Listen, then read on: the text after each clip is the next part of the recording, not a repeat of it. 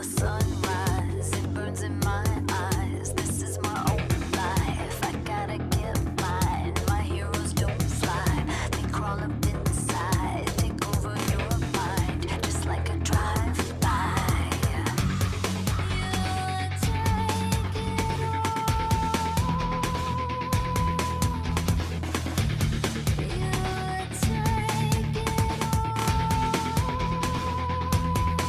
It's such a cold war, the silent soldier. Gotta watch your back if you attack, keep it in composure. You may not hear me, but you can feel it, and it's an instinct that you can't kill it.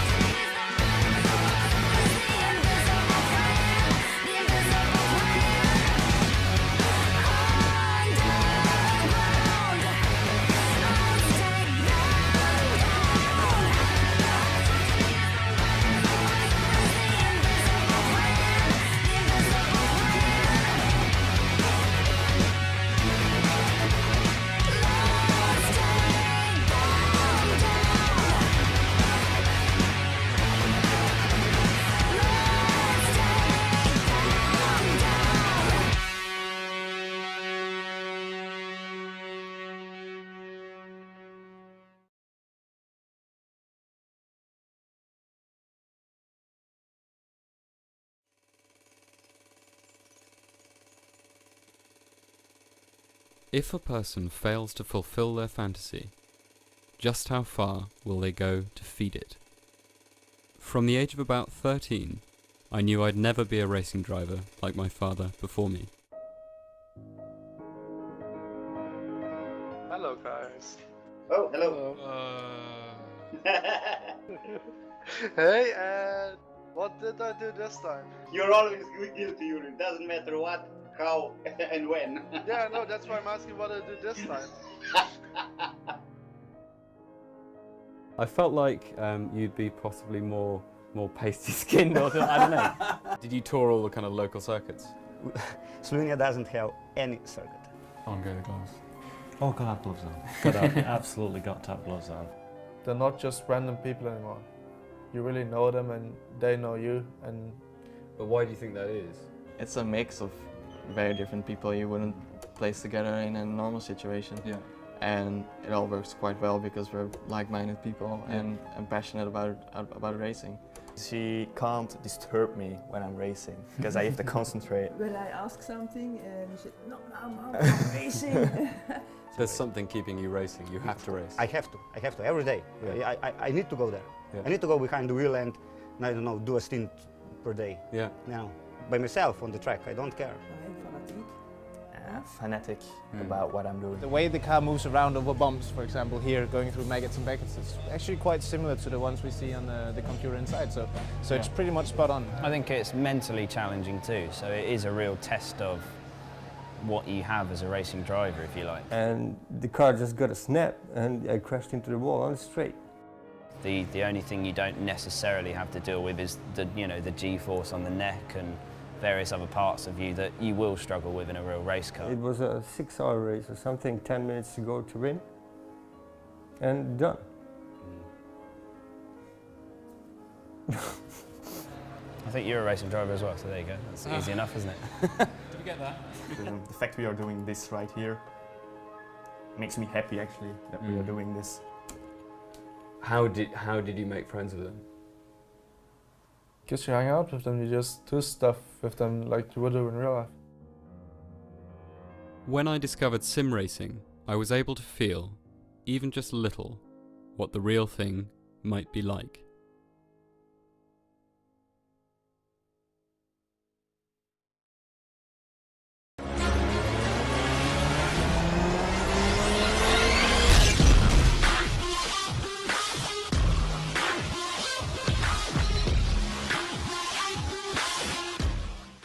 I like to call a modern classic, really, isn't it? It's one of those places absolutely fantastic in terms of the action and coverage that we get. Round 2 of the Virtual Endurance Championship about to get underway with qualifying.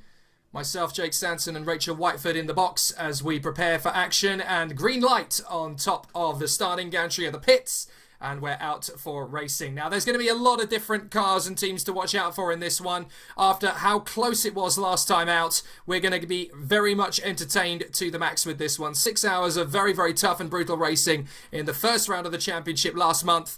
Came to a bit of a head, and we've got a string of penalties to dish out after the first 5 minutes of racing, Rachel. This one's going to be quite difficult to keep on top of. Yeah, we certainly do. We've got a mixture of penalties which will be issued after 600 seconds from the green flag, so 5 minutes. And that includes 4 in the LMP1 class, 3 in the LMP2 class, and 2 cars in your LMGT class. So we'll go through those in a little bit's time, but there's quite a mixture of teams from the top of the order to the bottom, so some people may have to keep an eye on their behaviour this week. Well, that's generally the nature of endurance racing, isn't it? I mean, we talk about endurance racing as being not a sprint, but an endurance test. But these guys do tend to drive, pushing it to the absolute limits, as if it's a string of 7 or 8 touring car races back to back. It can get a little bit heated at times. Yes, it certainly can. And, well, as you have, the biggest issue, of course, with multi-class racing is passing traffic. If anything, that is the biggest part of endurance racing. It's a part we see all the time, that you can be as fast as you want on the track by yourself. But it doesn't matter if you have other traffic to get past, and being passed is just as much a skill as passing other class traffic. So it's something every single class in this race will have to deal with, things they'll have to actually function with. So it's going to be exciting to see how these guys perform today. Difficult track, but a good one for endurance racing. So the early stages of qualifying are basically going to give us a little bit of an indication as to who's going to have the best of all worlds out there in terms of early qualifying. The cars are on track, putting their first lap times in. We're going to try and pick up a couple of the drivers as they fly through. The LMGTs are out there first, of course, as the early part of qualifying begins. And we'll try and pick up a few of the drivers as they go. Let's pick up the first. This is Martin Dilland, number 60 in the Porsche 991. That's the Group 25 car. And it's going to be an interesting one to see which car is actually going to have the upper hand here, because obviously in LMGT there is a string of Corvette C7Rs, and on paper you would obviously estimate that that's the car that's going to have the advantage here, but that's not necessarily the case. There's a couple of Porsche 991s, I should say, in the rank. Although, sorry, no, actually this weekend there is only the one, and it is this one, driven at the moment by Martin Dierland. We have 3 Ferrari 4 F458s out there. We have only one Oreca 05, and then we have the sole Aston Martin Vantage of Talking Door Racing. Let's have a look at that at the moment. It's Röner who is in that particular car at the moment. So we'll see if we can pick up Röner as he goes through. There he is. And it's Jacobs who's just behind in the flatline Corvette C7R. It's going to be interesting to see which car is going to have the upper hand in the early part of qualifying here, but you have to say on paper, Rachel, it should be one of the Corvette C7Rs that does the job. Yeah, we are expecting the Corvettes really to be towards the front of this one, of course. They've had a good format in the past and they've been very good on performance, so looking forward to see what they can do, of course. Some of the cars could have possibilities, we'll have to see on what's going on, but it's going to be a tricky mixture, of course. We do know there's a couple of Ferraris in the field today as well, so it's going to be different. The Aston Martin we're not expecting to be perhaps to the top, but, well, anything can happen in qualifying. So we have our first time in, and that is from one of the Corvettes, in fact. That is the machine of Jegeli Barros. He's just put in a time of 150.882, been passed by Arne Schoenfeld. He's put in 150.7, and his times are dropping now. We're getting some really rapid times starting to come in. Yes, Schoenfeld in the Revolution racing car. He was very strong at Indianapolis in the first race of the season. Certainly from the 1 hour race that I was in the hot seat for, he was particularly quick right from the off, and his first flying lap good enough for second position. 0.7 of a second though off of Puotti in the Scuderia GT Italia Corvette C7R. Let's have a look at Puotti at the moment in terms of lap times. Barros is currently in third position, ahead of Dierland. Then it's Canestracci, Miebach, Holvenbach, Bielen, Fortin, although it was for a time. And then up into seventh position came Rizzo in the second of the GT Italia cars. But it's Puoti at the moment who is the fastest car out on the racetrack. There is Puoti in the number 91, the Corvette C7R. Fastest lap at the moment, a 150.635. Not a bad benchmark to get us started with, to be fair. There's a lot more time to come, though, as the session progresses. Your first qualifying lap is barely ever going to be your fastest, unless you bin it on the second, of course. None of the drivers are wanting to do that in the early stages of proceedings. Take a quick look after the first qualifying laps have come in from all of the LMGT drivers. It's Puoti who gets the benchmark in the Scuderia GT Italia. Then the Revolution Corvettes of Schonfleet and Barros. Dierland in the Group 25 Porsche is a very strong fourth. The Texas Squadra Corsa car of Canestracci is in fifth position ahead of Miebach, Rizzo, Kolvenbach, Bielen, and rounding out the top 10, it's the Atlantic Motorsport Corvette of Fortin. Then we have Jacobs, Hadlack, Schenkels, Duna, Baumbach, and Ryan Walker in the Satellite Racing Ferrari. Certainly do. I'm going to keep an eye, of course, on Ryan Walker. I know him to be a very rapid driver, Jake, so we could see a lot of things from him in the race. The car might not qualify too well, but we do expect them to definitely be up there getting their elbows out later on once the traffic becomes a thing. Those cars very experienced with their endurance racing. Right now they are, of course, the slowest qualifier in the LMGT class, but we can expect that might change. Currently the gap separating your field in this class, of course, 3.286 seconds. So quite a spread in your GT cars. Yeah, we can expect to see the times dropping a little bit. We will hopefully see maybe half a dozen cars or so as the session progresses, dropping below the 110-second barrier.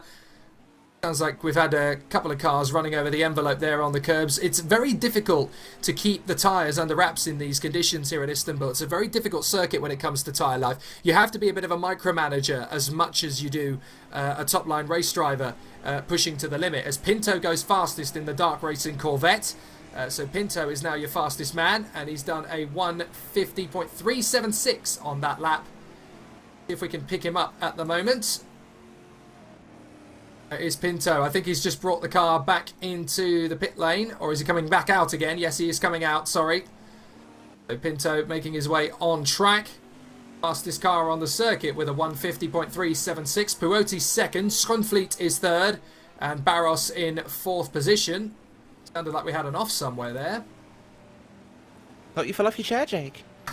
Well, somebody certainly did. Someone certainly did. We'll try and keep an eye on Pinto what's happening. at the moment, down to a 3.76, so that's a quite rapid lap, halving the gap between himself and Puoti. So that's the car from Dark Racing there in one of the Corvettes again. See, we are seeing a strength from the Corvettes, really impressive. And they are currently running 1, 2, 3 and 4 at the moment, with only the Porsche 991 of Martin Dierland ruining a top 6 shutout there. So it's definitely going very well indeed for those boys. Let's see if we can pick up another driver that is likely to go well. There he is, Schonfleet, who was one of the faster drivers at Indianapolis. And I'd like to see him. Oh, he's actually gone to the top. Just at the right moment we joined him. 150.244 for the lap there, Schonfleet. So as expected, he is one of the contenders for pole position in the early stages. And that is not exactly a surprise. Certainly not, and that car looking very, very good at the moment. Revolution Racing definitely favourites here, of course. This track lends itself to that Corvette. The Corvette being very much a car you want to get into that braking zone, you want to get off the throttle, roll the centre, and you're powering out. It's very much a point and squirt car, and this track, it has some big straights, so expect it to be a very strong car. I'm very impressed to see that Porsche 991 of Group 25 there, with Martin Dierland behind the wheel at the moment. Really breaking up those Corvettes. That's impressive. In fact, he's moved himself up to third. He's only 2/10 off pole in the only Porsche we have there. As in fact, we've just seen, I believe that was one of the cars having a bit of an incident in the front stretch. I think that was Don Baumbach. Remember, down in 17th place. Yes, there was Baumbach there. We'll try and see if we can get a look at what happened there. An interesting time to have an incident in qualifying. Very early days, of course. Try and see if we can figure out what actually happened. Baumbach, he's out on the road at the moment. But no, I'm not seeing Have a look and see if we can figure out. Oh, well, he's just exited the pit lane to come back onto the road again, so that's not really giving us much of an indication, unfortunately, as to what happened there. I apologise. Let's see who else we can have a look at. Canestracci, perhaps? Have a see as to how we are looking at things. Canestracci currently running 6th position, 6/10 of a second.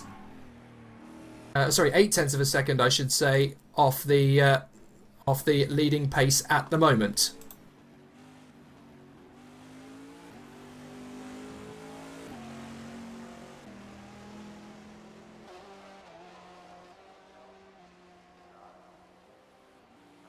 Just to run the viewers, of course, through our timing for today, Jake. We started live here at 5 o'clock Central European, so that's, of course, 4 o'clock GMT. We have a period of about 20 minutes of LMGT qualifying, so we'll have 9 minutes left on the clock. Then we have a 5-minute break, and the LMP1 and LMP2 cars will go out up until about 4:45 in Central European time, so 4:45 there for our GMT viewers. After that point, we'll have a warm-up for 10 minutes.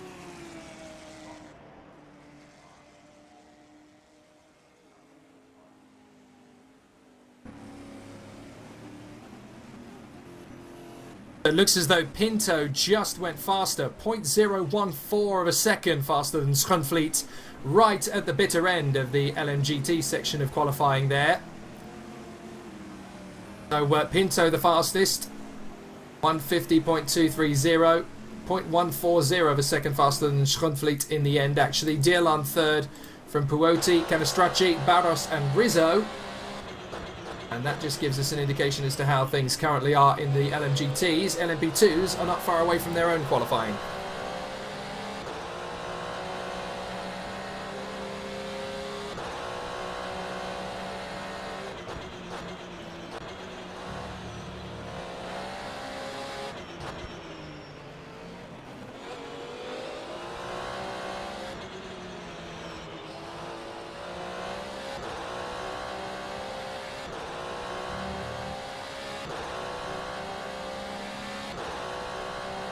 Indianapolis definitely gave us quite a lot of excitement, and we're hoping for exactly the same going into Istanbul.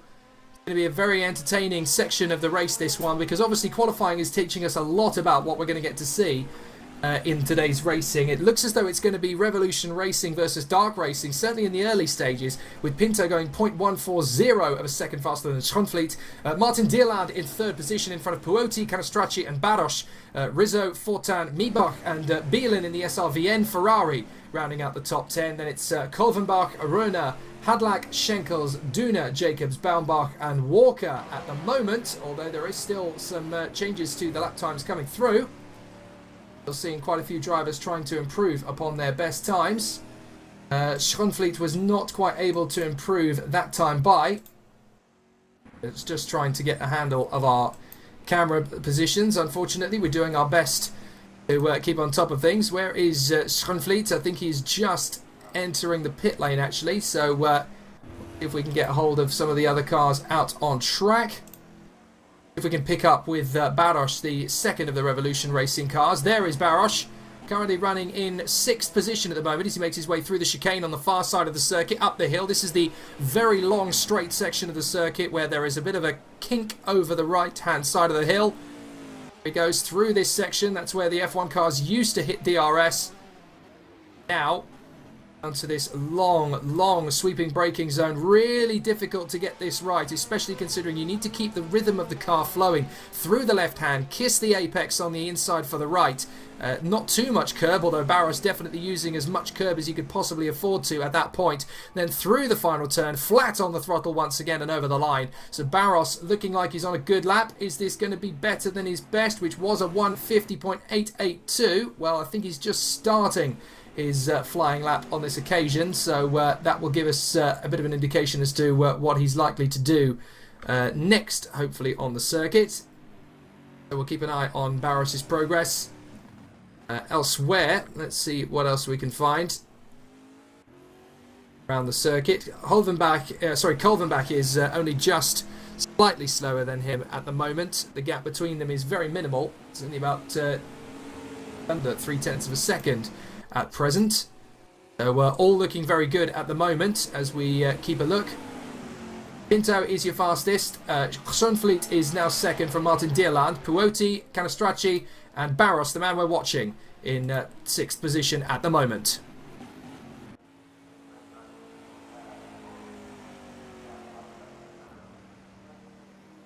Canastracci is 5th position. I want to try and see if we can get a look at Canastracci as he's out on the circuit in the Squadra Corsa Corvette.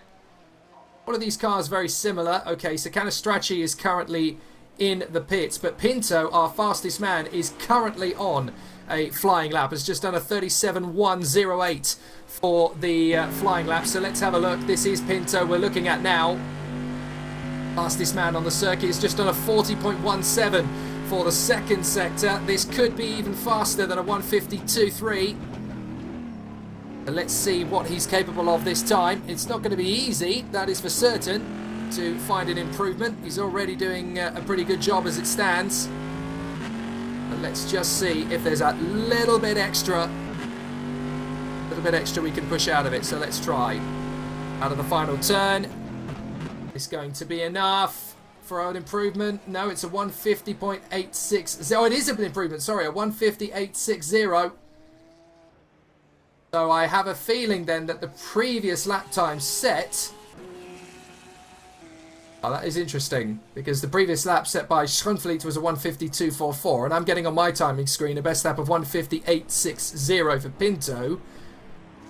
Actually slightly slower, so I'm not sure how that works out. I'm sure we'll figure out exactly how that tallies in a little while. Meanwhile, let's see if we can pick up a man we've not really been following too much over the course of qualifying, but he's right there in the top 4. Puoti in the Scuderia GT Italia car.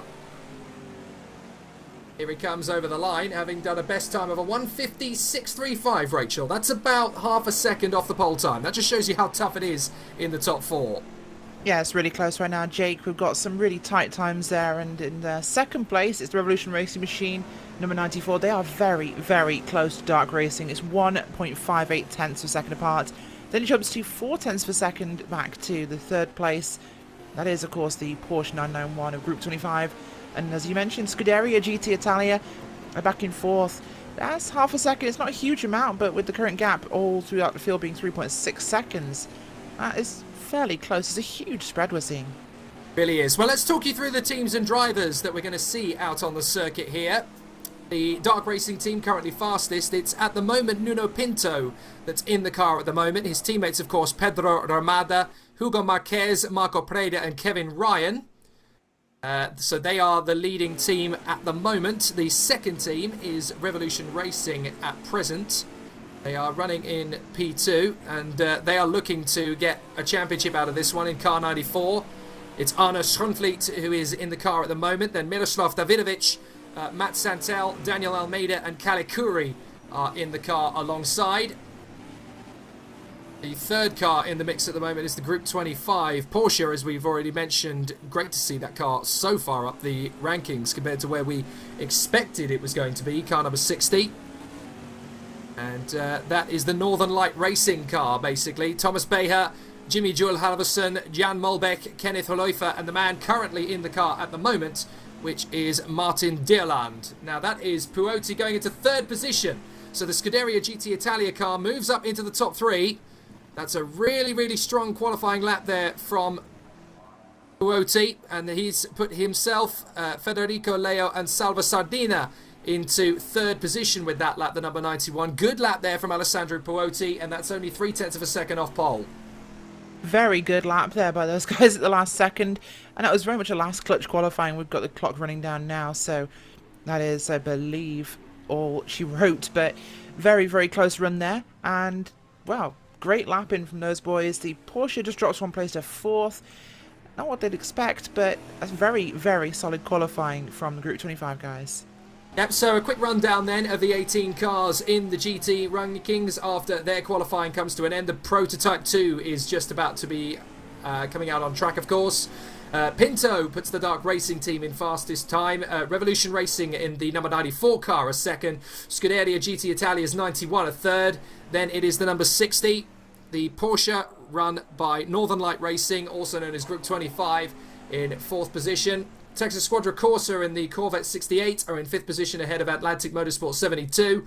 Revolution Racing 89 are in 7th position ahead of the 3-wide Motorsport Corvette. Then No Limit Motorsports Corvette is in 9th position in front of the Scuderia GT Italia car in 10th position. So Rizzo is the man currently out there on the circuit in the second of the Scuderia GT Italia cars. So Rizzo, of course, out there. Michele Rizzo, along with Rocco Genovese, Angelo Luigi Silio, and Luca Bonatti. That was a very strong team last time out, of course, at Indianapolis, and they'll want to be even better this time. They're in the top 10, so that's not a bad way to get the ball rolling. Next up behind them on the grid is the 66 Ferrari. That's the SRVN car of Bram Bielen, Mark de Vries, Robin de Jong, and Kevin van Doren. A very strong, talented bunch of drivers, that crew. 12th position, that's the Flatline Racing car. That is one of the many Corvettes. That is the 53. That's the car shared by Tom Jacobs, Boyd Bryson, Gert James, and Chris Hone. And the final 6 cars in the mark are the PRL Logitech Corvette 75, the only Aston Martin run by Talking Door Racing, SRVN's second Ferrari with Schenkels at the wheel in qualifying, Sim Racing for Holland, Sim HQ Motorsports, and finally Ryan Walker bringing the Satellite Racing Ferrari shared by Matt Strand, Lee Allen, TJ Halsamer, and David Nichols in 18th position. But that doesn't necessarily mean they'll end there, and if I know those boys, Ryan Walker doing the qualifying session, there's a lot more to come.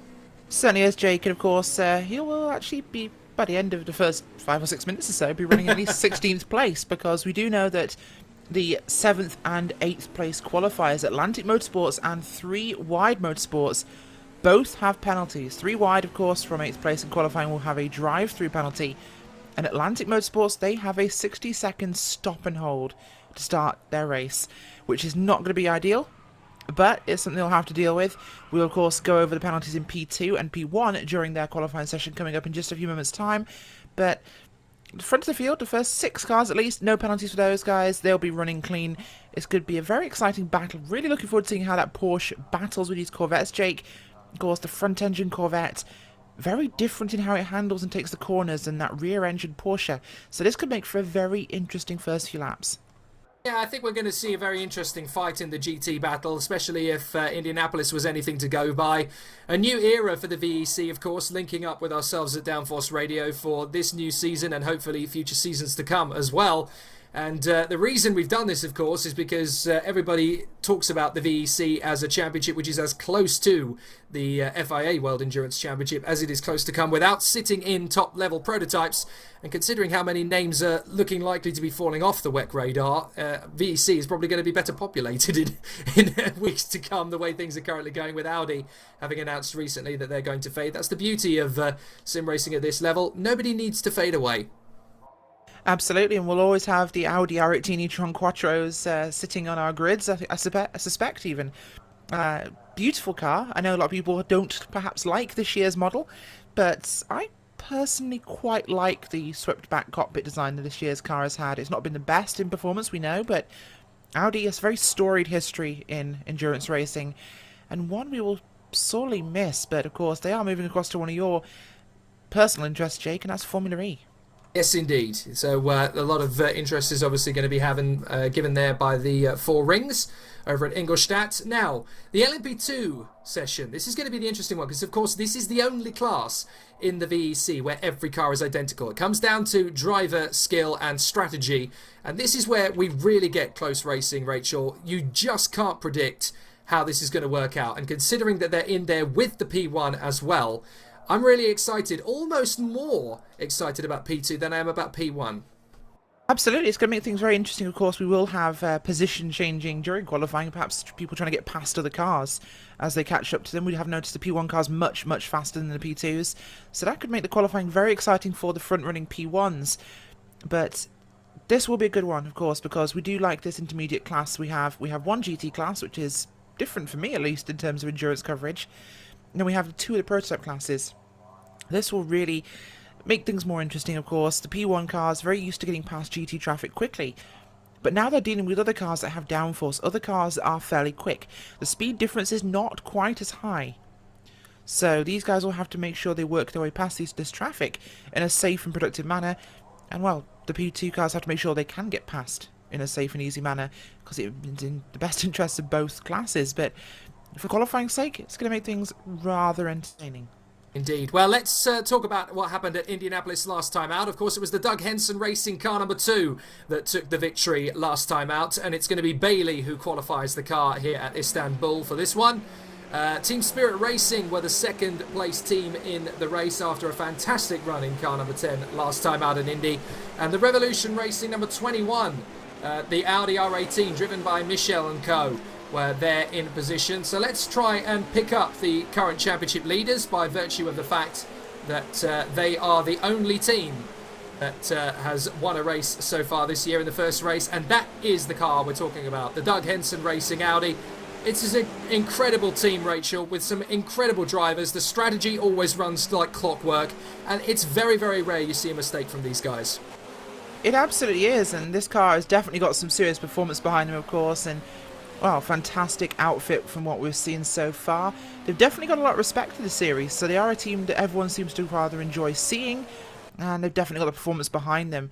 Doug Henson Racing, well, they've got 2 entries, of course, in the Audi R18 this season. Those are the number 2 and number 3 machines. So it's going to be a fun event for those boys. Looking forward to seeing what they can do. Of course, Doug Henson is actually crewed this season. We have the number 2 car, crewed by Stefan Bailey. We have Maximilian Schieder. We have Kieran Parkin and Ed Trevelyan Johnson. The number 3 machine with Adam Hodgkinson, Ian Mills, Ryan Reed-Edwards and James Wilson. So those ones to keep out for. You're watching live qualifying from the second round of the Virtual Endurance Championship, powered by R Factor 2 and run by Sim Racing Club. Beck Stanton and Rachel Whiteford in the commentary box from Downforce Radio to give you all of the action as it happens here at Istanbul. Doug Henson Racing going for their second win in a row after the victory from Indianapolis last time out, and it's Bailey who is behind the wheel of the car at the moment to try and get it on pole position in the early stages. A little bit of a roundup from GT qualifying. It was Pinto of Dark Racing, Nuno Pinto in the 84 Corvette that grabbed pole position. Interesting because they were second to the 94 Revolution Racing at Indianapolis, and here at Istanbul the tides have turned. They've actually swapped positions, with Arno Schronfleet managing to get second position, 0.158 of a second off the pole. Puotti in the Scuderia GT Italia car and Martin Deerland in the Northern Light Racing Porsche are followed by Baros and Canistracci to round out the top 6. In LMGT then, in the championship, it is Revolution Racing 5 points clear of Dark Racing, courtesy of their Indianapolis victory. But in LMP2, the championship leaders currently are the Seawolf Net Race squad after their victory in Indianapolis, ahead of the champion racing team. So those are the championship leaders you're looking at the moment in LMP1. That is their car currently on track. Bailey trying to put in a fast lap fairly quickly. LMP2 leaders is car number 46. That is the Seawolf Net Race car, but unfortunately they are not going to be taking part this weekend, and it is unfortunately after a rather sad note that Seawolf has actually withdrawn from the second round of the championship. We unfortunately and regrettably have to report that one of the former members of the team actually passed away this week, and as a result of that the Seawolf team has actually chosen to withdraw from the Istanbul meeting. A very sad note, unfortunately, for this second round of the Virtual Endurance Championship, and a very sad disappearance from one of the great races, one of the great races of the championship. Now, interestingly, we'll go back to what's happening on the circuit, and the Doug Henson Racing number 2, Rachel, it seems that Bailey has actually aborted his qualifying lap. It did seem that way. We aren't entirely sure what's happened for them yet, but they have aborted that lap, so we'll keep our eyes on what's happening with that one there, of course. We have got the rest of the P2s out on track as well. They're doing their thing at the moment, so we'll keep our eyes on that. The GNS Endurance 22 car in the GTR LM is in there. That's a Nissan. They are really one of the unexpected cars in this class. We'll keep our eyes on those guys. That's a different car. Very different car. The four-wheel drive front-engine Nissan. A very unusual machine. Actually, front-wheel drive, I believe, not four-wheel drive, sorry. But we do have Revolution Racing's 21. They are out front with Mitchell behind the wheel, Christian Mitchell. 1:33.372 is the time to beat at the moment with the 919 of Team Virez, with Djokovic in second place, just about 2/100th of a second behind them. So Stephen Bailey aborting the lap then in the Doug Henson Racing Audi R18 and heading back out onto the circuit. Let's see if we can pick up Michel of Revolution Racing, the fastest car on track at the moment in the number 21 Audi R18. There he is. So that is the car looking to take a victory. Revolution Racing, of course, the form book of GTs. But Christian Michel has set the form book early for Revolution Racing in LMP1, along with teammates Yuri Kazdorp and Alexei Capella. Is going to be a very strong team. Of course, the Doug Henson Racing number 2 squad are actually missing a driver this weekend. Stephen Bailey, Max Scheider and Kieran Parkin are still going to be on the squad, but their fourth man, Ed Trevelyan Johnson, is not there because he's actually dashed over to Simply Race in Milton Keynes in Great Britain for the Simply Race 24 Hours, and he's actually joined up with the Downforce Racing team. I won't give away what is currently going on there. You'll have to tune into that after the VEC race finishes to take you through the night. But, I can give quite an obvious spoiler, though. Oh, you can give an obvious spoiler. Are we still leading? Oh, sorry, did I just... No, you're not. That's one of the spoilers. We're but not. I can give a very obvious spoiler, though. VR Oscar under SimSport is leading. As if anyone expected different. Well, absolutely, yeah. They are one of the top teams in sim racing, and it's up to everybody else to challenge after. But in terms of the quality of that 24-hour race, which you can watch straight after the VEC, stay with us, of course, VEC loyal supporters. But that race, once we wrap up here about 11 o'clock British Standard Time, you will get to see the likes of British GT star Ross Gunn and British Touring Car Championship racer Mike Epps in that field, as well as Rock Factor champion Bradley Philpott, who, of course, once kicked Sebastian Vettel's hiney in the Race of Champions at the Olympic Park Stadium last year. That was a very satisfying moment for sim racers everywhere. Who's he driving for, Jake? Unfortunately not for Downforce Racing. Oh. No. No, he's teamed up with Simply Ace. They are the reigning champions, of course, and they'll want to get that going. But back to VEC. Michel has lost that fastest time for the moment. It's gone to Team Virez with Nicky Jackovic popping in the fastest time, a 1:33.970. Now that is a very good benchmark for this point of the session, because we weren't really expecting a 1:33 this early on in qualifying. So that is a very strong run for Jackovic. He's really put in a good time there. And I can see that going faster and faster as time progresses. Now we're looking at the reigning champions. That is the FIDE Ragnar Simulator team. Kuba Brzezinski is currently in the car. His teammates, of course, Paschalis Gergis and Nikodem Wisniewski. So Brzezinski is currently doing a good job out there in third position. But this is all a ticking time bomb as we wait to see what the Doug Henson Racing cars can do. Although at the moment, Adam Hodgkinson's put the number 3 car in 7th place, and Stephen Bailey, well, he's just pipped him actually, but they're 0.7 of a second off the pace. Yeah, they are, and it's quite an interesting situation for that one, of course. We have noticed that since the start of the LMGT qualifying and this current point in time, we've dropped 5 degrees in ambient temperatures. So that might be affecting the cars, but it does seem as though they're a little bit off the pace from what we might have expected from that team. Well, that is Borja Milan coming to an end of his current qualifying lap. I want to pick up the Doug Henson Racing car if we can, but not the number 2. I'm interested in the number 3 car. That is Adam Hodgkinson, who's sharing that car with Ian Mills, Ryan Reed-Edwards and James Wilson. They have just brought their car back into the pits by the look of it as well. So what about the leading Porsche? Well, that is the number 14, driven by Vod Bull Racing. The Vod Bull Racing car number 14 currently has Risto Capet in the car. His teammates, of course, Duve Tapper, James Johnson and Robert Seuss, along with Pablo Finotti. Hodgkinson brings the Doug Henson Racing, the Blue Machine, out onto the circuit again. Meanwhile, we've been talking an awful lot about LMP1. How about LMP2? How are things currently shaping up there? Well, it's Revolution Racing that currently leads the way in LMP2 as well. They're having a great weekend at Istanbul by all accounts. Their cars are in a minimum of 2nd position in all 3 categories at the moment, with Jake Hall currently driving that car to a superb performance with Sam McDonald and Enzo Fazzi, of course, in that team as well. So that's going to be a really interesting battle to see how those cars continue on. But Jake Hall is currently the fastest car in LMP2 with a 140.406, 0.2 of a second quicker than the Scuderia GT Italia car driven by Vincenzo Capella and Federico Soave. And that's one of the only teams in the field that has just 2 drivers. Either they like the fact that there's only 2 of them, or they're kind of a King Billy No Mates team who need to get a few more drivers on their roster. PR Motorsport, car number 12. That is the Areca 05 LMP2. Now, I'm not sure at the number 12.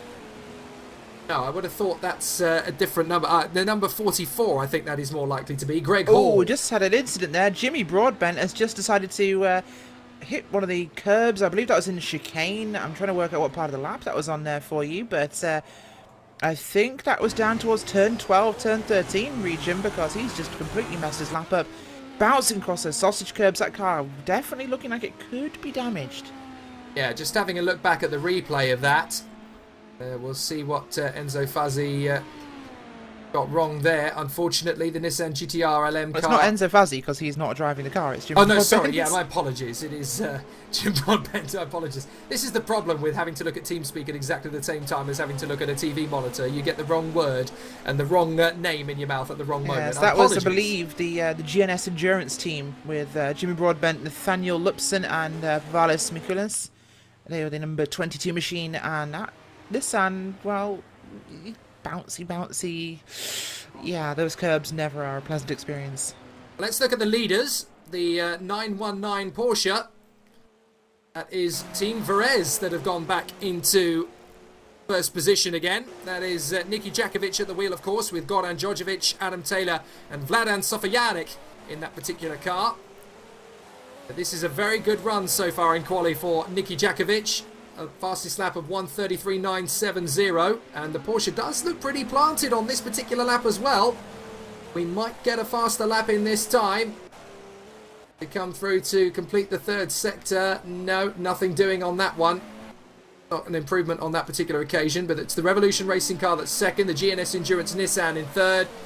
The FIDA Ragnar Simulator car is in fourth position ahead of the number 14 Porsche 919. Then we have 1ACO ECR with Borja Milan. Stephen Bailey in the Doug Henson Racing car is next. And then we have Magenta Warriors Racing in 8th position with Van der Voorde in the Nissan in 8th position ahead of Hodgkinson and Furman. In the 3-wide Motorsport Audi number 9. In the LMP2 category, it's Philip Arcos that's put the Atlantic Motorsport car into first position. A good run there for Philip Arcos.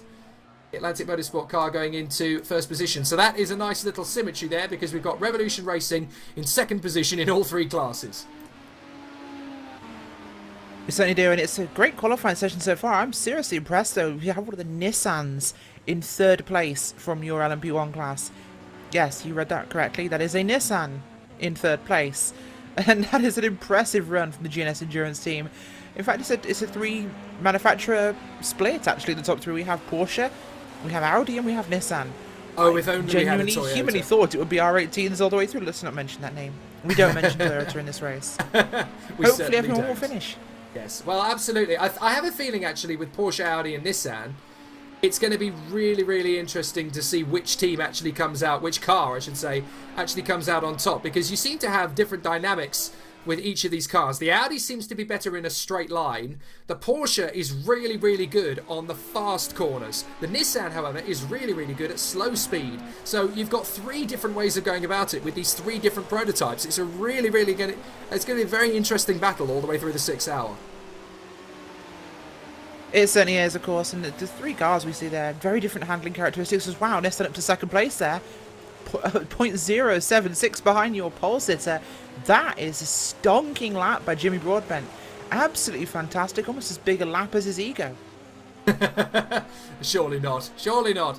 You bet Jimmy Broadbent, the man has possibly the largest ego you have ever experienced. But we love him. We love Jimmy. So do so many others, of course, of his viewers. But fantastic lap there by that GNS Endurance machine.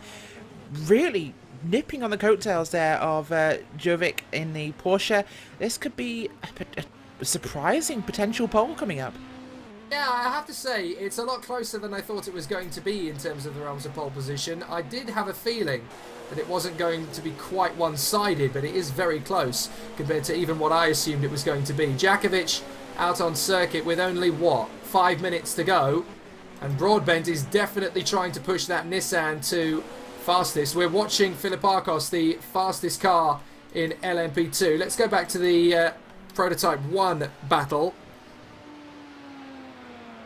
And we'll have a look at Broadbent. There is Broadbent, the Nissan GTR LM car.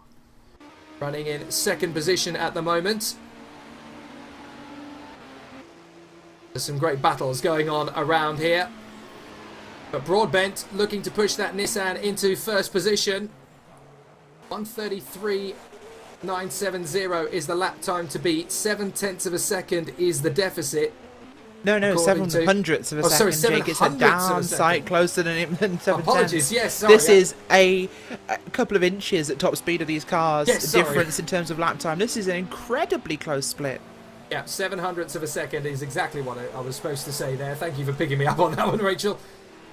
And very close indeed as they continue to scrap away. And there, how on earth can you find that 0.08 of a second that you need over the course of one lap to make the difference? Where do you find that? Do you find that in a slow speed corner? Do you find that in a gear change? Do you find that in an apex, Rachel? Where on earth do you find that time?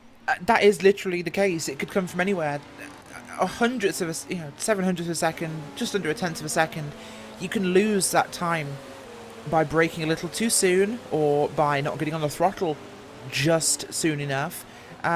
You can lose a second in a whole corner by making a small mistake. So to talk about 1/10 of a second here, or 7/100ths of a second, that is such a small amount of time. It can come from just getting an extra mile an hour on one of the straights, just getting on the power a little bit sooner, carrying a little more speed, even 1 mile an hour more into the next braking zone, as that car is sideways. Jimmy Broadbent sideways through the turn 12 and 13 chicane. That was fantastic across the timing loop there. This is going to be a huge lap from him. That was absolutely incredible running there from that number 22 Nissan Prototype. I've never seen a Prototype that much sideways, but that was absolutely amazing stuff there from Broadbent. We'll have to see what this lap time will be. This could be the final corner, I think. I'm not sure. That slide might have cost him some time, but it had real dramatic flair to it. What will his lap time be this time by? Oh, it's and it is! It's pole! Bang! That is a huge pole! In fact, that has gone up by what? He's gone from being 700/100ths behind to 1.62 tenths ahead. He's improved by over 2 tenths whilst sideways in the chicane. Wow. Jimmy Broadbent, that is how you qualify in a Nissan. A Japanese car drifting through a chicane. It seems so appropriate. I don't know. Wow. Do you think he wants it? Do you think he wanted that? Yes, I think he really might have liked it. Wow. This is Borja Milan we're looking at now, the 1ACO ECR Audi.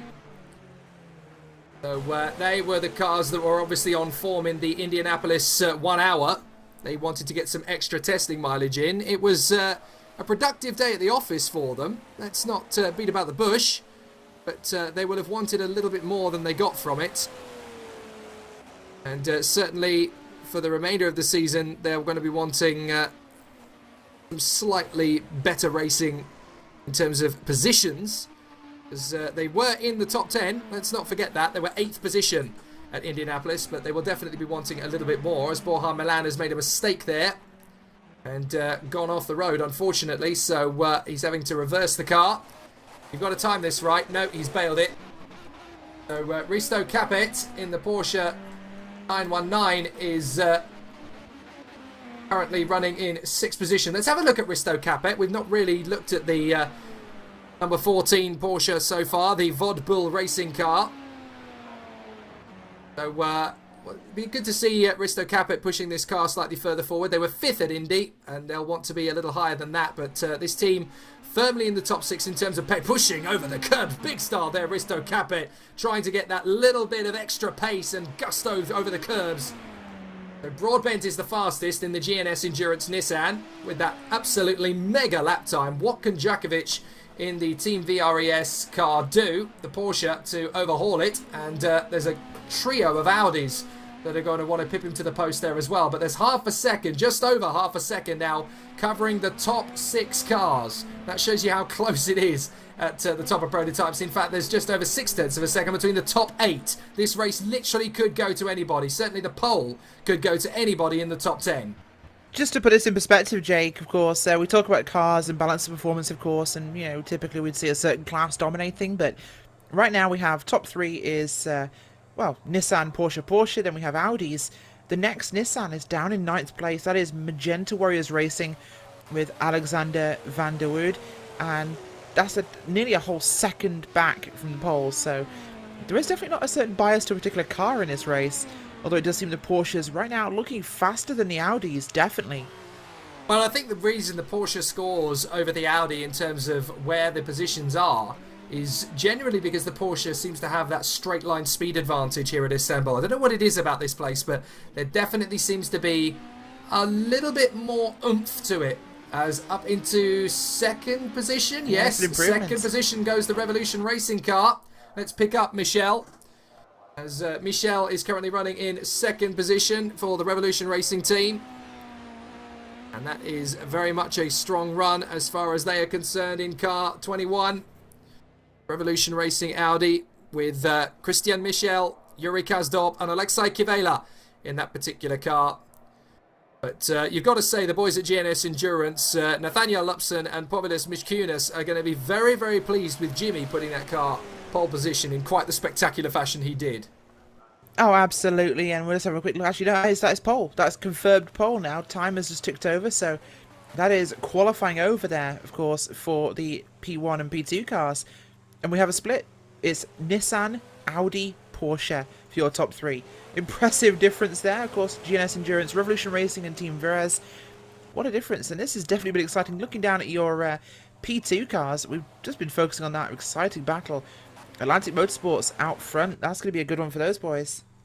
And in all 3 classes, I've got to stress this because this just shows you the form book with all of the teams.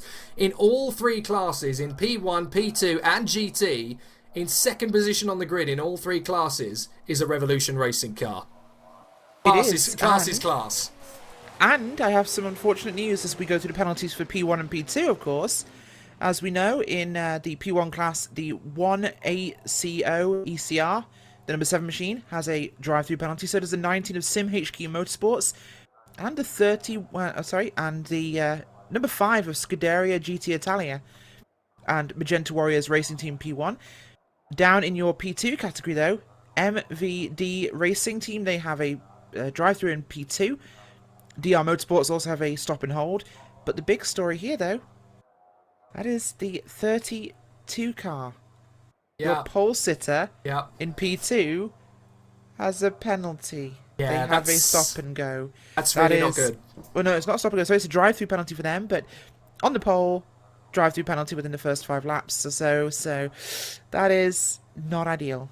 Yeah, it's definitely not what the Atlantic Motorsport trio of Lazarus Filapakos, Tonga, Guarda and Diego Carranza wanted to start this race with. As a result of that, they're going to have to work doubly hard to get these cars off the road in good performance. Let's talk you through the grid very quickly, team by team. GNS Endurance on pole position in the Nissan, with Revolution Racing Audi in 2nd position, number 21.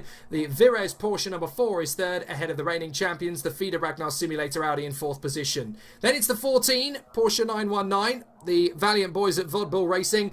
Then it is the Taco ECR of Audi R18, the 1ACO ECR cars, of course, affectionately known in the series as the Taco cars. Doug Henson Racing, number 2 Audi, is there in 7th position, ahead of the 3 wide Audi in 8th position, number 9. The Magenta Warriors Nissan 24 is in 9th position, and rounding out the top 10, it's the number 3 Doug Henson Racing Audi in 10th position. How about that? The winners from Indianapolis, Rachel, down in 7th on the grid. That's how close it is.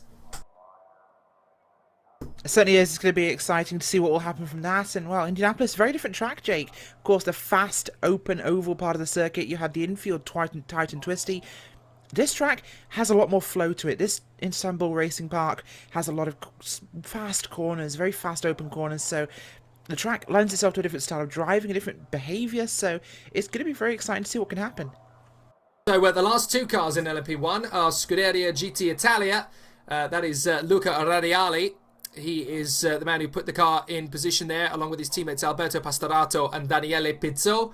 And then we have the last car in LMP1, which is the SimHQ Audi R18, the number 19 car, driven by Jari Venari, with Pedro Gomez, Riccardo Azevedo, and Cosimo Stroponi in that particular car. LMP2, let's talk you through that very quickly. Atlantic Motorsport leading the way, although we have dramatically announced, of course, that they need to take a penalty after the first 5 minutes. So the Arica 05, led by it's Lazaros Philapokos, my apologies, Tonga Guarda and Diego Carranza, his teammates, of course, in the number 32 Arica. So they are the pole sitters, with the Revolution Racing at number 33, Jake Hall putting that car in second, along with Sam McDonald and Enzo Fazzi. Then we have the Scuderia GT Italia number 40 of Capella. He is there in third position in front of the DR Motorsport number 12. Magenta Warriors Racing's 48 and MVD Racing Team 47 are sixth on the grid for the LMP2s. And then the final three cars are Champion Racing 38, Flatline Racing 31, and the number 50, the Undercover Sim Racing Machine, captained to that position in the qualifying session by Phil Letchford with his teammates Chris Pickford, John Holman, John Davies and Carsten Dindegaard getting ready to partner up. In GTs, well, it's all about Dark Racing this time. They were runners-up in Indianapolis, but they are the pole sitters here in Istanbul. Dark Racing Corvette with Nuno Pinto getting pole position for the team. A fantastic lap there in the 84 Corvette. The 94 Corvette, the Revolution Racing of Arna Schonfleet is there in second position. The 91 Scuderia GT Italia Corvette is third, along with the Northern Light Racing Porsche number 60. Revolution Racing's 89 Corvette is in fifth position, along with the Texas Squadra Corsa 68. Atlantic Motorsport in seventh position with a 72, alongside the 3-wide Motorsport 77 Corvette. The SRVN Ferrari, the No Limit Corvette 88, Scuderia GT Italia in the 85 from the Flatline Racing, the PRL Logitech, and the Sim Racing for Holland. So there is your grid. 35 cars. A very, very tough race in front of us. Absolutely astonishing crop of drivers. And it's not quite clear yet who is really going to play the form book. A fantastic qualifying lap, you have to say, from the GNS Endurance team. But there's plenty of racing round the bend.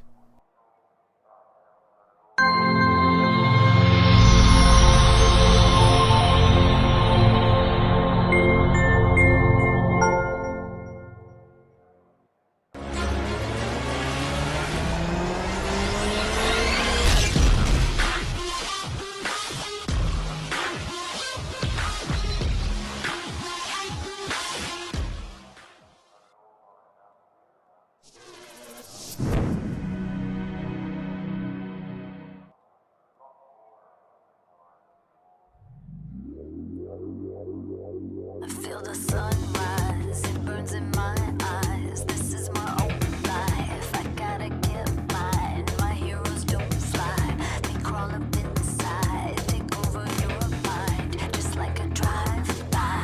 You take it all.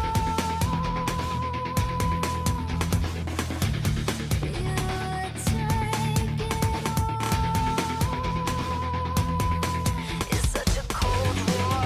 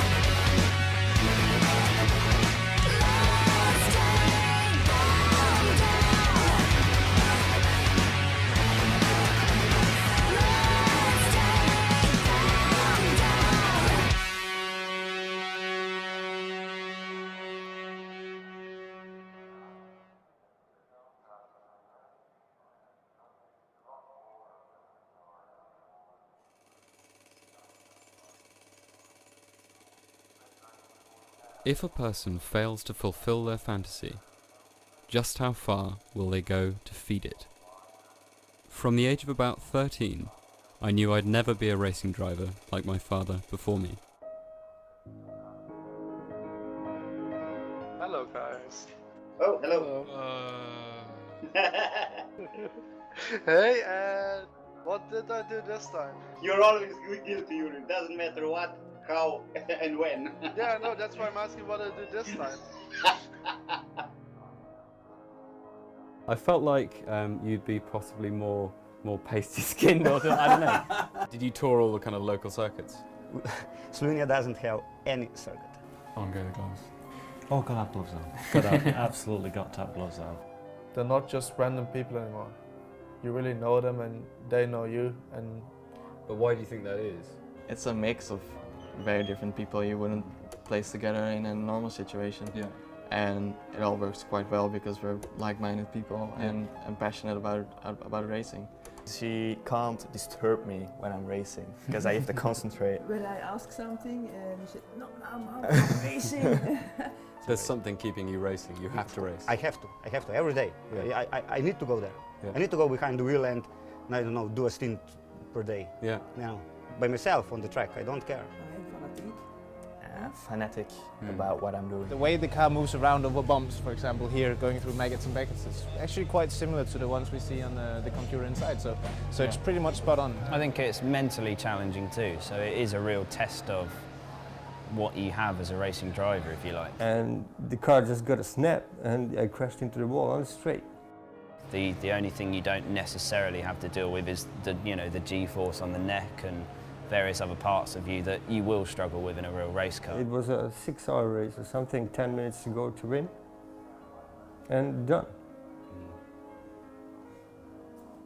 I think you're a racing driver as well, so there you go. That's easy enough, isn't it? Did you get that? The fact we are doing this right here makes me happy actually that we are doing this. How did you make friends with them? Because you hang out with them, you just do stuff with them like you would do in real life. When I discovered sim racing, I was able to feel, even just a little, what the real thing might be like.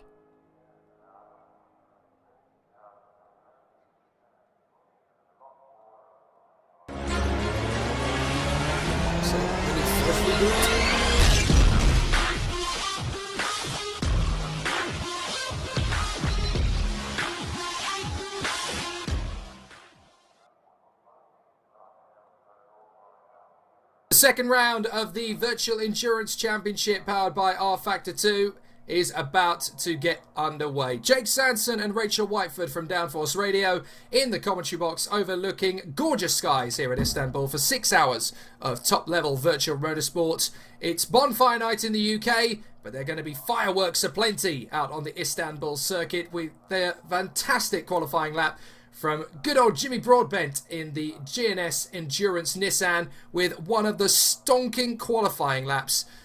One of the most kamikaze qualifying pole position laps I think we've ever seen, Rachel.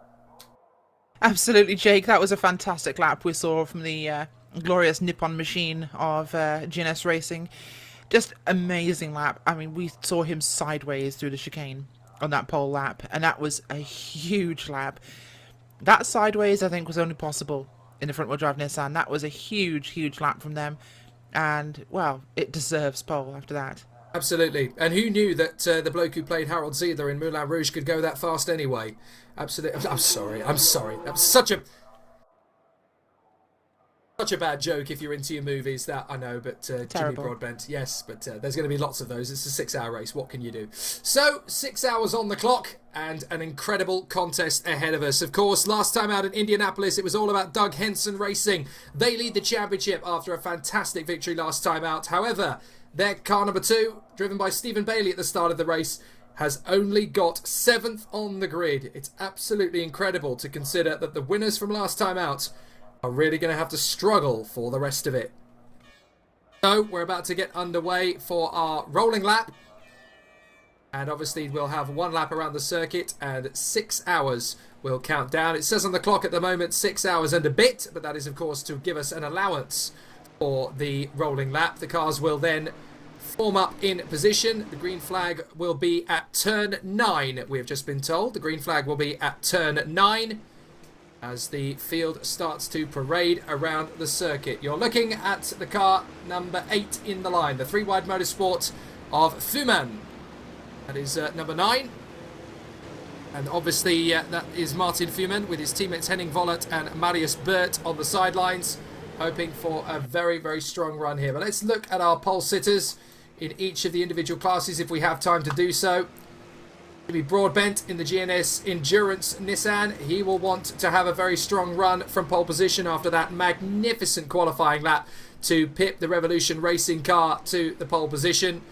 Nissan, Audi, Porsche in that order in the top 3 places. It really couldn't be any closer in terms of spread. The pole sitters in Pro 2.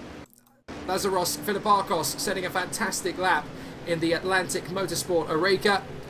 That is going to be an interesting one for them because they will have to take a penalty after the first 5 minutes of the race here at Istanbul. And at the Dark Racing team in LMGT, Nuno Pinto putting the Dark Racing Corvette in first position after an absolutely cracking lap from him as well to pit the driver that helped the team to victory last time in Indianapolis, Arne Schrumpfelt in the Revolution Racing Corvette. With Puotti and Deerland in the Scuderia GT Italia and Northern Light Racing Porsche cars not a million miles away. We're getting ready for the action here at the 6 hours of Istanbul for the second round of VEC. And it's going to be an absolute flyer. We'll go back to the front of the grid and look at Jimmy Broadbent in front of Christian Michel.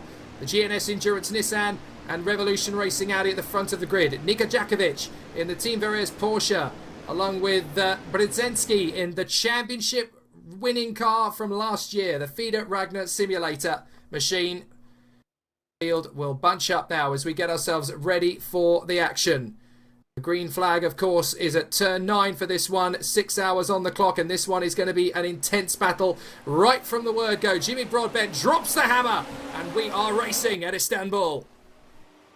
We certainly are. A good start by the number 22 machine as they get running now, as up ahead behind them. Here comes the car of Revolution Racing Team Verres and Feeder Ragnar. And what a big jump already by that Nissan machine of GNS Endurance. About a second gap already back to second place. They are moving very quickly. Good to have a start from your GT cars as well, coming up very shortly. Yeah, Broadbent really made good use of that. He knew exactly when he needed to drop the hammer. 6 hours exactly. And here we go. Now this is going to be a particularly entertaining one because the team that won last time out, starting down in 7th position, Doug Henson Racing, so they are already on the climb back. For Jimmy Broadbent and the Nissan team, this is a perfect way to start their race. Certainly is, and we've already got what looks to be a battle starting out for your lead in GTLM. This is Dark Racing with Pinto and Schoenveld there in Revolution Racing in second place. And they're wasting no time because it looks like the Revolution Racing car once passed the leading Dark Racing machine. That battle is really starting to intensify with these guys at the moment, and we knew it was going to be tough right from the off, especially considering the top 3 cars in GTLM are all Corvettes, so it's all equal equipment. The field is starting to spread out, of course, as LMP1 disappears into the distance, P2 squabbles amongst themselves, and the GTs start their epic battle. This is Nuno Pinto we're looking at the moment. Arne Schrumpfelt and Puotti not far away. Nuno Pinto popping up with that fantastic lap from qualifying. Let's have a brief look at the Oreca. Leading the way, Philippakos in the Atlantic Motorsport car. After his fantastic qualifying lap, he holds the lead in the early stages in front of Jake Hall in the Revolution Racing 33. And Capella in there as well in the Scuderia GT Italia car. Things getting off to a very tasty start in all 3 categories, and fortunately no major catastrophes from any of the teams down there at the moment. I didn't see any drama at all on the first lap. No, things nice and clean on this first lap. All 3 classes really getting away with a good start there. The LMP2 category with Atlantic Motorsports ahead of Revolution Racing. Oh, he's run wide! He's run by the race leader. That is Jimmy Broadbent already dropping it, and Michel's going to swing right round the outside and surely take over the lead. Yes, indeed. So that's a big mistake in the early stages for Broadbent. I'm not entirely sure what forced that. He had a massive lead, and all of a sudden the Nissan has just fallen away. If we watch it again, I'm not entirely sure what happened there, because it just looks as if he just missed his braking point, and all of a sudden that lead that he had, which was pretty massive in the first lap, has just evaporated, Rachel. What a dramatic way for this to go. Certainly, the car just not quite behaving the way he'd want it to, and that car just, well, pushed him wide, off he went, and through goes the Revolution racing machine there towards the front. And, well, that changed everything all of a sudden. It was unexpected, but they're still in contention, so it's definitely not over yet. Okay, so it's now Audi leading then, with the Revolution racing car of Christian Michel out in front. That is unexpected in the early stages, considering how far ahead Jimmy Broadbent had pulled away. But in terms of one-lap pace, we know there's not much between these cars at all. So, battle really has well and truly been joined now, as the GNS Endurance Nissan tries to get back up to speed. But it's the 21, Christian Michel, in the Revolution Audi that leads the way. In third position, behind these two, it is the Team Veres Porsche with Nicky Jackovic in the car at the moment. And look, Broadbent is already starting to close up. He suddenly realised, I can't believe I made that mistake. I am going to get this lead back again as soon as I can. And he is giving Michel some pressure in the early stages. Certainly is. That car's performing well. He's not really lost his fluster from the incident, but it wasn't a very big moment he had. But it was enough to cost him that one position. But it's a very critical position for him. And right now it's optimal that he can get past before we start to come up towards the back of the GT cars. That'll happen in 2 or 3 laps time, we think. So it'll be really the best situation if he can get back through there, back to the lead before they catch the GT cars. That's when things will get very busy. Your GT field very compact at the moment. So some great battles in each of the 3 classes, particularly in GTLM. Let's have a look at the leading battle. There is absolutely nothing in the top 3 at the moment. Actually, just a pass, Jake, sorry, that was the Group 25 car was passed by Texas Squadra Corse in the Corvette, getting past that Porsche 991. That's down in your LMGT category. That's right. And that is for the 4th and 6th place in class. It's now a top 5 Corvette. Yes, it is. It is a shutout for the C7R in the top 5 at the moment. Only Martin Dierland breaking the shutout for the top 6 there for Corvettes. And a really exciting start to this race. I'm keeping an eye firmly on the LMP1 battle at the front at the moment between Michel and Broadbent, as Broadbent again starts to hassle Christian Michel, who is just holding on to this line very nicely. Nicky Jackovic is actually a lot closer than I thought he'd be. With these two disappearing, so he's done a fantastic job here in the Porsche 919. That's not to take anything away from Jackovic, but once you get 2 cars out in front and the gap is starting to build, you don't really expect the 3rd car to come into play in the early stages. But Jackovic, fair play to him, is finding a lot of time, and actually he's dragging Brzezinski along for the ride. This could be a 4-way scrap. Certainly could be. It's getting to that stage already. It's becoming quite a big battle there. In these early moments, of course, we haven't even hit the first 10 minutes yet of this race, but these guys battling as if it's the final 5 minutes of this one. Well, we need to be looking at the P2 category battle as well. We're just looking at Jake Hall right in there behind Filipakos with Capella on the same stretch of road as well. There's less than a second and a half between our top 3 cars, and Jake Hall is starting to look at Lazaros Filipakos for an opportunity to try and make a way through. So Jake Hall is just easing a little bit further into the braking zone, just braking a tiny bit later, a metre here, a metre there, just trying to put Filipakos off, getting a little bit more aggressive in terms of hitting the apexes, a little bit more nip and tuck as he comes off the accelerator pedal, back onto the throttle as he comes off the turns. This guy really wants to get the lead here, but he's got a real conundrum here because he's got Filipakos a few metres up the road, and reeling him in big time now is the Scuderia GT Italia car of Capella. Yes, it is, and we know that, well, the number 32 machine will be coming down pit road sometime soon. So that is something for them to deal with. They'll be losing that lead right now. So this could be a battle for the lead we're seeing here from 2nd and 3rd. So that is something to keep your eyes on. Absolutely. If I was Vincenzo Capella right now, I'd be pushing Jake Hall to try and make a mistake at this point, because he knows at the back of his mind that Filipakos is going to get this penalty. Jake Hall is swarming all over the back of Filipakos in the braking zone for turn 9. And he's not quite been able to get on terms with him there, and that is going to hold up the run a little bit there for Jake Hall. And that could give Capella a chance to break down into the tight left-hander for the final part of the lap. So they come down the straight, backing up and over the crest. But no, Jake Hall's trying to drop Capella and make the move on the inside. Oh, Jake. We've got the P1 cars. They are now pushing their way through the GT traffic. So we'll have a quick look back at what's going on with your leaders. Of course, that is Michelle and that is Broadbent in Revolution Racing and GNS in respective order. They are now passing through your traffic here from the back end of your GT field, and we could be seeing Broadbent getting a little bit close. We know that car can definitely go into the braking zone a lot tighter, but look behind him there. There's Team Virez. They are pushing hard right now, right on the back of Broadbent. Yeah, this is where the Team Virez's and FIDE Ragnar simulators of this race can really make up the difference, because they'll have an opportunity to push through the traffic here. There is your leader, struggling at the moment behind the Corvette of the 88 crew. They managed to pop past the No Limit Motorsport. That's Meebach in the car at the moment. Broadbent pops up on the inside as they go through the crest. Goodness me, Kolvenbach had a real nightmare of a moment there. Heart-stopping moment as through came Michel. Broadbent is now right on the back of Michel as a result of that. Because, contact! Big contact! Yes. Oh, no!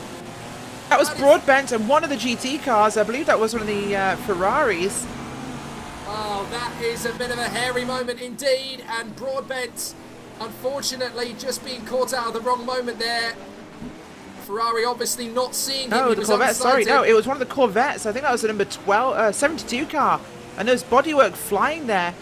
That was, I believe, if I have a quick look at my timing and scoring. Yeah, that's not a good position to be in, and that's one of the leaders from LMP1. I think we might be expecting a penalty from the stewards at this moment. That was excessive as Broadbent runs off the track. That car's not very healthy right now. Maintaining position. No, he's been passed by the Ragnar team and more. He's massively off the pace. GNS Endurance with major problems. Oh no, this is a heart-stopping moment in their race. They had a great car underneath them. The pole position lap was beautiful, but unfortunately they just got caught out there as they tried to lap Felix Antoine 14 in the Atlantic Corvette, and it's all gone horribly, horribly wrong as they drop further and further down the order. Risto Capet in the 14 Porsche 919 has got past them now into 4th position. It's not going to be long before the Taco ECR gets through as well to move up into 5th position. They're definitely going to have to pit in now. This is they're absolutely hemorrhaging time. Yeah, that is not good at all as they come back to the point of the lap where they were just getting through there. And we're expecting that Protype Nissan to head down pit road here for repairs. They are hemorrhaging time on everybody. Everyone is getting past them. Right now they're dropped to 7th place in class as they go wide on the exit of every corner. Definite steering damage there. There was front contact, so that was, yeah, we've heard that they were actually, the GT car was trying to enter the pits to serve their penalty. That was Atlantic Motorsports, of course, so in attempting to serve a penalty, they came across there on the Prototype car that was lapping them, and, well, that's the GNS machine on pit road as well now. That was an absolute mess. So in serving a penalty, Atlantic Motorsports, contact with your 2nd place runner and pole sitter in your LMP1 class, this will not go down well. No, indeed, and unfortunately, from the point of view of the Atlantic 72 Corvette of Felix Antoine Fortin, they had to take that penalty at that precise moment because they were actually running out of time in order to do that, because they had to take their penalty within 5 laps of the 5-minute window. So it looks as though, according to the race officials, it will be reviewed after the race. So that is an incident they're going to have to go back to and apportion blame. I kind of have a feeling, though, as I know what they were trying to do, Atlantic Corvette. They needed to make their penalty, so they needed to dive into the pits. But I'm afraid they just didn't spot that Broadbent was already there in the Nissan. This is significantly their fault, I would say, Jake, because, yes, they had to serve it within 5 laps. They chose to wait 5 laps to serve it. They were going to lose time regardless of what happened, and with the pack being so close, they were going to drop a lot of spots, but they had 5 laps to do that, and I would have done that before I was in the mix of the prototypes trying to get through, because you can't predict when they're going to try and find a way through the gap. He'd left a gap, and the prototype put itself there, and he had to move to the pits, so it's a product of their, perhaps, reluctance to give up the lead that has caused this. Yeah, absolutely. So, it's a difficult situation now if you're a Nissan fan, because the 2 cars are now both behind the LMP2 cars, although, of course, the 2 cars that have made pit stops that are not Broadbent's GNS Endurance cars are the Magenta Warriors car that we know had a penalty. That's Van der Voorde in that car, and Radiali in the number 5 Scuderia GT Italia car. I'm fairly sure that needed to take a penalty as well. So both of those are in the pits for that reason. That leaves the leading LMP2 car is now actually 10th overall, and it's Jake Hall who is leading, of course, because the 32 Arica has made its pit stop because of the penalty. So Lazaros Filipakos now finds himself a minute and 18. I would say 18, sorry, down off the pace because they've already taken their penalty. So now, with that having sorted itself out, the cars I'm keeping an eye on at the moment are the leading two, Michel and Jackovic, and there's only 0.8 of a second between the Audi and Porsche, with the Revolution Racing 21 ahead of the Vira's number 4, and not a million miles away are the reigning champions, Brzezinski in the Feeder Ragnar Simulator. Yes, they certainly are, and that's definitely become a hot-up battle, of course, since the removal, shall we say, from the equation of the GNS machine. These 3 cars, including, well, Audis and Porsches, will definitely make for a very, very big battle at the front. They've already lapped the GT field once completely, so they've got some clean air to themselves for a while. Only for a short while, though. The LMP2s are only about 7 or 8 seconds off the pace, so they are getting there rapidly, but it is going to take some time. Keeping an eye on the race proceedings up in the television direction procedure. Jimmy Allison and Enzo Fazzi doing their hard work for us on cams, of course. Enzo Fazzi not in the car at the moment, helping with the broadcast. Thank you to both gentlemen for that.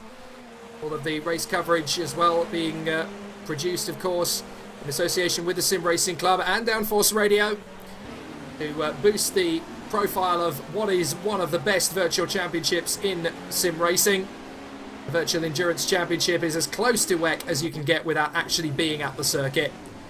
So Michel and Jackovic having a great scrap in only the first hour of this 6-hour contest, and there's less than 0.7 of a second between these two. You do get the sense at this point, Rachel, that Jackovic is not going to be content to sit in second place for any longer than he has to. Absolutely not, Jake, and well, he's definitely pushing as hard as he can at the moment, but there's also the need to finish the race, of course. There's no point leading for the first 10 laps or the first, 5 hours and then not finishing, but got to make sure he does this in the right way, positions himself, but of course he can save a little bit of fuel sitting behind that car in front of him, the Revolution machine. So passing right now with a good gap forming behind them isn't necessarily a huge thing. Well, under braking there, Jackovic almost parked himself in the back of the Audi R18. He was pushing that hard, and now they have got the LMP2 traffic to deal with, and this is where it's going to start getting very interesting. Jackovic may want to spot an opportunistic moment to dive up the inside. They've dealt with the first car in LMP2. Now that, I believe, is Letchford's undercover sim racing car that they've got past. So now it's a question of just trying to get further and further up. Now the next car on the road is Rodriguez, I believe, in the MVD Racing Areca, and the next car on the road is actually Van der Voorde in the Magenta Warriors Nissan. So they are starting to get through the traffic as well. Now what has happened to the LMP1 of Radiali? Well, he's actually dropped further back behind the Texas Squadra Corsa Corvette, and Broadbent in the GNS Endurance Nissan, of course, is now down to 33rd position as a result of the repairs they're currently doing to that car. Yeah, they're back on track, but they are way down in the order, and it's not a good position for them to be in, of course. They are scored 29th now. They're passing cars back. They're moving their way back up the field, but I believe they are a lap down at this stage. Yeah, they are at least 1 lap down, so they've got a lot of work to make up. The temptation now is to be diverse and have a look at the other battles that are going on around the field, but this battle is so intense at the front, I can't take my eyes off it at the moment. Michel and Jackovic working very hard indeed there, as Jackovic is actually using the slipstream of Rodriguez's car to get closer to Michel's Audi, and that was so close again under braking for the chicane as they started to reel each other in once more. The next car they come up to is actually a GT car. That looks to me to be Walker. Yes, it's Ryan Walker. They're lapping them for the second time, so this is going to be a difficult one with the GTs, because they've got Protype 2s that they're lapping and GTs for the second time. So this could get very tasty at the front. And Jackovic will want to spot an opportunity to get one over. That is Baumbach in front. And up the inside goes the Audi. No, the Porsche has to resist. Yeah, that's getting very, very tight at the moment, as the two GT cars are definitely making this one very intense for these boys. They've got across the road there, and that's perhaps a little bit of lack of maybe some respect for the GT cars. You've got one on the left, one on the right, and that can make it very difficult for the prototypes to weave through, and it honestly can lead to some accidents. But of course, coming off the exit of a corner, it's hard to get the positioning just right. Of course, the typical ruling for endurance racing is for the GT, well, for when you're being lapped by another class. It's all very close. They're onto the grass by the car of Viraz Racing. That was a big moment there.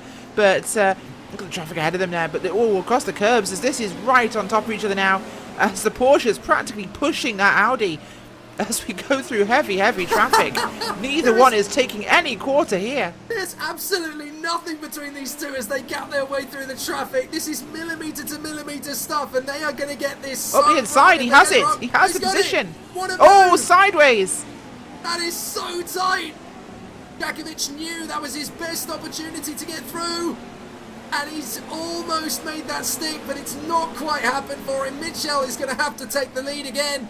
But from Jackovic's point of view, now he knows exactly how to get past Michel in the Revolution Audi. This is really game on. It absolutely is, and this is getting to be amazing racing. You think this was a 1 hour sprint race, Jake, because these boys are racing like that as there are blue flags flashing all over the circuit for the lap traffic. Well, as watch if I was a GT them. car, I'd be terrified right now. Watch out behind them as well, because that's Brzezinski. That is Brzezinski in third position. He's caught them both. So there's a chance here that the number 1 car could actually overhaul both of these guys. So this is a 3-way scrap for the victory. It certainly is, and right now the 3 teams up there and the drivers of Michel, Jackovic and Brzezinski are on top of each other. They're at it again. As Brzezinski's bringing up the rear of this one, he's trying to put his nose in as well, get involved in this fight. As the GT cars are simply terrified. I was going to say, as GT traffic, your job is to hold your line and let them work away around you. But in this sort of conditions, if I was a GT car, I'd be very tempted to completely get off the track. I want no part in this lead battle. As side by side again, up the inside goes the car there of Jackovic. As he has the point. Oh, they're getting pushing him off. Oh, he pushes the car there of Michel off the track. That was the machine of Revolution Racing has got pushed wide. There is some anger going on here as he drops him to third. And I think Brzezinski up to second place. It is indeed. Yeah. What racing we're seeing, and a bit aggressive, really. Oh, we've got a spin up the road as well. Somebody's gone It's off the another road P1 just car. in front. That is one of the... Now, which car is that one? That was actually, I believe, that was Van der Velde. That was, I believe, Machine. Yes, it was. Yes, you're right. That was Van der Verde's Magenta Warriors Nissan. It certainly was, but my gosh, this racing is intense at the moment. These guys are going at it, dude, absolutely no end. You think, like I said, you think this was an hour-long sprint race because we're seeing the same sort of racing conditions here and heavy traffic. And the gap has opened up now, so breathing room for some of these guys as they go past some of the cars from the bottom end of their own class. But Jackovic has a good gap now, a bit of breathing room. Behind him is Brzezinski and then Michel in third place from the lead, but this is stonking racing, Jake. Really is. Absolutely fantastic stuff. And you have to admit as well that because it is as close as it is, we've got Michel, who's now trying his best to get back on terms with Jackovic up the road, but Brzezinski is between them, so he's driving angry because he'll be frustrated that he got forced wide in the first place by Jackovic, but now he needs to get back on terms with first Brzezinski and then Jackovic to get back into the lead position. So Christian Michel has actually got to give himself an opportunity as he just laps Trapper in the Magenta Warriors car.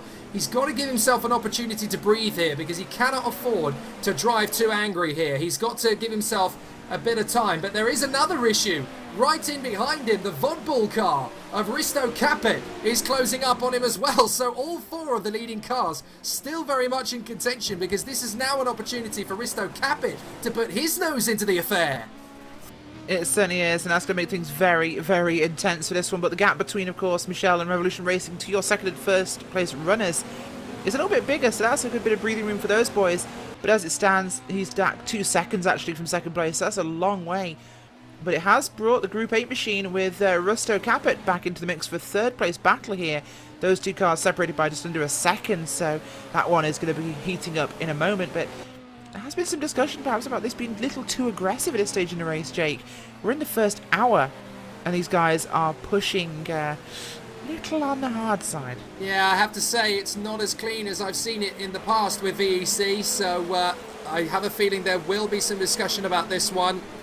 Be worth having a look actually on the YouTube feed and see how people are actually discussing. You can of course interact with us via the YouTube gaming channel for Virtual Endurance Championship Racing as the racing goes on. We'll try and take your messages and comments as the race goes on. But it is very much an intense fight at the front of the race at the moment. It could not be any more intense considering how far into the race we've already got. We're not even at the end of the first hour yet, and we've got an insane level of competition going on here. And as a result of that, we've already had a couple of battles between Jackovic and Michel. We've had Jimmy Broadbent going wide after tagging one of the GT cars, and things have just got very, very interesting. Now, Mike Bell has commented, Broadbent is the next lapped car for the leaders. Now, technically, yes, that is true.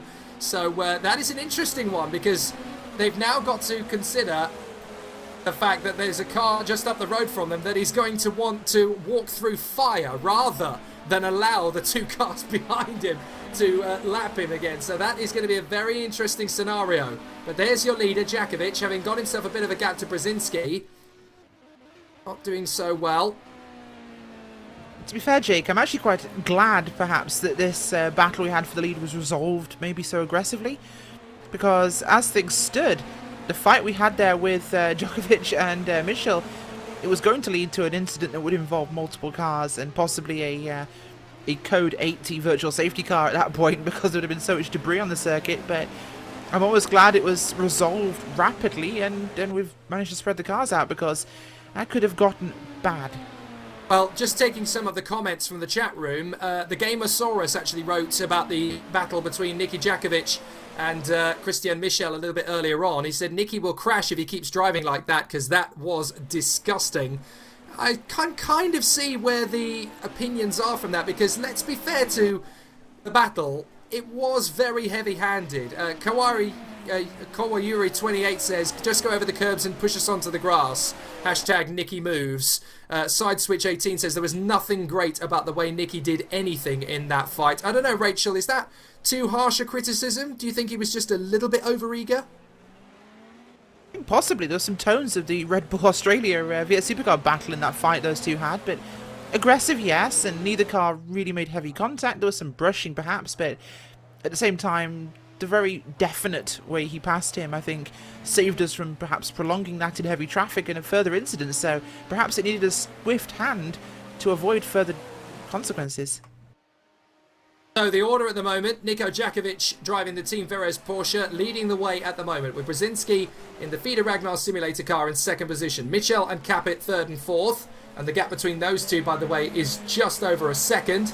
Fuman is there in fifth position in the 3-wide motorsport car. Let's have a look, though, at the winning car from Indianapolis. Let's not forget that last month out, it was all about Doug Henson Racing, and this is the number 2 Doug Henson Racing car that was so far ahead in terms of pace and in terms of everything last time out with the Audi R18, Stephen Bailey at the wheel.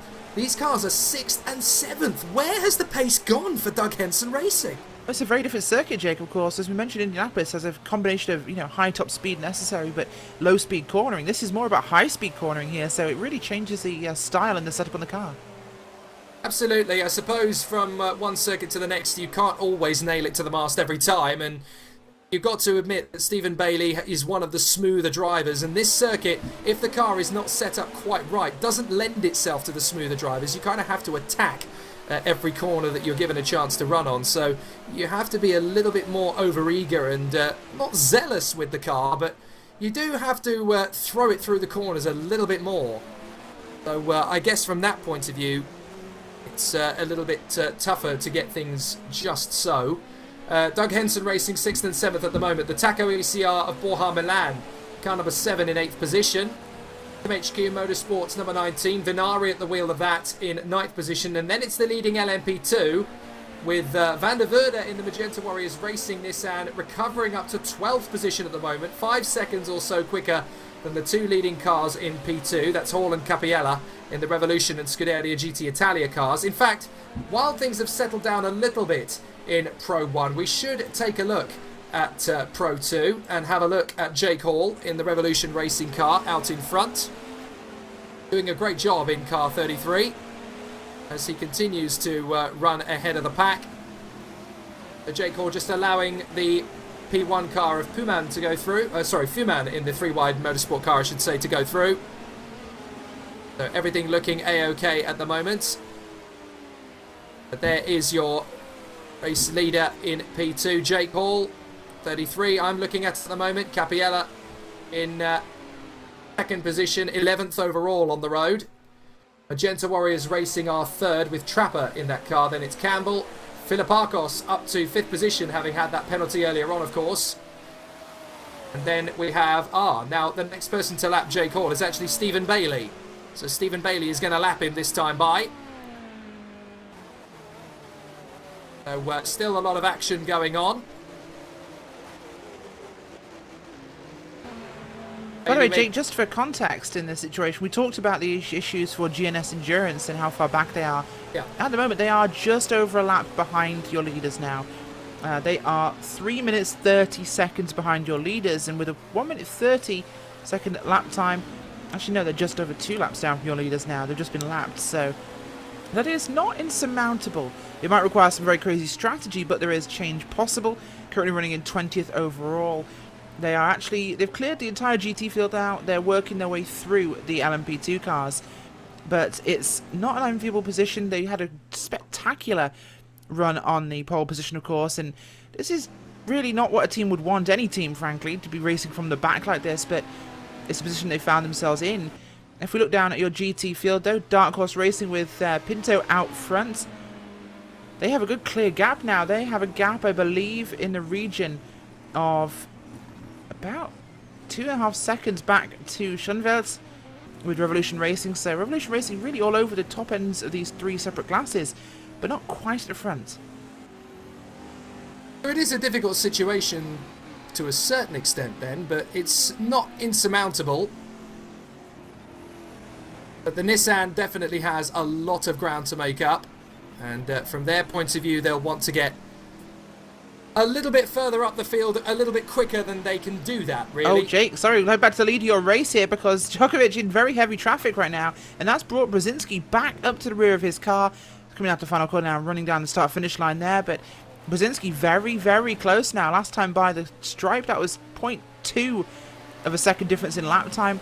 The gap between those two is down to 1.4 seconds, so we could be seeing a lead battle forming very soon. Yep, you're absolutely right, and Jackovic actually suddenly realised how close Brzezinski was. He pushed very hard through turn 1 and actually flicked up the dust as he came over the curb there, so he is feeling the pressure now with Brzezinski in the FIDA Ragnar Simulator #1 car. The reigning champions are pushing, and this is how they were able to do this. They were able to put themselves into position of consistency, putting other drivers under pressure. The strategy just worked very, very well for the team last year. This is the squad that always knows how to play the long game. They were so good. I was watching some of the videos from last year, and their strategies were so perfect, pristine. They just knew. Don't worry about the fact that we're in 3rd, 4th position at the moment. Don't panic. Just get on with the driving. Keep banging in those lap times, and when other drivers falter, we will pick up the pieces, and that is exactly how to win in endurance racing. You've just got to keep on with your own game. They've just lapped kind of Strachey in the Corvette,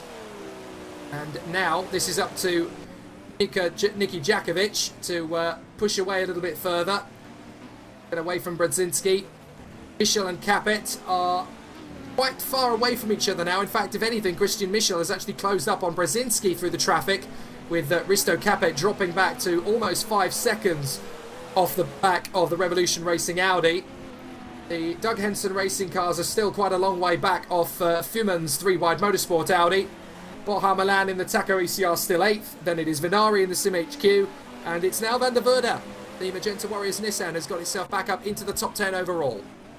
Yes, they certainly have, and that will make things interesting for those boys. They've managed to pull themselves up again, of course. They have pulled ahead of 3 of the prototypes they've had incidents so far, so they are really in last place in your P1 category, in the top group, I should say, that are still on the lead lap. But as it stands, you're right, though, when we talk about what the Ragnar Simulator guys are doing. Yeah, they're in 2nd place, but right now they're putting pressure on the leader. The leader's having to drive harder than they want to, perhaps in traffic. And it could mean the leader can take themselves out later on. So it's a comfortable place. You're in 2nd. You've not got as much pressure. And, of course, you aren't dealing with that ultimate pressure, perhaps, of leading the race. So being comfortable, of course, is a critical factor for endurance racing. Well, we're not deliberately ignoring the other categories, by the way. If anybody's thinking, why aren't we watching the P2 or the GTs? We are keeping an eye on the times for those. But this is definitely the closest battle on the race circuit at the moment. Jake Hall currently leads the Pro 2 category from Capella by 1.9 seconds, with Trapper another 18 down the road. 3rd position behind Trapper in fourth position, I should say, is the champion racing Eureka of Campbell. Then it's Lazaros Filipakos, and Luca Radielli is actually the next car on the road in the Scuderia GT Italia car. Two Eurekas next. It's Pedro Delgado in the flat line, and then Rodriguez in the MVD Racing Team. And then it's Jimmy Broadbent, 19th overall now in the GNS Endurance Nissan, still lapping faster than the leaders, it has to be said. His last lap, by the way, was a 1:35.8, which is about a second a lap quicker than Nicky Jackovic is currently managing. So I don't think it's over yet for the GNS Endurance Team. It's going to take them a long time to get back up, but at a second a lap, give it 2 hours, and they could be back in the top 6. I think it could be possible, of course. We have got, 5.5 hours at this stage, Jake, so there's more than enough time, really, for them to make up 3 minutes of time. So it's possible. With some crazy strategy, we could see them battling for a top 5 here. It's not unreasonable. We get a virtual safety car, and all can change. Depends on where the positions are on the track, of course, but it could change everything in this race. So we'll keep our eyes on what they're doing and what their strategy can be throughout this one. But if we'll get a chance to chat to Jimmy once he gets out of the car. But as it stands, not really been major incidents that much so far. We've had a pretty clean race. It has been very clean, other than the couple of incidents you mentioned. Yeah, so it's been a very interesting race so far, because the battles have been very, very close. You'd be surprised how many people on the live stream Jake, on YouTube. Sorry, first and second in your P2 category. Got a good battle forming up here. Hall and Capella are right on top of each other here in traffic. Yeah, I'm not sure how that happened, because that was about a 2-second gap. It looks as if Jake Hall has got held up somewhere in traffic, and now the battle really is raging. Let's have a look at this. Capella right on the back of Jake Hall, having a look to try and make a move up the inside. Capella waits for an opportunity. He's not going to get through. He has to hang back. Hopefully on the live stream you can see this as well as we can, but Capella right on the back of Jake Hall, having a look to try and make a move through. This is for the battle in P2. Here he is. Through the chicane. This is going to be very tight, but Capella is starting to make inroads into Jake Hall as a result of being kept in the traffic. They're right in amongst the P2. Right in amongst the GTs, I should say. The P2 battle. It opens up again a little bit in terms of gap, but that was a nasty scare for Jake Hall. He's safe for the moment. Certainly was, but they've got the gap open a little bit more now. Of course, getting past that Porsche 991 there of Group 25, but we'll see what they can do in this one. It's going to be exciting to see what develops from this, because we're seeing very close battles at the front of all 3 categories, really. Well, Capella's been held up really badly there by Meebach. That has not gone well at him at all for Capella. And as a result of that, the gap has opened up big style to over 2 seconds. It's almost as if he's just allowed Meebach to hold him up there, because there was opportunity on the exit of the chicane. Capella was very conservative there, considering that Jake Hall was right up in front of him a minute ago.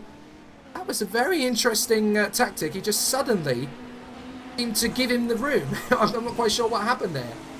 Could be the team telling him perhaps to back off. We don't want to have a repeat of the incident we saw with, or potential incident we saw with the leaders, but it did seem as though he willingly just gave up the fight for now with your class leader. So perhaps regrouping. He's coming back actually now for a second slice of the pie. Now they are clear of traffic for a while, but this one could resume very shortly. So as the battle continues, it's going to be particularly exciting to see how this works out at the front. I'm not entirely sure how much life Jackovic has been able to preserve in the tyres. He's on his 23rd lap, I think, at the moment. No, 24th lap at the moment, and he seems to have enough gap at the moment. Their best laps are in the 134s, a 134.5 for Jackovic and 134.9 for Brzezinski. And it looks to me as though we've lost Borja Milan. Now, what's happened there? But Borja Milan is showing up on our timing screens as a retirement. It looks as if the Taco ECR is out of the race. Yeah, they've had mechanical issues. The car has pulled off after turn number 6, so that car looking like they are out for now. We'll see if they can get them back to pit road and get some work done. Maybe get that car back out on track, but they're going to be losing a lot of time here. They are, well, we don't know. They'll obviously have to find out what's gone wrong, but we'll soon see.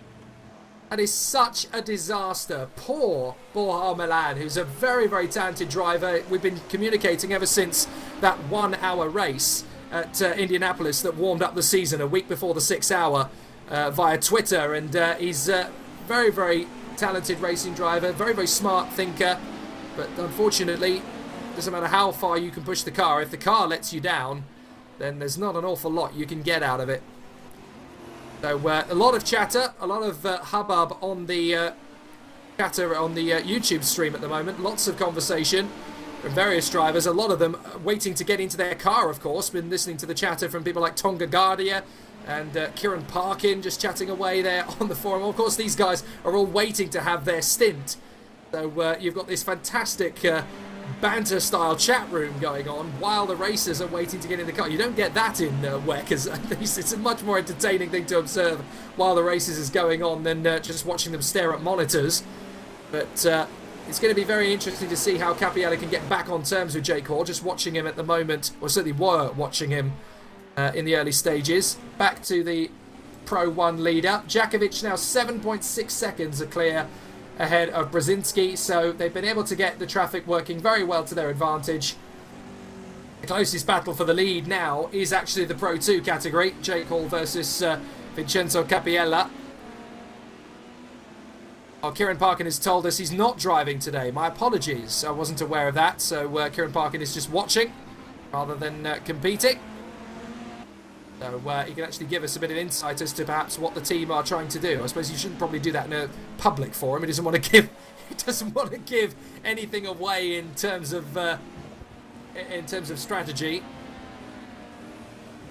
But let's see exactly how Capella is going to close up again to Jake Hall. Now we're on lap 25. We're getting close to the end of the first hour. And we need to start thinking, or some teams will be starting at this point to think about driver changes. I think it might be a little bit longer than that, perhaps. We know most teams 2 to 3 to 4 drivers, so there's a bit of a contact there between one of the Corvettes and your leader, Jackovic. But probably going to see drivers staying in the car for at least the first 2 stints. At least it goes, contact there again. One of the LMP2 cars just turning in slightly on your leader. He's probably getting very nervous in that car, but maybe seeing drivers in for the first 2 stints at least once they've started this race, just to get the lie of the track and how things are changing. Perhaps before we see a driver swap, we might see some early on, but I'm expecting the majority to be at least 2 stints first. Yeah, that was Lazaros Filiparkos who turned in there on Jackovic. I'm not sure he even knew he was there. And another very, very scary moment indeed. That could have been very nasty indeed for our race leader, Jackovic. And the last thing he needs at the moment is somebody hitting him. I mean, look, 2 in as many corners. Exactly. I mean, look at what happened to poor Jimmy Broadbent, who, by the way, has fought his way back into 13th overall now. So there's just 2 LMP2 cars in front of him. He's still lapping about 4.5 seconds a lap faster than them. So it's not going to be long before he catches and passes them. His fastest lap, by the way, is a 1:35.439. And when he's got clear air... into the pits comes Jackovic. So Jackovic is the first major player to box in. He is, and that's a 40-minute stint we're seeing really on fuel there, which is very short. So I think we're perhaps looking at this stage at definitely 6 pit stops minimum for this race. That is perhaps a little quicker than I expected them to take. And interestingly, both the P2 leaders are in as well. Jake Hall in the Revolution 33 and Capella in the Scuderia GT Italia. Both those cars are in as well. And also into the pits comes Rodriguez in the MVD Arica 47. So that puts Brzezinski out in the lead. Michel in second place. Risto Capet is now third. Bailey is in 4th position now for the Doug Henson Racing team. And, well, that is interesting. What's happened to Fuman in the 3-wide motorsport car? Has he had a pit stop? Not sure why, but he's a long, long way down the order. I think he might have pitted in. Yes, I believe he has. So they're on pit road as well. We'll just keep an eye on the pit stop here for your leaders. Of course, this being LMP1, they are taking fuel first, then they go up to the jacks to tick tyres. And he'll be dropped off the jacks and he'll be out again. So I think we've just seen them drop off the rear jack. Wait and see what will happen on this one as we see one of the Rodriguez getting out of the pit road there. So, and Hall as well. So, passing the pit road there in your LMP2 lead. That's an interesting position there. We've had a lead swap on the pit road. We have indeed. So that's a big one. And that's definitely going to make things entertaining as they leave the pits then. The LMP2 battle. That hands Leaders the lead. out. Yep, that leads heads over to Magenta Warriors in P2. So Trapper Magenta Warriors Racing. Oh, actually, big news here, sorry, Jake, is your former leader, Jackovic, out behind Jimmy Broadbent. He is! Yes, you're right. He has got out behind Broadbent in the GNS Endurance Nissan. Now, that is a big change of position because, of course, well, you've got to remember, of course, that the strategies are slightly different because the GNS Endurance Nissan was repairing damage. But that is very significant. You're right. Broadbent out in front of Jackovic. And I have a feeling this is where Jackovic is going to want to overtake Broadbent. And Jimmy will basically give Taniki a bit of a flash dance out in front of him. This is where you get yours, matey boy. Well, of course, this is critical because we know that Broadbent is laps down, but at the same time, he is in a position here where he could stay a lap up on the leader almost if this cycle works for him. And could end up being a lap up at the end of the race if he gains more time back over the cycle. We know he's been faster than Jackovic. So this could mean he can, well, he's saving himself a lap at the moment, but he could end up working his way back sooner.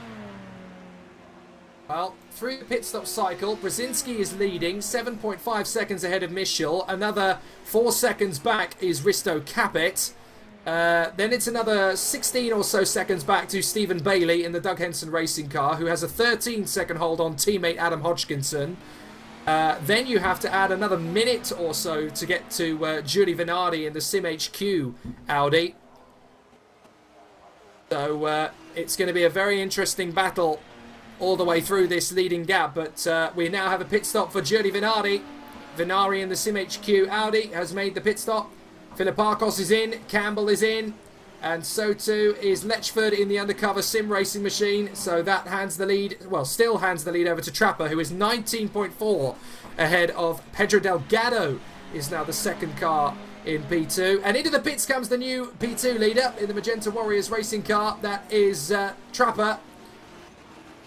So a pit stop there then for the Magenta Warriors P2 team, running very well at the moment, leading as a result of the pit stop cycle. But the Magenta Warriors team, led by Domian Trapper, is into the pits. Now, I don't think there's going to be a driver change this time. But that's definitely, again, a 40-minute cycle on fuel. Seems to be, of course. We'll need to keep an eye on what's happening with your GT cars as well. Expecting to be closer to the hour mark there, Jake.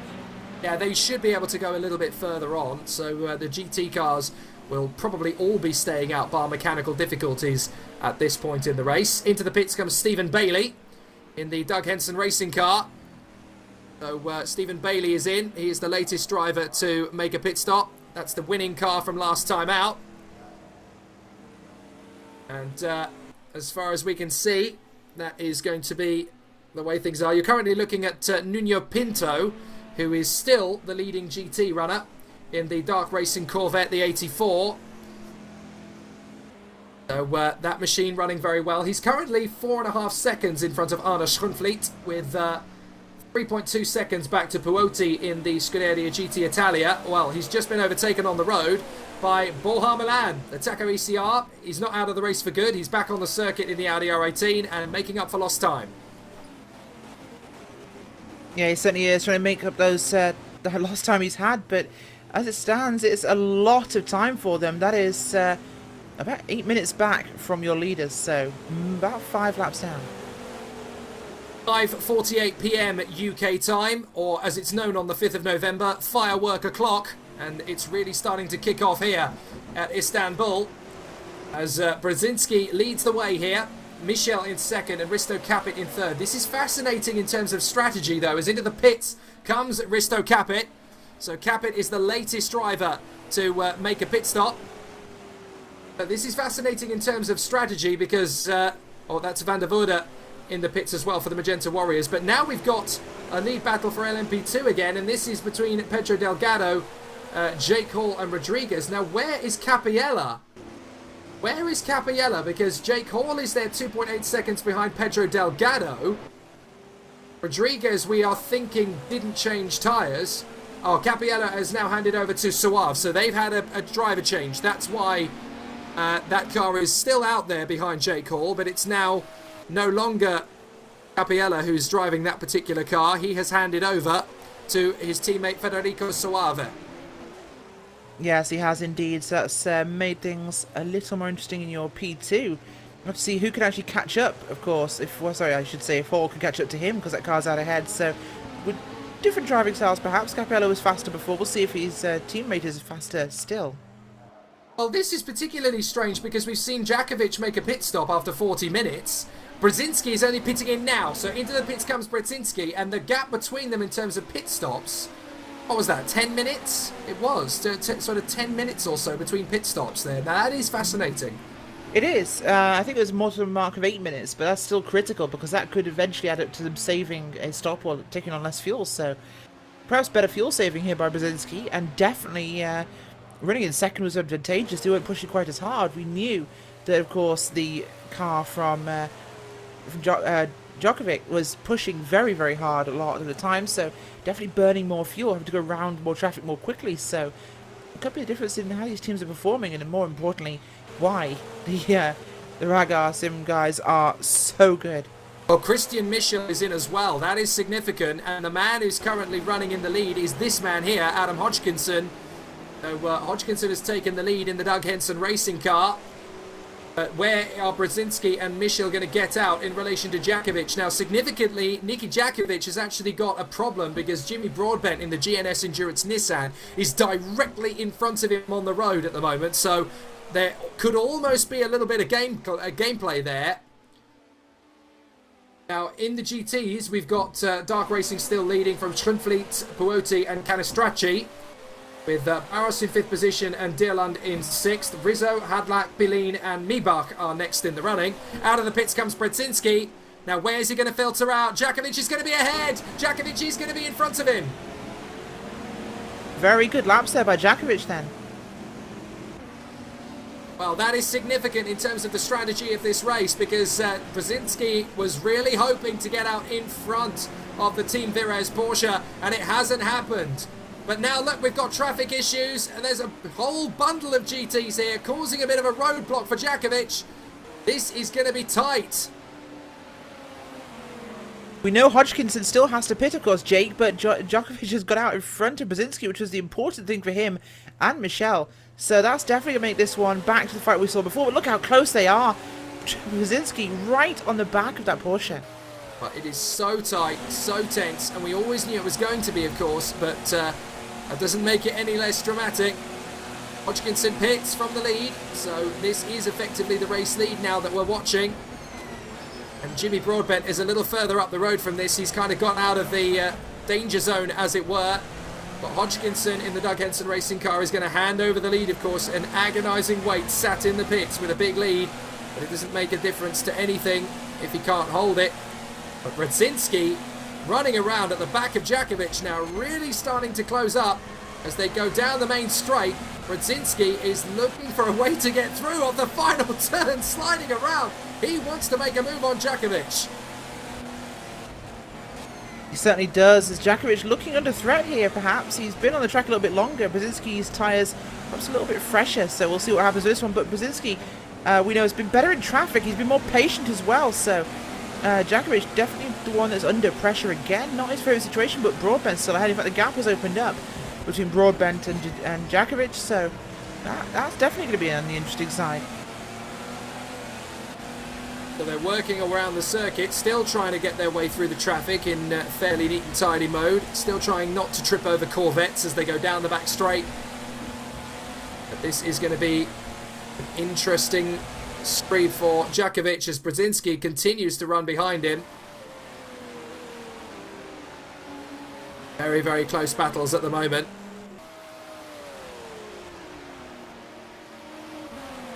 Are these two going to be able to hold this battle to a cleaner fight than we had last time? Now, interestingly, it wasn't Brzezinski that got into the close quarters racing earlier on. That was Michel, but that doesn't necessarily mean that Brzezinski isn't going to go for it.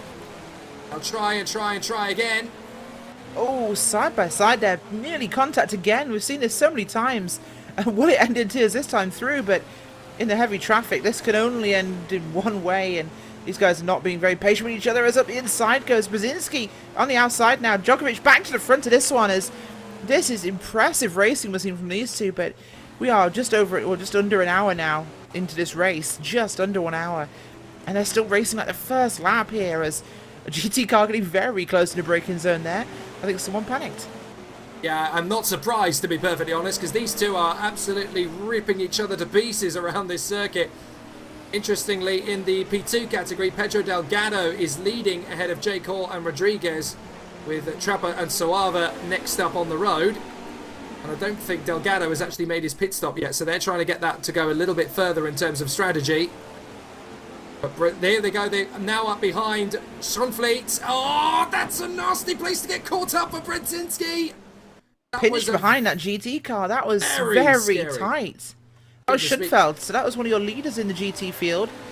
He's, I believe, running down at the moment, if I look for my GT leaders. Well, he's in second at the moment. Yeah, second place. So that was one of your podium drivers there in the GT field, but just closes off the racing line there at the last possible moment, but has the right to. Very scary times for Brzezinski, and he will not be happy with the way he got shut down there. But he now makes his way past the leader in GT, LM, Pinto. No problems at all. This is not exactly the way Brzezinski wanted this to play out. It's all about the traffic. It's critical, as we know. And we have a new leader in LMP2, as having made his way back past Pedro Delgado, the flatline racing car, Jake Hall has put the Revolution 33 back into the lead. Yeah, he certainly has, and exactly what he needed to do there. But we did see he was a little bit faster, though, than the teammate in that other car. So Delgado not quite as quick as his teammate. No, he's not quite on the same sort of pace, but there is definitely opportunity to improve as the race goes on. Jackovic has now, well, he's desperately trying to stretch out that advantage to Brzezinski.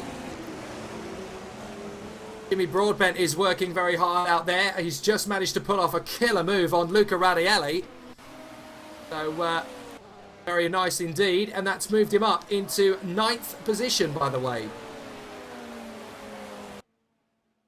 And let's not forget that Jimmy Broadbent is just a few car lengths in front of these two. There he is, in fact. You just saw him. A couple of car lengths in front of this battle. So he is effectively, I think, the penultimate car on the road to have been lapped. Because Luca Radiali in the Scuderia GT Italia is the last car before the leaders have lapped everybody. So this is going to be a difficult situation because at the moment we've got Broadbent running about a second a lap or so slower than Jackovic in terms of lap time pace. But let's be fair, Jimmy Broadbent would rather kiss his own brother on the cheek than allow the race leaders to come through. Actually, I think Jimmy would be fine with that concept, so perhaps a bad analogy there, but... Really? Oh, okay, fair Djokovic enough. and Brzezinski, right now, this is definitely getting tighter again. But the battling, of course, is going to be slowing them down, so this will give advantage to the cars ahead of them. They'll, of course, don't want to be lapped, but think of the difficulties they're going to have trying to lap cars from the same class of similar pace. That will make it very difficult. They'll not have an easy job of it.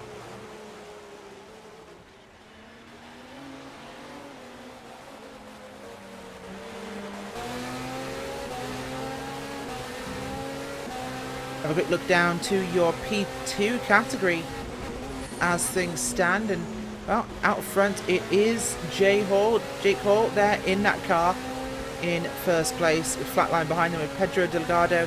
The gap has widened slightly now to about 2.7 seconds back to second place, so that is a widening gap there after that pass we saw a few laps ago. We'll run through your running order actually in this one in a moment from all three categories. As things stand, it's Team Virez out front in your LMP1 category with FIDE Ragnar Sim out in second, Revolution Racing in third, 3Y Motorsports in fourth, and Group 8 in fifth. Down in the LMP2 category it is Revolution Racing with Flatline Racing and MVD Racing Team in third, Magenta Warriors Racing and Scuderia GT Italia in fifth. Down in your GT-LM category it is Dark Racing still with Pinto in that car, in their Corvette C7R machine. Second place is Revolution Racing, Scuderia GT Italia, Texas Squadra Corsa, and Revolution Racing. In fifth place, it is Scuderia GT Italia again. So, very familiar names in all three categories, of course. We have got Revolution Racing and Scuderia GT Italia, two of the big stables in this series, who really are dominating the top ends of these fields, Jake. Yeah, they are. Here we go again, Jackovic versus Brzezinski. There is absolutely nothing between these two, and they want to keep this fight going. Now, I've been told that there's an issue. Thomas Bayer just updating us on the YouTube stream. Damage for Martin Deerland, unfortunately. in the Northern Light Racing Porsche. There was contact with Risto Capit, unfortunately, in the Vodbull Porsche that was trying to lap him at the time. So unfortunately then some damage for Dylan. Now that might be something that the stewards will want to have a look at. I have a feeling that the Northern Light Racing team will want them to have a look at it, certainly. But at the moment, this battle between our leading two cars continues unabated as Brzezinski again hassles Jackovic, and the next car up the road is actually Broadbent in the GNS Endurance Nissan. So if these two get close enough to start challenging Broadbent, and they are lapping quicker than him at the moment, so this could get to be a meaty little battle. These two battling away for position, and then afterwards we're going to get to see what happens when these two actually try and lap him. Well, I want a front row seat for that battle. Oh, so do I, but I don't think they'll have much chance of it because Broadbent, well, he's made up a minute already, having that early pit stop for damage, so of course he is offset somewhat in terms of time, but I expect he might need to pit soon, but he has made up basically 1 whole minute of your leaders. He's only 1 minute 50 now behind the lead, so either he's been driving like an absolutely inhumane beast, or he's had some luck, but it's not looking insurmountable in terms of gaps to make up over a race distance. We have 5 hours to go in this second round here of the Virtual Endurance Series and Championship, I should say, apologise. And, well, he's in a position here where he could come back to a decent result. And with these two leaders battling and him pushing to make up time, it is not going to be easy past Jake. You're right. It will be a very difficult car to get past. And do not be surprised if we see Brzezinski getting into the lead of LMP1. Let's look at it from the point of view of their current lap times. Jackovic and Brzezinski are currently in the 1:35s, with Brzezinski just a fraction under Jackovic's time. Broadbent is in the 1:36s at the moment, so there is going to be a disparity of about a lap, and they are now starting to get on terms with the GTs at the same moment. So this could be very interesting, and here's an opportunity for Brzezinski. Opportunities, he tries to swarm around, has another look. Can't quite get the move done there. I thought he was going to get up the inside of Jackovic, but Nicky gives him absolutely no room. They've already dealt with Broadbent, so that was a bit of an anti-climax. But obviously, they've already had one incident there, the GNS Endurance Nissan. They don't want to get involved in another one. They just want to make up time as steadily as they possibly can. But this is now Jackovic having another attempt. He's going to have to get past Filipakos before he can even think about Jackovic again. And Filipakos is not making it easy for him. Get out of the way, Lazarus! Get out of the way is all that Brzezinski is screaming at the moment. This is a real headache as far as he's concerned. It's allowed Jackovic to get a second clear, and he will not be happy about that in any universe. No, he certainly won't. That was a little bit bullying, but at the same time, it's not exactly as though Djokovic hasn't done that to other people so far today. It's been elbows out at the front of the LMP1 category here today so far, Jake, and well, they are racing like a sprint race in this one, and I think someone needs to remind them there's 5 hours left to go. Absolutely. Well, apparently we've had word that Risto Capit has actually apologised for the Martin Deerland incident. He has held his hand up and admitted it was his mistake. So I guess that may as well be, well, I don't know if they're going to get a penalty for that or not, but at least now we know who's to blame because he's owned up to it himself. Yeah, it certainly is, and well, it was always through. He comes again on one of the P2 cars. That was 3 wide there with one of the P2 and a GT car, so getting very busy. And as it gets busy in the traffic, that's going to hold Jackovic up. That's going to give Brzezinski a second wind and a second opportunity to do something about this lead. It's Brzezinski getting held up a little bit there by Hall in the DR Motorsport number 12. It says number 12 on here. I don't actually think it's 12. I think it's actually 44 that he runs in. Greg Hall. Sharing that car, of course, with Tanner Selby, Curtis Kenyon, Brian Tremel-Hayes and Nick Newcomb. The registered drivers in that car. Go down the street. Oh, sounded like a little bit of contact somewhere. Not sure where that's happened. But Jackovic has got past Federico Soave in the Scuderia GT Italia Auriga, number 40. That is the car that is currently running in 5th position in P2. That's interesting to note because there was that big gap going, that big battle, going on between Jake Hall and Vincenzo Carielli when they were battling away earlier on. Now Federico Soave is in the car and he's 38 seconds behind Jake Hall. What happened there? I'm not entirely sure, but we think he might have been caught in traffic, and he's definitely dropped back a lot. It's quite significant. As Jackovic holds the lead, Brzezinski in second position. The gap is a second and a half. 12 seconds behind the leader is Christian Michel. And the man who's actually on the move, would you believe, is the man who's been quietly getting on with it in fourth position. It's Fuhrmann, Martin Fuhrmann, who is there in the 3-wide Motorsport Audi number 9. He's been getting on with this and is starting to gap pretty well compared to Christian Michel. He's in fourth position, 17.5 seconds off the race leader. Sharing that car, of course, as we know, with Marius Burt and Henning Wollert. The German entry running in fourth position. Then it is Risto Capit running the number 14 Porsche Vodbull racing car. Sharing that car, as we know, with Duve Tapper, James Johnson, Robert Seuss and Pablo Finotti. Fifth position, that is Risto Capit, as we mentioned. Stephen Bailey and Adam Hodgkinson are next in the Doug Henson racing cars. Number 2 and number 3. Number 2 car, obviously the winners from Indianapolis. That car being shared by Max Scheider. Kieran Parkin is not driving, and Ed Trevelyan Johnson is at the Simply Race 24 on a jolly for Downforce Racing in the Aston Martin. And Adam Hodgkinson in number 3 is sharing his car, as we know, with Ian Mills, Ryan Reed-Edwards and James Wilson. And they are running in 6th and 7th, those cars. Not looking likely for the victory they got in Indianapolis, Rachel. No, it's certainly not. And this has definitely been a big change in what we've seen from Indianapolis. And it's quite different, of course, but we did mention the track's very different. But a lot of teams really haven't been feeling this track, Jake. It's almost being considered a throwaway round by a number of the front-running teams, perhaps, because they don't perhaps enjoy this track. They find it a difficult one. It's not perhaps conducive to the same racing. They'd want his Broadbent sideways there as he gets back past Brzezinski. Holy moly, wow. That was insane. Sideways through the chicane again, like we saw in his pole lap, as, yeah, he's got himself back past your second place runner. Wow, that's a bit scary. Even he's dropped back now, but that was insane. Even for Jimmy Broadbent, that's scary, to be fair. Meanwhile, it's pit stop frenzy in GTs. We've had the leader come in, back to 31st position, as Broadbent has got himself back into 10th position and is now just running in the shirt tails of Brzezinski at the moment. It's not a bad position to be running in, actually. Learn from the man who's currently running in 2nd position. But pit stops galore in the GTs, and currently the leader is Davidovic in the Revolution 94, but that car has yet to pit. Pinto is now effectively leading the race, but is in 2nd position in the GT category, 5.1 seconds behind Davidovic. Protype has emerged in 2nd. Canestracci is in 3rd. Barros, Rizzo, Berlin, Duna, Miebach and Kolvenbach is the order. Martin Dilland obviously has been in the pits because of that damage to the car. So that has really altered things for them. Further back, the Talking Door Aston Martin. Röner is in 35th. Baumbach in the SimHQ Corvette is 36th in front of Ryan Walker in the Satellite Ferrari. And then we have 14 in the Atlantic Corvette. And at the moment, it appears we do have a retirement.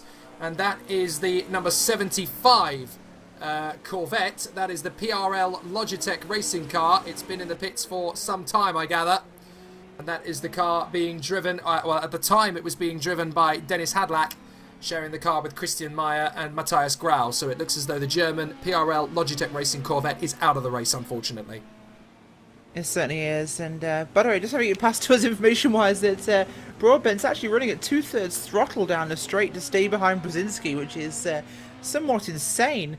But I thought he might have tried to pass him back at some point. No, surely not. He's got his own strategy, which nobody knows. He is saving fuel. If he's running at 2/3 throttle on the straights, he could go for way longer than the rest of his classes. So, could be a major twist in his strategy here to actually get back on lead laps.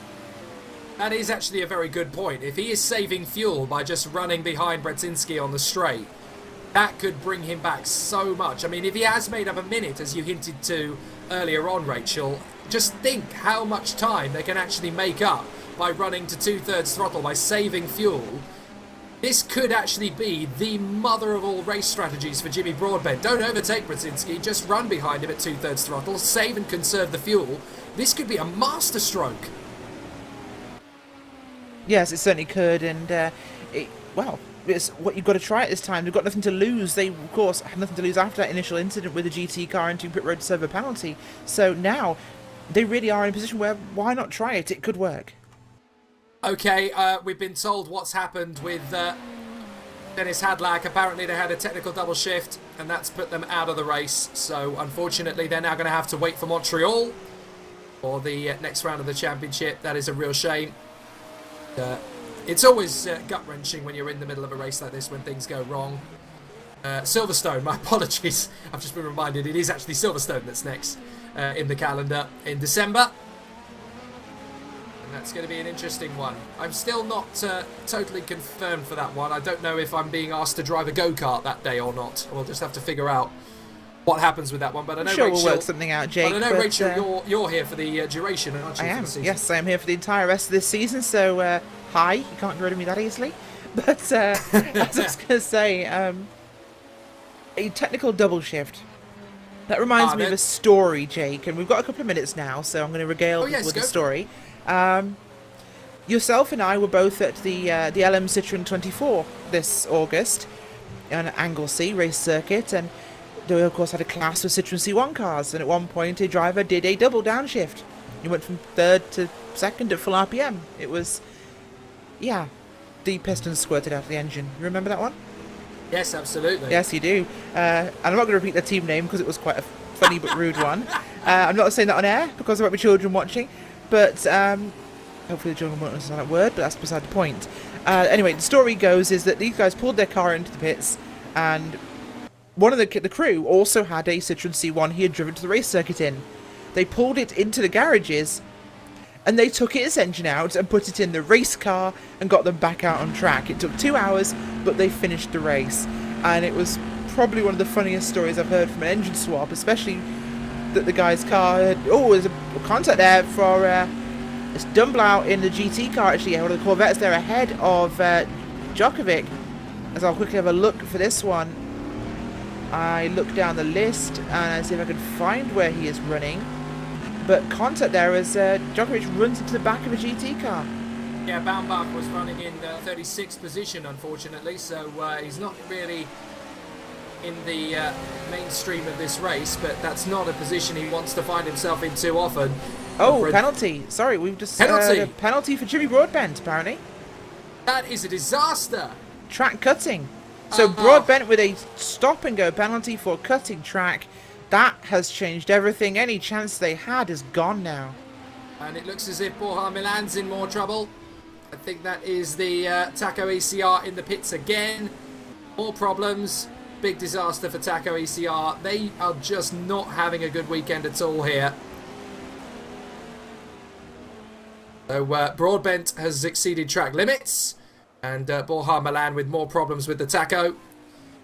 And, well, it's all starting to feel a bit like an endurance race all of a sudden. It certainly does, and apparently the taco has dropped again. People should stop dropping tacos, it's very unhygienic. Yes, indeed. Yes, clean those up very quickly. So, yeah, problems all around the circuit, unfortunately. Borja Milan in the pits, as we know. And I'm afraid it seems to not just rain but pour bad luck in certain places around the circuit. But at the moment, we're trying to keep an eye on Jackovic. Jackovic is our race leader, and he leads Brzezinski from anywhere between half a second to 2 seconds at the moment. It all depends on which car he's lapping at that particular point in time. So we'll just kind of have to see how things go. But let's update you with the order at the moment, because it doesn't look as though there are any two major frantic battles out there on the road. Jackovic is leading. Brzezinski in second place by 1.7 seconds. Michel is 14 seconds off the road of the leader in third place in the Revolution Audi. Then it is the 3 wide number 9 of Thurman. Risto Capit runs the Porsche number 14, the Vodville Racing car, in 5th position, 35 seconds off the lead. Then it is the first of the Doug Henson Racing cars. It's the number 2 car that won at Indianapolis. Stephen Bailey at the wheel, 48 seconds down off the lead. Adam Hodgkinson is a minute 15 away from race leader in the number 3 Doug Henson Racing car. Vinari is 8th. Van der Voorde is in 9th position for the Magenta Warriors Racing Nissan. They've come back very well. Luca Radiali in 10th position in the Scuderia GT Italia car. Jimmy Broadbent has made it back to 11th position in the LMP1 Nissan GTR the GNS Endurance, but they have just had to make a penalty for exceeding track limits, which has dropped them a little bit further off from where they wanted to be, even more so compared to where they wanted to be, and they were already falling back. So problems, unfortunately, there. That is definitely not what they were wanting to see. In the Pro 2 category, it is Jake Paul leading the way in the Revolution Racing car ahead of Pedro Delgado's Flatline. Rodriguez in the MVD Racing Team machine number 47 is third ahead of Damian Trapper in the Magenta Warriors Racing car. Then it is Federico Soave in the Scuderia GT Italia with Lazaros Filipakos in the Atlantic car next. Campbell in the Champion, Litchford in the Undercover Sim Racing, Hall in the DR Motorsport, Davidovic in the Revolution Racing. That is the leading GT, in fact, that is there in lap 38, leading Davidovic, who has taken over that car. So they made a driver change at the last pit stop. Let me just refresh my memory as to who it was that they took the car from. That was Arne Schonfleet, who was in the car, and now it's Miroslav Davidovic, who is in that car. So they've managed to capture the lead away from Nuno Pinto.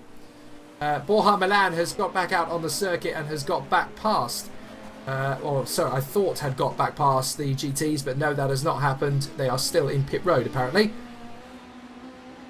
Oh no, actually, no, it does look as though they have completed the first sector, according to my timing screens, or either that or I've read it wrong, so I apologise in advance if I have done.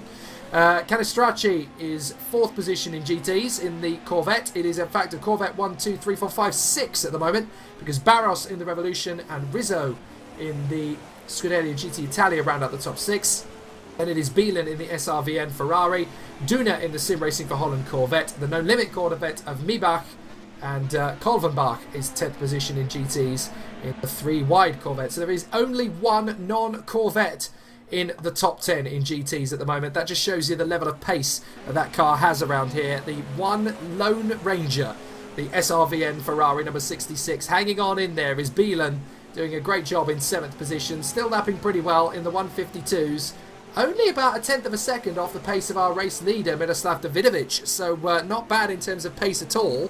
It just happens to be that they've already got a bit of a gap to make up. So frustrating, but it's going to be a difficult one. So back to the battle. That is Bielen you're looking at on the live stream, as Bielen runs very well out in front.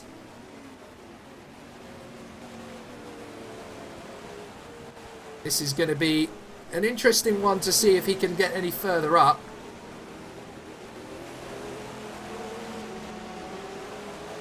But out in front, still no major changes for Jackovic.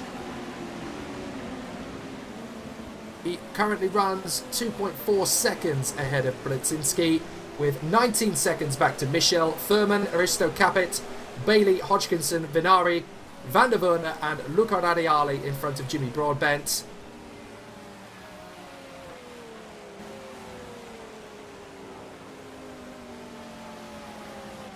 That is still Bielen, the Ferrari, running very well.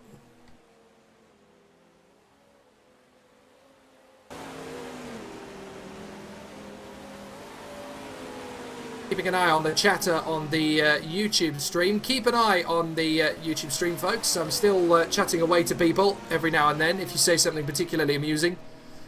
Rachel and I will try and keep in touch with you as the racing goes on. Update us as well if you're one of the drivers in the team and you've got any info for us. We'll be able to update that as the race progresses as well.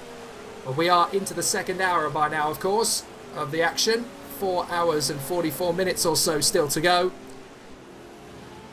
Still some great battles around the circuit. But it's Jackovic who leads the way. Brzezinski in second position. Mitchell is third from Thurman, Capet, Bailey, Hodgkinson, Vinari, Van der Werder and Radiali, with Jimmy Broadbent still trying to make up all that time lost in the Nissan in 11th position. Hall, Trapper, Rodriguez, Delgado, Soave, Campbell, Filipakos, Letchford and Hall is the order in P2. Davidovic, having taken over from Arne Schonfleet, is still leading in GTs from Nuno Pinto, with Protype, Canistracci, Barros and Rizzo leading a 1, 2, 3, 4, 5, 6 for Corvette in GTLM. Yeah, they certainly are. It's definitely become a very exciting race. It's still tight at the front, of course. Djokovic and Brzezinski Still very, very close here on track, Jake. The gap between them at the moment is very, very low. Looking at my timing and scoring, it's showing up at the moment as 0.8 of a second. So they're right in the back of another train of GT traffic here. This could be an advantage here for Brzezinski. See what he can do. But lap times are very interesting, of course. Last time by, Brzezinski was 0.4 of a second faster. It's up behind him. He goes up the inside in towards turn 1. And he gets it done. No, he doesn't. He does not. He stays behind for now, but very close. Last time by, 1.3 seconds faster than Jackovic was Brzezinski, and 0.4 of a second slower was Michel in third. So right now, Brzezinski really trying to get past. This is an incredible fight from Brzezinski as he tries desperately, one way or the other, to find a way past. It's really going to be quite tense to see how he can make this one work to his advantage. I'm not sure he's going to be able to stay back for long. Absolutely not. It's very around the outside he goes. Can he make it work? There's traffic. He's not going to get a chance. There's a bit of a touch there between Jackovic and one of the LMP2 cars. There's a huge pack here. These cars aren't much slower than your LMP1 cars. Well, they are a bit, but it's definitely going to be harder to get past than the GT cars as Brzezinski gets caught up, but he gets an advantage again. He tries to find a way through. He can't find a gap as Jackovic takes a very defensive line there, and Brzezinski very much faster and very defensive driving from Jackovic. This is not what he wants to have happen at this situation. It's very tight racing here, and going to go for a try and make the pass again. He can't do it again. This is so tight, Jake. Every single opportunity he makes. This is the problem, because Vinari is kind of a cork in the bottle, and certainly has been a cork in the bottle, and every time they come up to a slower car, there is a chance that they may lose out big time. And again, he's through. He slid. Djokovic slid there, coming into the chicane in 12 and 13, and well, through goes Brzezinski up to lead. That was a very, very nice move, to be fair. He forced Niki Djokovic to make the mistake. He was the one who cracked under the pressure, and that was never going to be anybody else's corner other than Brzezinski. He really forced that mistake there. He dropped it on the way through the right-hander. The pressure cooker just bubbled over. It certainly did, and well, a bit of a mistake there. Kuba Brzezinski forcing that issue, forcing that mistake, and we'd been expecting a mistake all day from Djokovic. He's been under so much pressure, and well, the Porsche drops back into second place now. It's on him to try and chase Brzezinski, but we know Brzezinski has been faster. He's been dying for that opportunity to get through, and he's done it now. Let's see what gap he can pull. I'm loving what they're saying on the YouTube stream here. We've got the Gamersaurus saying, "Take that, Novak." I'm not quite sure it's that Djokovic, you know. That's a tennis player, bless you. But yeah, yes, a little bit different one. His name is Djokovic, though. So yes, Nicky. Yeah, Nicky. I promise you. Anyway, Kieran Parkin chipping in with another Djokovic who isn't number one. Cheeky. Not anymore, at least. Cheeky. Brzezinski leading the way in front of Niki Jackovic, with Mitchell in third position. Furman is fourth from Risto Capit and Stephen Bailey. And that is the way it currently checks out around the circuit. Yeah, it certainly is, and as it stands there, the gap is widening slightly, but he's back on the back end of his car now. Djokovic right up behind. 1 lap later, the car of Brzezinski. Oh, the gap is now between, caught behind one of the Corvettes there. Loses a little bit of time. He's running down the start finish line. Let's see what the laps are this time by. Last time by, Brzezinski was 0.3 of a second faster than Djokovic, so the gap is widening. It is widening, and it's doing so in enough of a way that it's going to give Brzezinski some comfort, because that's what he needs, really, is to be in a position where he can control the pace out front, and he really doesn't want Jackovic to be breathing down his neck the same way he's been hassling him for the last few hours of the race, well, certainly the last few minutes. It certainly feels like hours, the way they've been pushing each other with no let or hindrance. Feels like they've been at it since the late Middle Ages, these two, but finally something splits them, and it's been absolutely riveting to watch all the way through. It has been absolutely fantastic. It really has been, and the gap between these two has been spectacular. It's been racing for the first hour and a half of this event, Jake, and well, finally a swap for the lead. The Audi out front with Kuba Brzezinski in behind the wheel. Of course, they are due a driver change soon. These two drivers have been in for the first stint, or on the second stints now, so expected them both to change, but big corner cut there by Djokovic, taking all of the curb, all 4 wheels on the striped curbs there through the turn 12-13 chicane. That was a little on the greedy side, shall we say? Well, that's a very interesting use of word there, the greedy side. I like that. Almost true as well. That's the thing, I suppose, that's most concerning in this particular battle. Interestingly, just having a look at the chat room function here, and a very interesting point made by Thomas Behar, who's written, not much love for Jackovic. Why is Jackovic so despised by the room here? Do you think that those early moves where he just got a little bit too eager, do you think that's put a few people off him? I think so, and it does seem as though there's been some previous seasonal involvement, shall we say, with these drivers, and Jackovic seems to have a little bit of a reputation, perhaps, because there's definitely been some blame apportioned based on past experience, shall we say, of these drivers, and Jackovic has been driving incredibly aggressively. He's been blocking, yes, but you'll notice that he's been making one move with these blocks. He's been coming off the corner on the racing line, moving to the inside line to defend, and as he notices, of course, that Brzezinski wasn't tracking out to pass him yet, he'd pull back to the racing line, which was, I'd say, fair enough within the one move territory, but it's, of course, because the car wasn't alongside him, but it's made it very intense in terms of what these two are doing, but he's been lots of contacts, lots of pushing his way through traffic and forcing a way through traffic, I should say, for that that Porsche, so could possibly a contributing factor. So is Jackovic going to be able to keep his way back into the fight here? Apparently there. Oh, that's Brzezinski pushing a little bit too hard into the chicane there. That's something we've seen quite a few times from him, and that's this place, of course, where we had that big slide that let Brzezinski get the lead, of course, but the traffic is really, really intense at the moment. We've got lots of GT traffic, lots of LMP2 traffic, all mixed together, so this is that segment, really, before we get a quiet patch of cars being split up again, where everybody is interspersed, and the entire track has got traffic on it, and I think the LED boards, of course, around the track that can show yellow, red, and blue in place of flags are permanently flashing blue right now.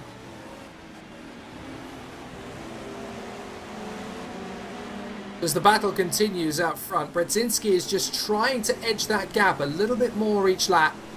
He works his way further forward. Oh, Djokovic off! Big off for Djokovic! Oh, no!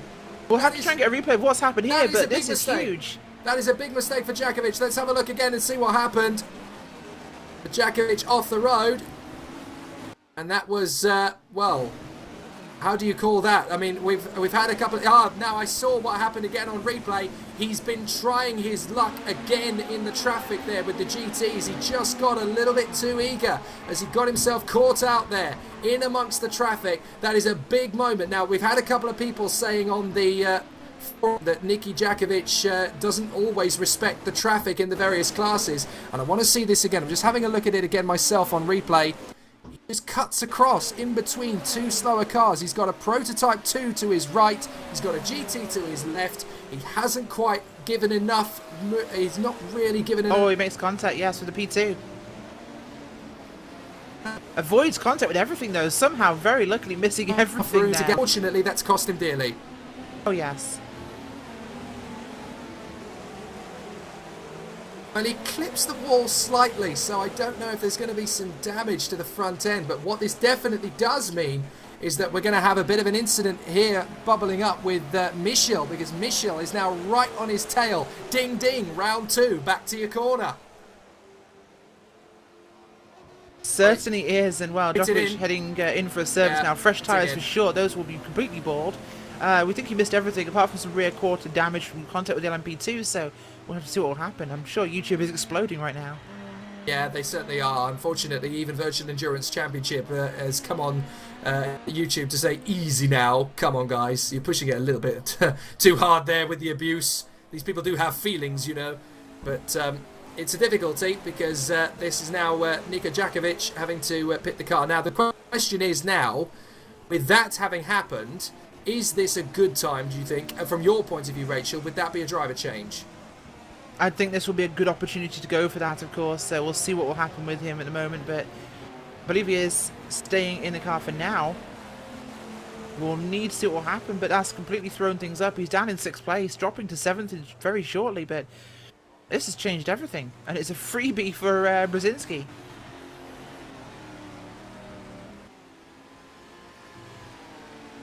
Yeah, this is a bit of a march to victory now for the reigning champions. Brzezinski now looking very, very strong in the lead of the race, and the gap between himself and Michel is 16 Taylor behind the seconds. wheel now. Oh, right, okay, so there is a change of driver. Okay, so that is obviously a strategic decision as we look at Van der Voorde out on the circuit in the Nissan. Good solid run from him after the difficulties of earlier on. But yes, indeed, there is now a change of driver.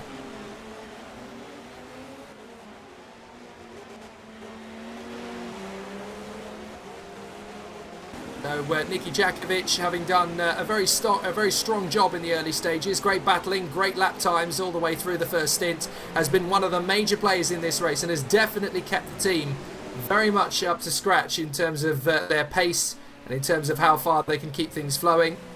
But the big question now is how far can that see him go to the end of the proceedings? What and where will they end up?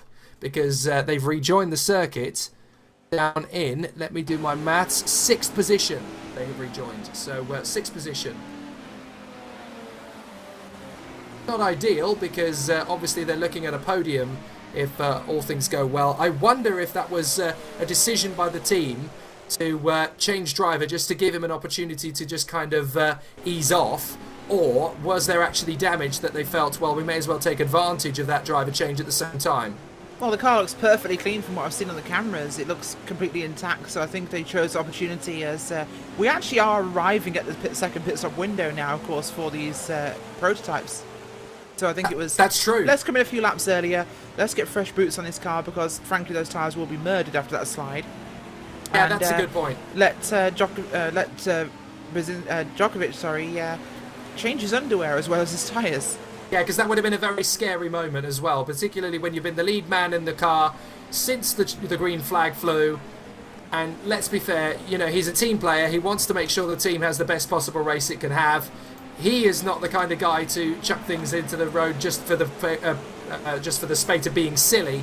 So it's a good strategic move, especially when we've got a couple of laps to go before we can get back to racing again. So when we get the pit stops running, I should say, sorry. So that is a reasonable strategy decision really from the team there. It's a difficult one to make, and it's an emotional decision really as well. So fair play, it's done very well there. What they've done, they've made the best of a bad job there. It's a mistake by Nicky, but they're not out of the they're not out of the war zone yet. So Brzezinski leading, Michel second, Risto Capet is third, Bailey is in 4th position ahead of Hodgkinson. Taylor is running in 6th position now, having taken over from Jackovic. So Taylor is wanting to push to the same sort of lap times, and in fact, his sector times are pretty much spot on the money at the moment. His first flying lap since coming out of the pits, his first sector time of 33.6. That's about 0.8 of a second off the leaders. 35.5, that's about a second off the leaders. So again, it takes a little bit of time to get up to speed, but in terms of pace, he's pretty much there or thereabouts. It'll take him a couple of laps to get into it, especially considering he hasn't been in the car at any point during the race. Your first couple of laps are always going to be your slower laps when you're getting the car back up to speed again. But fair play to him, he's doing a good job. He certainly is, Jake, and it's going to be a lot of good jobs to do yet before this one's over, because we have got 4.5 hours left of this race, and that is a lot of time for things to happen, of course, in this one, as we are starting to see things evolving now to an extent, but it's little self-made mistakes we're starting to see really affecting a lot of these teams. Yeah, and this is the point in the race, isn't it, where you start to feel a little bit confident. You know that the car is feeling quite strong underneath you, so you start to see what you can do with it. Just to kind of, or not necessarily wake you up a little bit, but just to see how the rest of the race is going to flow in terms of pace, in terms of structure. And you just try and see what the car can do a little bit more. And occasionally we do see those little mistakes that we've seen creeping in. I mean, let's not forget either that Brzezinski isn't absent from them. Kuba Brzezinski, we saw him drop the ball a couple of times in this stint as well. And it's just run off the road and cut across a chicane. Now the big battle on the circuit at the moment is actually between Taylor and Furman. That is where the good battle is going on. That is Furman we're watching at present. He is wanting to get back on terms with Taylor and sense an opportunity to get past him, so he wants to do that. And this is a man, we can't really we shouldn't really forget or neglect what the 3 Wide Motorsport team are doing in car number 9. They've been steadily getting on with it, running their own race, very, very consistently, smoothly, getting on with things. Martin Furman driving very well out in the number 9 Audi, sorry, and he's running very, very competitively. They're not really dropping the ball anywhere. Certainly is, and it'll be interesting to see how this one evolves for the duration, of course, because there's still a long time to go. We've got more than 2/3 of the race left in this one, and it's, of course, a lot can happen in that time. We've seen what can happen in 10 minutes, of course, Jake. MHQ Motorsports have had a driver change as well. They did have Gianni Venari in the car. They now have Cosimo Stropoli. The other 2 drivers in that squad, of course, Pedro Gomez and Ricardo Azevedo, who did so well at Indianapolis last time out. Taylor still running comfortably in front of Furman. With Brzezinski, Michel, Capet, Bailey, Hodgkinson, Taylor, Furman, Stroponi, Radielli and Van der Voorde. The order at the moment, with Jimmy Broadbent still running in 11th position, still pushing hard, and currently going 3 seconds a lap faster than the other Nissan. That's how hard he's pushing. It certainly is, and that's impressive at the moment, but they've had that other penalty, so it's really, really cost them, so I don't see them recovering in the way we thought they might and the way they were looking like they could at this stage. Yeah, they really haven't had any luck at all in the latter stages of this stint. I was starting to believe at one point that they had a chance, and I think a lot of people were starting to think they had a chance. That penalty really has put the kibosh on it, unfortunately, and it's not their fault. It's just one of those things. Track limits can happen to any racing driver. Just ask anybody who drives a racing car in Great Britain. So, it's a difficulty, and it's an annoyance, but rules are rules, and you kind of have to accept that. So, at the moment, we've only got 1 car in the pits. That is Bailey in the DR Motorsport Areca. So that car is in the pits. We obviously already know about the PRL Logitech Racing Corvette. Kenny Hadlick telling us about the retirement earlier on with a technical double shift. And that is that's put them out of the race. Into the pits comes Risto Capet. So this is the 2nd cycle of pit stops now. And Risto Capet in the Vodbull Racing Porsche is the first one to blink. He certainly is, and we'll see what happens with these boys once they come in and see what they'll filter back out, of course. Bailey's in as well. Yeah, they are. Bailey in the Doug Henson racing car, 4th position. They are into the pits as well. So now it is pit stop frenzy time. And this is going to be an interesting one for the number 3 Doug Henson racing car on the road is now 3rd in position because Adam Hodgkinson has got past Stephen Bailey, his teammate. The other Bailey in this race is now in the DR Motorsport Areca. That is apologies. Now I've got Bailey as a driver for DR Motorsport, and I'm not sure why, because my list in front of me doesn't have a Bailey. There is no Bailey. It's never Bailey. Somebody's going to have to update me on that one, because that's information I haven't got in front of me. I've got Greg Hall, Nick Newcomb, Brian Trumbull-Hayes, Curtis Kenyon and Taylor Selvey. So they must have drafted in a spare. And somebody's going to have to educate me as to what is going on there. But Brzezinski still leading. Mitchell, Hodgkinson, Taylor, Furman and Risto Capet is now the order. So Capet has rejoined in 6th position. So about 2.5 minutes off the pace of the leaders, of course. But the big question now is, which is going to go longer? The number 1 Audi or the number 21 Audi? It's Darian Bailey, according to the Gameosaurus. My apologies to Darian. I didn't have the change of driver there, and apparently it was a late change of driver they decided to draft in for this one. So Darian Bailey it is who's in the car at the moment. Still, Furman right in there trying to lap McDonald. Just watching him on the stream at the moment, but that is Jimmy Broadbent on the feed. Jimmy Broadbent trying to close up on the other Nissan GT-R LM, the number 24. They've had a driver change as well. The car is now being driven by Kasper Kolidicic. It was Alex van der Voorde that was in that car. That is the car, of course, that is shared by Reese Gardiner, Tommy Ojala and Oscar Hardwick. Sim Racing royalty much? Rather indeed. A very famous group of drivers in there. Of course, I actually did the first, one of my first 24-hour endurance racing commentaries with Oscar Hardwick. That was a night to forget. But anyway, we will run through your running order now in the field. As we are approaching this 1/3 of the race complete mark in about 20 minutes. Out front, of course, at the moment, it is Brzezinski for the Feeder Ragnar Simulator team in your P1 class. Revolution Racing in second, Doug Henderson Racing in third, with Team Veras in fourth, and 3 Wide Motorsports in fifth. Down in P2, it is Revolution Racing with McDonald behind the wheel there, Flatline Racing in second, MVD in third, Champion Racing and Atlantic Motorsports in fifth. Down in your GT category, Dark Racing out front with Scuderia GT Italia in second, Revolution Racing in third, Texas Quadricorse in fourth, and the other Revolution Racing car is in fifth. So that's a Corvette lockout really for the top 6 that we have there at the moment. The only Ferrari breaking that Corvette lockout, which includes another 3 cars behind them, is SRVN with Beelan driving that car at the moment. They are down in 27th overall. 28th, I apologise, overall.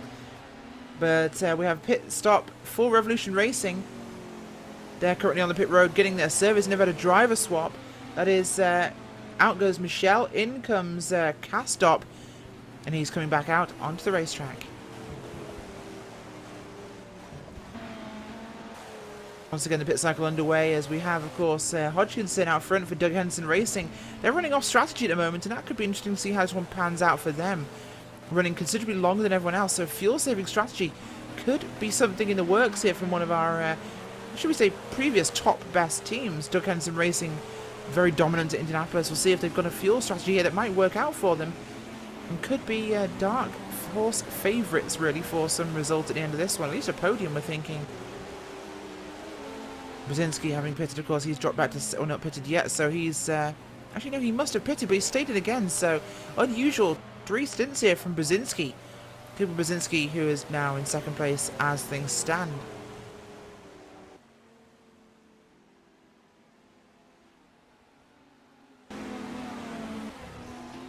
Looking down at your GT, or LMP class, of course, it's McDonald behind the wheel of the Revolution Racing machine. He's the Orica LMP Protype. He's running down in 12th overall, and it's first in your LMP2 category.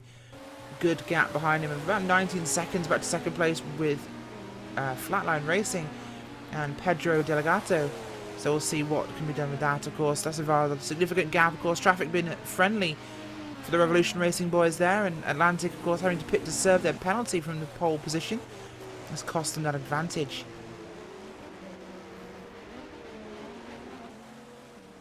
Quick look through your LMP1 field, see what we've got really developing at this stage. We have got the battle there with Castop, and Furman has actually caught him from behind. 3 Wide Motorsport catching the Revolution Racing machine. They are right on top of each other, the 2 Audi R18s. And we're seeing this one start to develop into a fight as Furman looking quicker right now than Castop. Castop not quite as quick as Jackovic was, so we'll see what can happen from this. But this is their fight down here from 4th and 5th place. We'll see if Castop can stay ahead. Don't forget, if you're watching on our YouTube stream, you can send us your messages. We can talk to you, of course, and we'll interact as much as we can. This is, of course, the Virtual Endurance Championship. 6 hours of Istanbul here in Turkey. Round number 2. And, well, it's an action-packed series. Don't forget that coming up over the season, we have round number 3 will be on the 3rd of December, at Silverstone for 8 hours. The 14th of January, round number 4, Suzuka in Japan. Round number 5 will be the 11th of February from Sepang. Then we have round number 6, 11th of March, Sebring. Round 7 into Lagos will be on the 8th of April. And the final round, 24 hours at Le Mans. That's going to be fantastic. That's on the 3rd of June, so always want to pay attention to. So 12 hours of Sebring and 24 hours of Le Mans, all captured in this series. It's going to be a brilliant, brilliant racing season for you to keep your eyes on, and the action here, and of course the evolving championship. So far this track has been very, very intense in these drivers. Of course, we've seen lots of action around turn 12, 13 and the chicane towards the end of the lap, so always something to keep an eye on, of course. And we've had good racing really through the latter part of the lap, through the turn 8, 9 complex. We've seen some incidents coming off turn 9, of course, running down to the third sector timing loop, of course, at turn 11. But as things stand, Castop is still ahead of Furman. Furman really chasing, but not quite got the gap down yet. That is one that's still to be decided, of course, trying to get through LMP2 and GT traffic. As, Furman held out wide there, really losing time over Castop.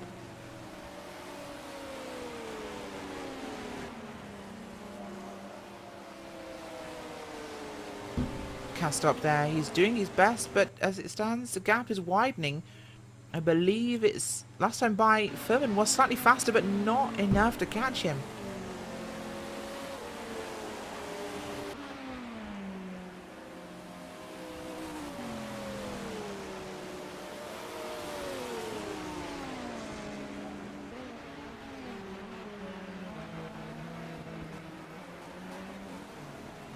Keep our eyes on this fight at the moment as this one evolves. As this is 4th and 5th place, it could be a podium position should something go wrong. And of course, we had the incident with Jackovic, which really set him back there. That was from 2nd place where he spun out after contact with an LMP2 car.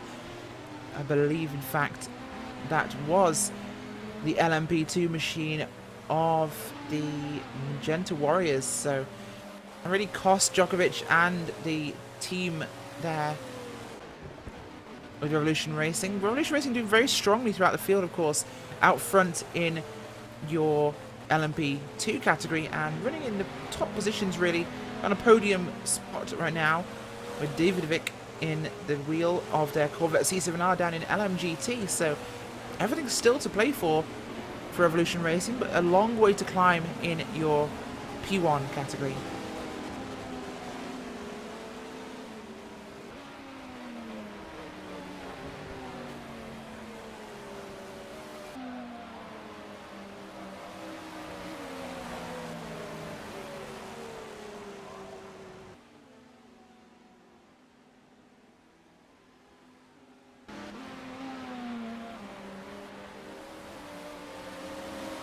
I'm being corrected actually by Nikki Jackovic. Jackovic? I think I'm getting that one right this time. Jackovic. That's probably right. As I'm being corrected by Jimmy as well. So yes, Jackovic. I've been pronouncing that wrong for the entire race. I'm a bit of a tennis fan, so Djokovic is kind of springing to mind very easily, but we'll move on. As Jackovic no longer in the car, of course, but in fact, we're going to try and see if we can get an interview with him at some point.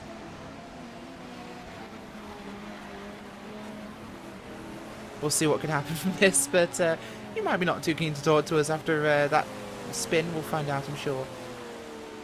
Oh, he said yes, so we'll have a chat to him in just a few seconds' time. The gap, though, with Castorp still stable there with Furman in 3rd and 4th. They've moved up now, of course, as Hodgkinson has pitted from the lead. He was running, of course, with Doug Henson Racing Team.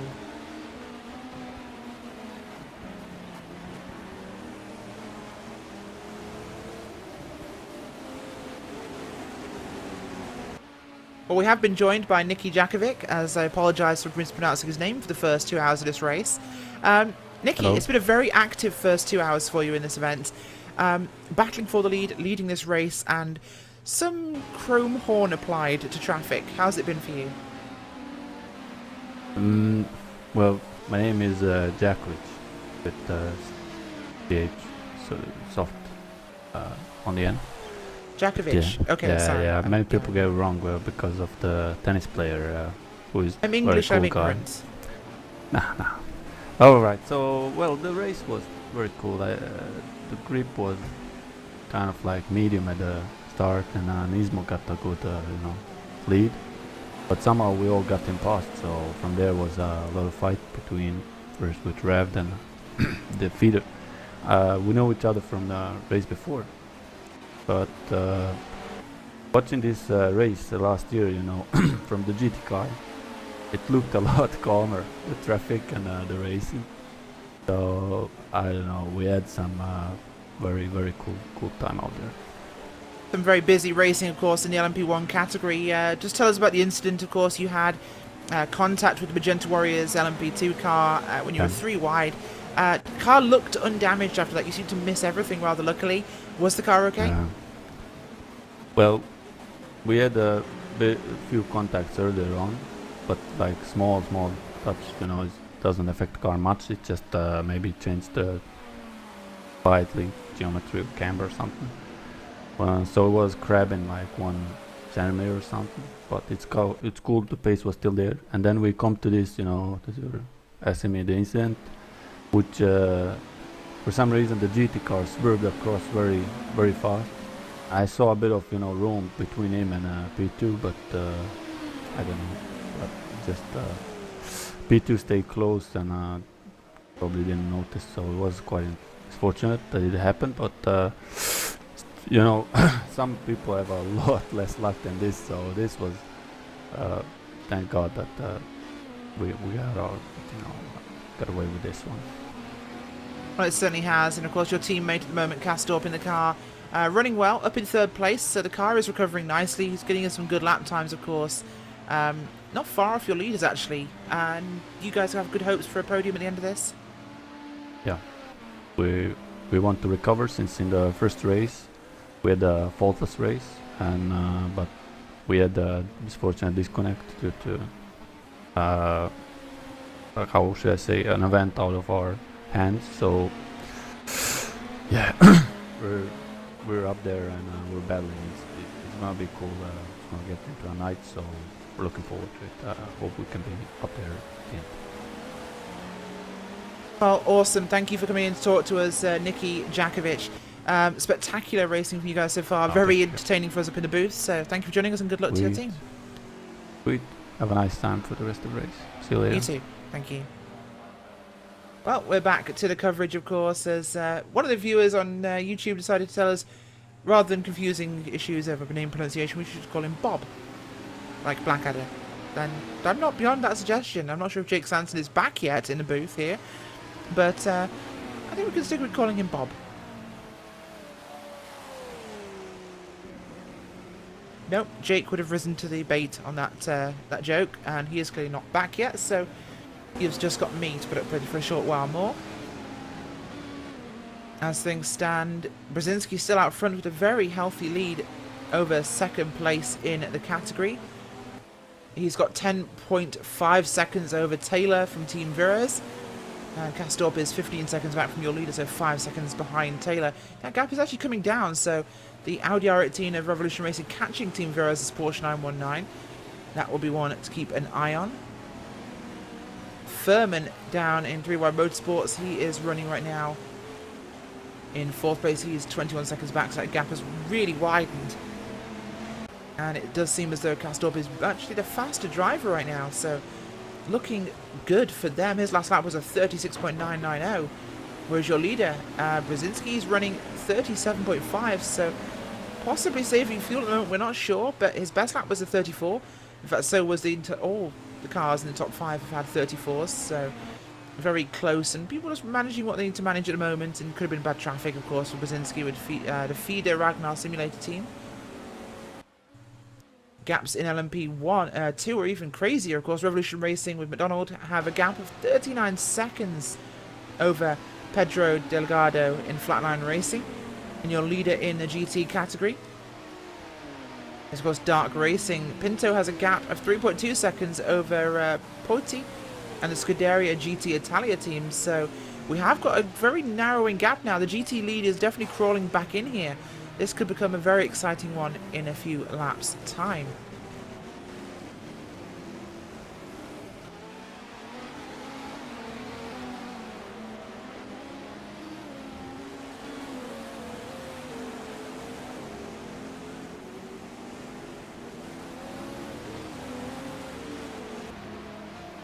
Keep your eyes on the GT field as this one starts to grow. That you can see the leader there. Poiti can see the car ahead of him. That is Pinto, and the gap is definitely coming down now. Last time by, Pinto was faster by about half. Oh no, just faster by 4 thousandths of a second. So this one is definitely coming back in now. Traffic being a factor, of course, but these two Corvette C7Rs very close in performance. In fact, we're going to go and see if we can get an onboard lap here with Protype and see what it's like from his perspective behind the wheel.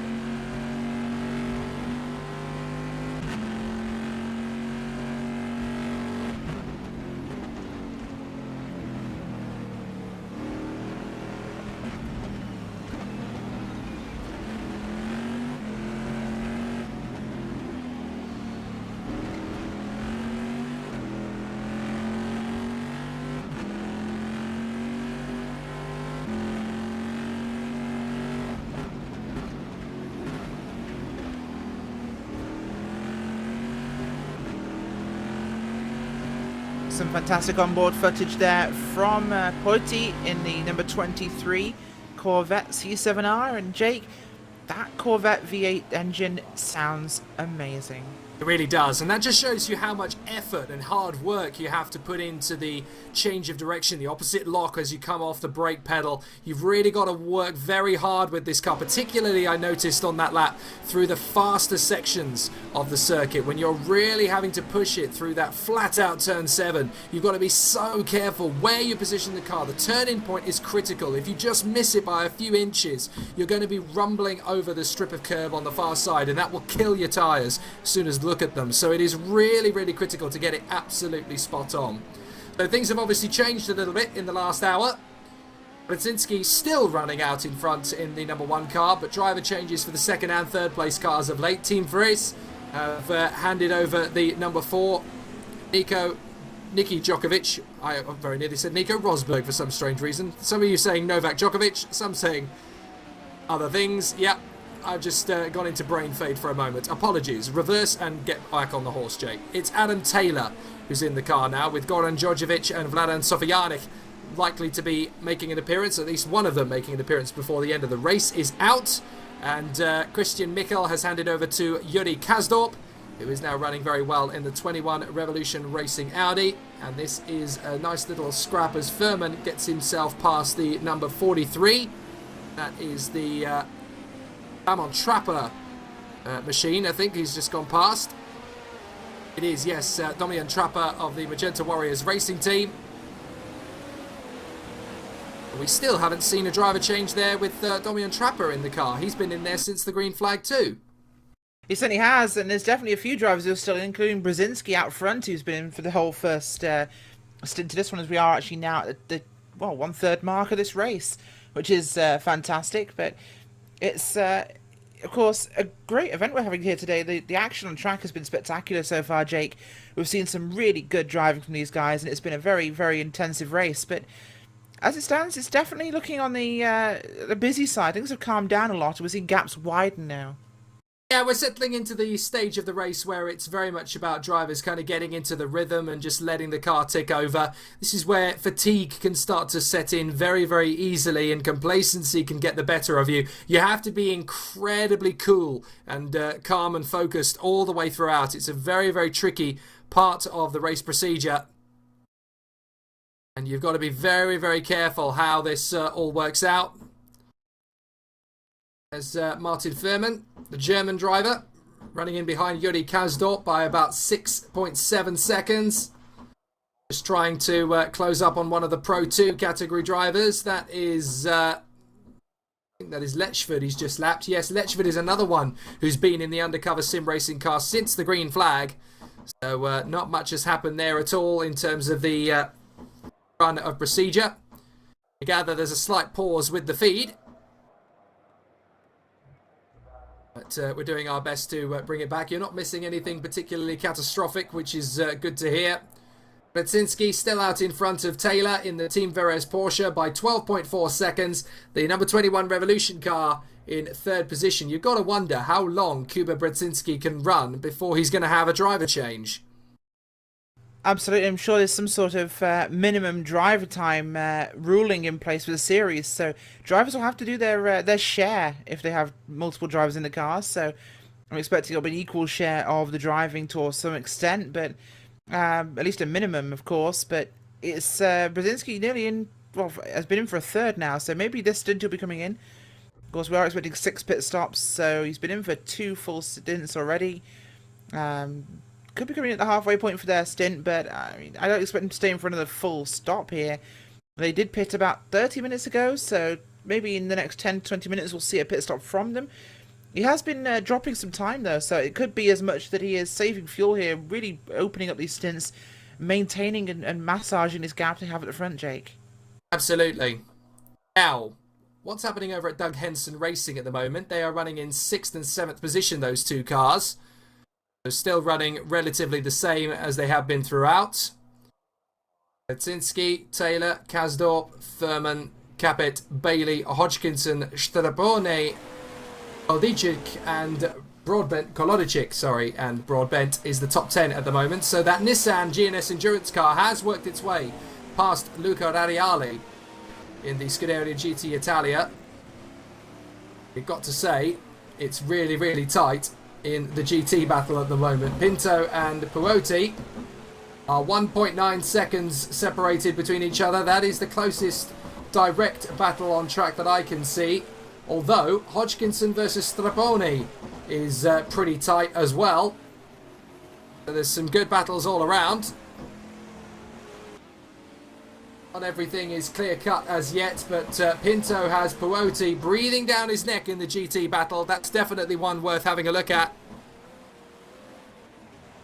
So we'll try and train our cameras to the Pinto Puoti scrap as they run down in 22nd and 23rd position overall. But there is not much to choose between them. Pinto actually running wide on the curbs as Brzezinski, the overall leader, gets by. And Schenkels in the Ferrari is in between them. Schenkels is being lapped, and that has held up Puoti big time. The Scuderia GT Italia car actually getting balked there as Schenkels eventually lets him go. But Pinto versus Puoti is very, very tight.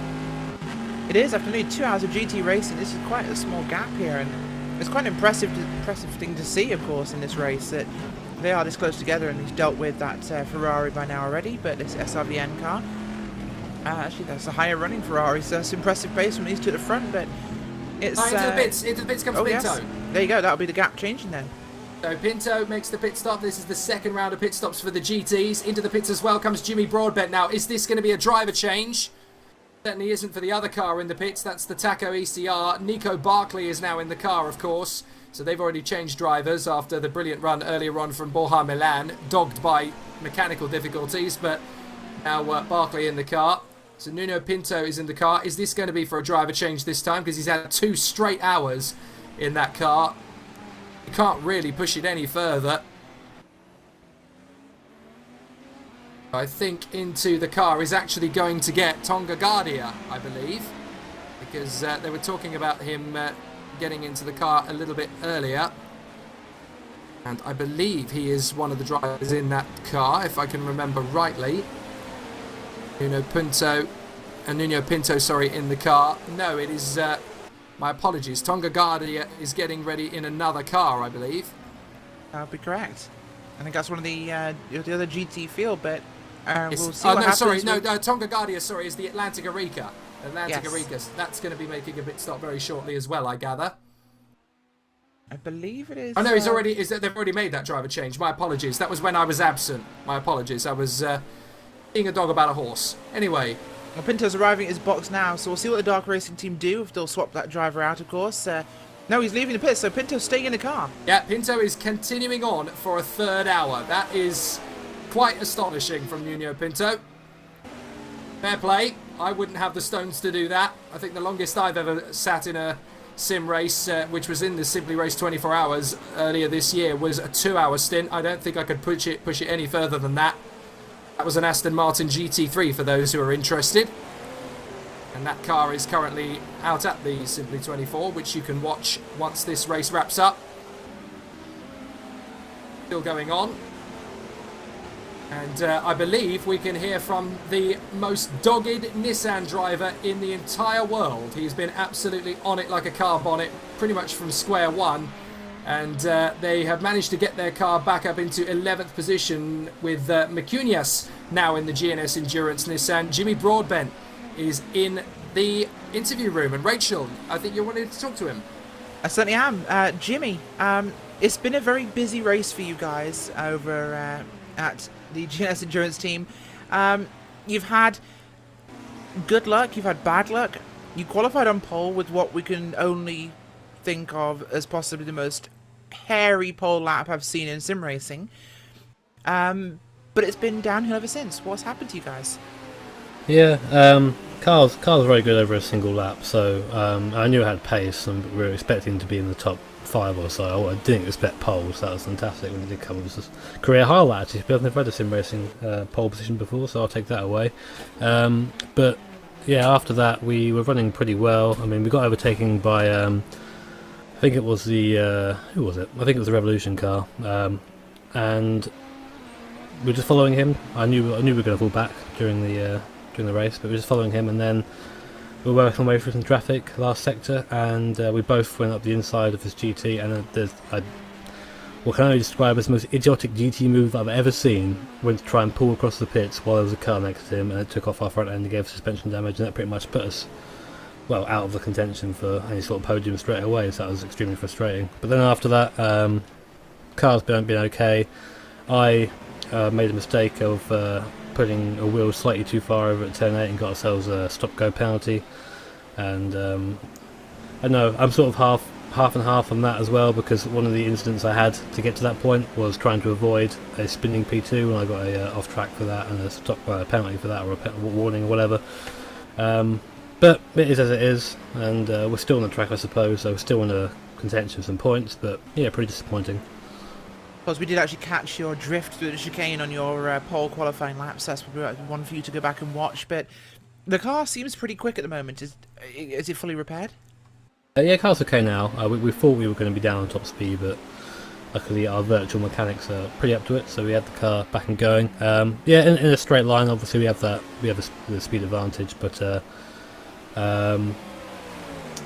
through turn 8, once the tyres start to go, like, it was just it becomes very difficult. I mean, we're going down to about 220, 215 k's through there, whereas it's almost flat for the Audis, etc. And as the stint goes on, it also means that we can't overtake through turn 8 as well. For the last apex, you can just bug it through a GT, but yeah, we lost that ability. But it's a good track so far for the DTRLM. I'm just sad that we couldn't give it a better representation.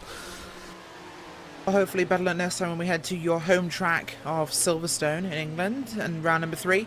But thanks for joining us, Jimmy, and well, good luck for you and the guys for the rest of the stint. And it's weird talking to you on this side of the commentary box and you on the other one this time. It's odd, isn't it? Well, yeah, we normally on the same side of the commentary desk. Yeah. Well, cheers, Rachel. Well, yeah, good luck, Jimmy, and good luck to the rest of the GNS Endurance team. Thank you very much. Frustrating. I could say that was the most surreal interview I've ever had in my commentary career, Jake, as I interview someone who is normally one of my co-commentators. Yeah, that's basically you playing the David Croft role when you have Martin Brundle right next to you, and Martin was actually playing a racing driver role, as it were. So yeah, yes. Jimmy Broadbent there.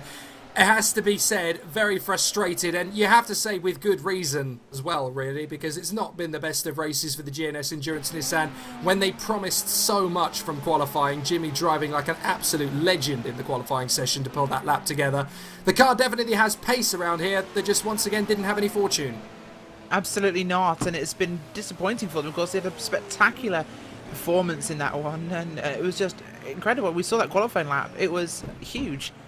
I've never seen a lap that big, especially not sliding the car like that. But certainly not on a prototype. No, and we talk about that incident, of course, that Jimmy mentioned. I am going to be a little less objective here and look at this from a position of someone who's covered a lot of endurance sim racing. The incident, in my eyes, was pretty clear cut.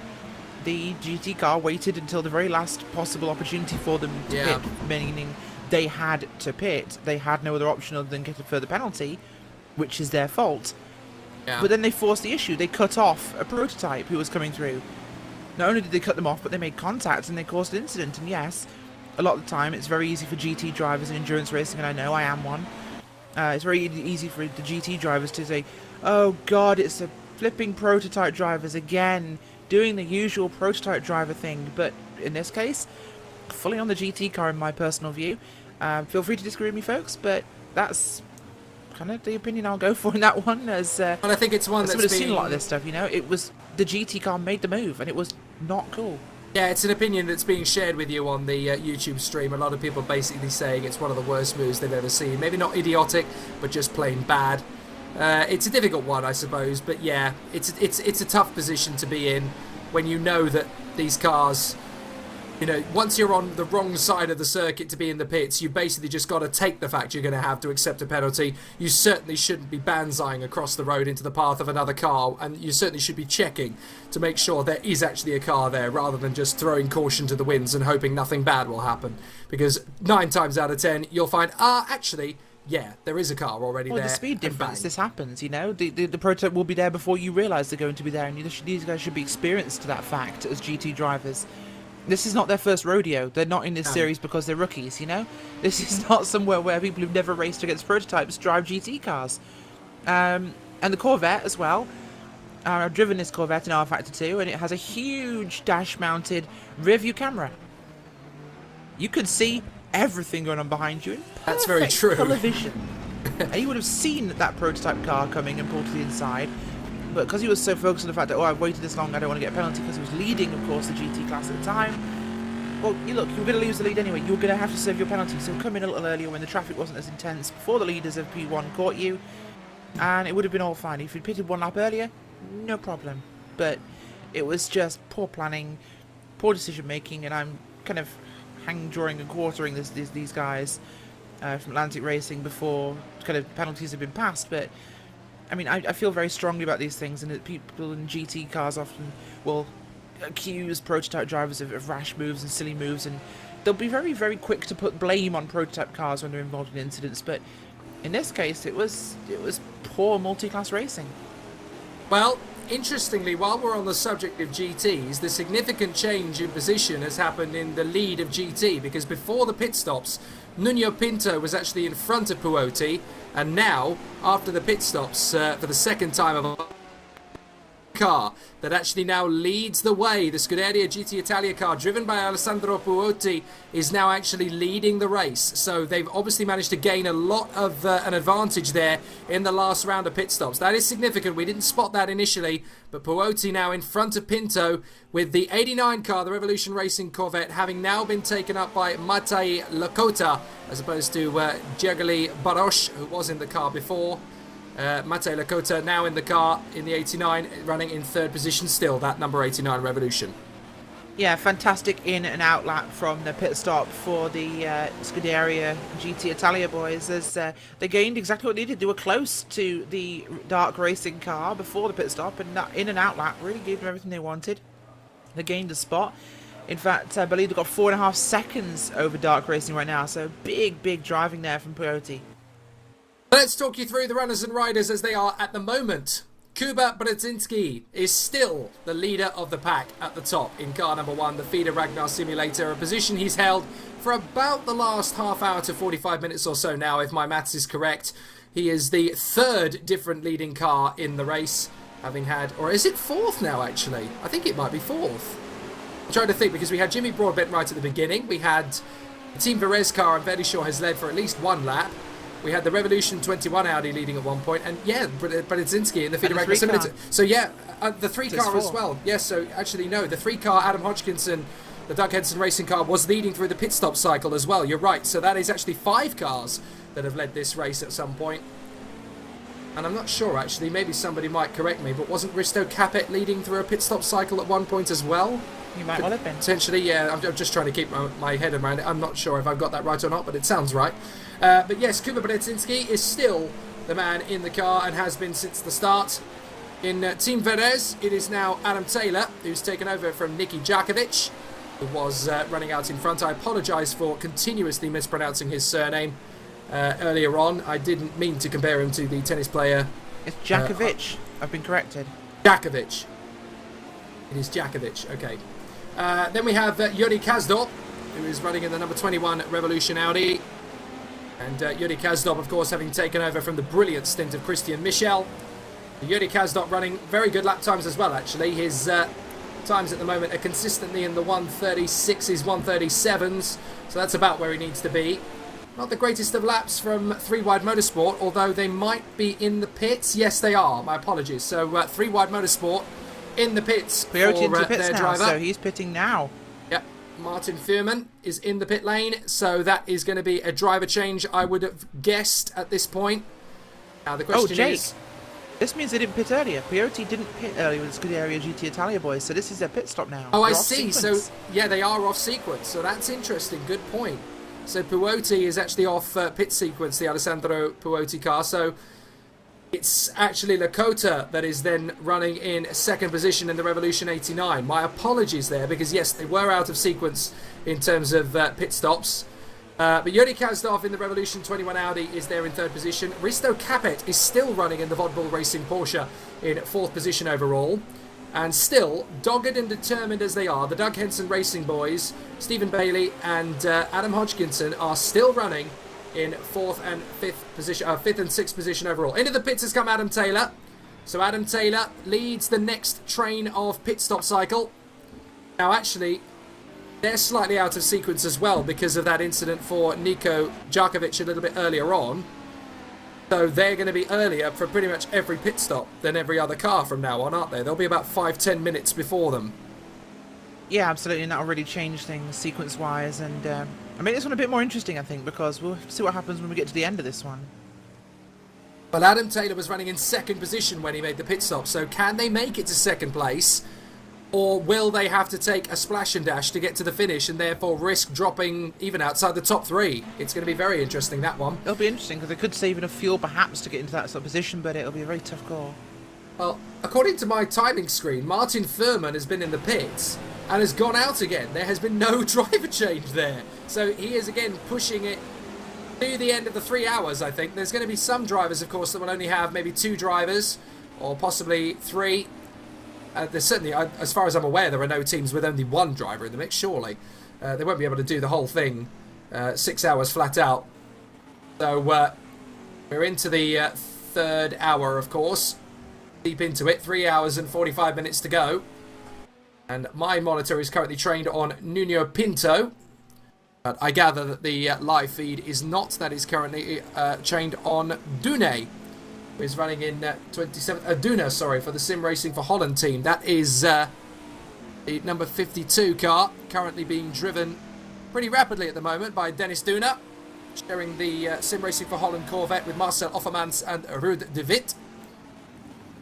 So good battles going on with that team. They are currently running in 27th overall. That is enough to put them in 6th position in GT, just behind the Texas Squadra Corsa car, which is still, as it has been since the start of the race, being driven by Daniele Canestracci, sharing that car. Horrendous accent. I'm trying my best to get the I know you are, but performance of it right. Is that right, Daniele Canestracci? I'm not sure if that's right. Quite likely, yes. Quite likely. And then the 3 drivers in that team as well, Manuel Marcelli, Paolo Marinaro and Valentina Mazzatenta.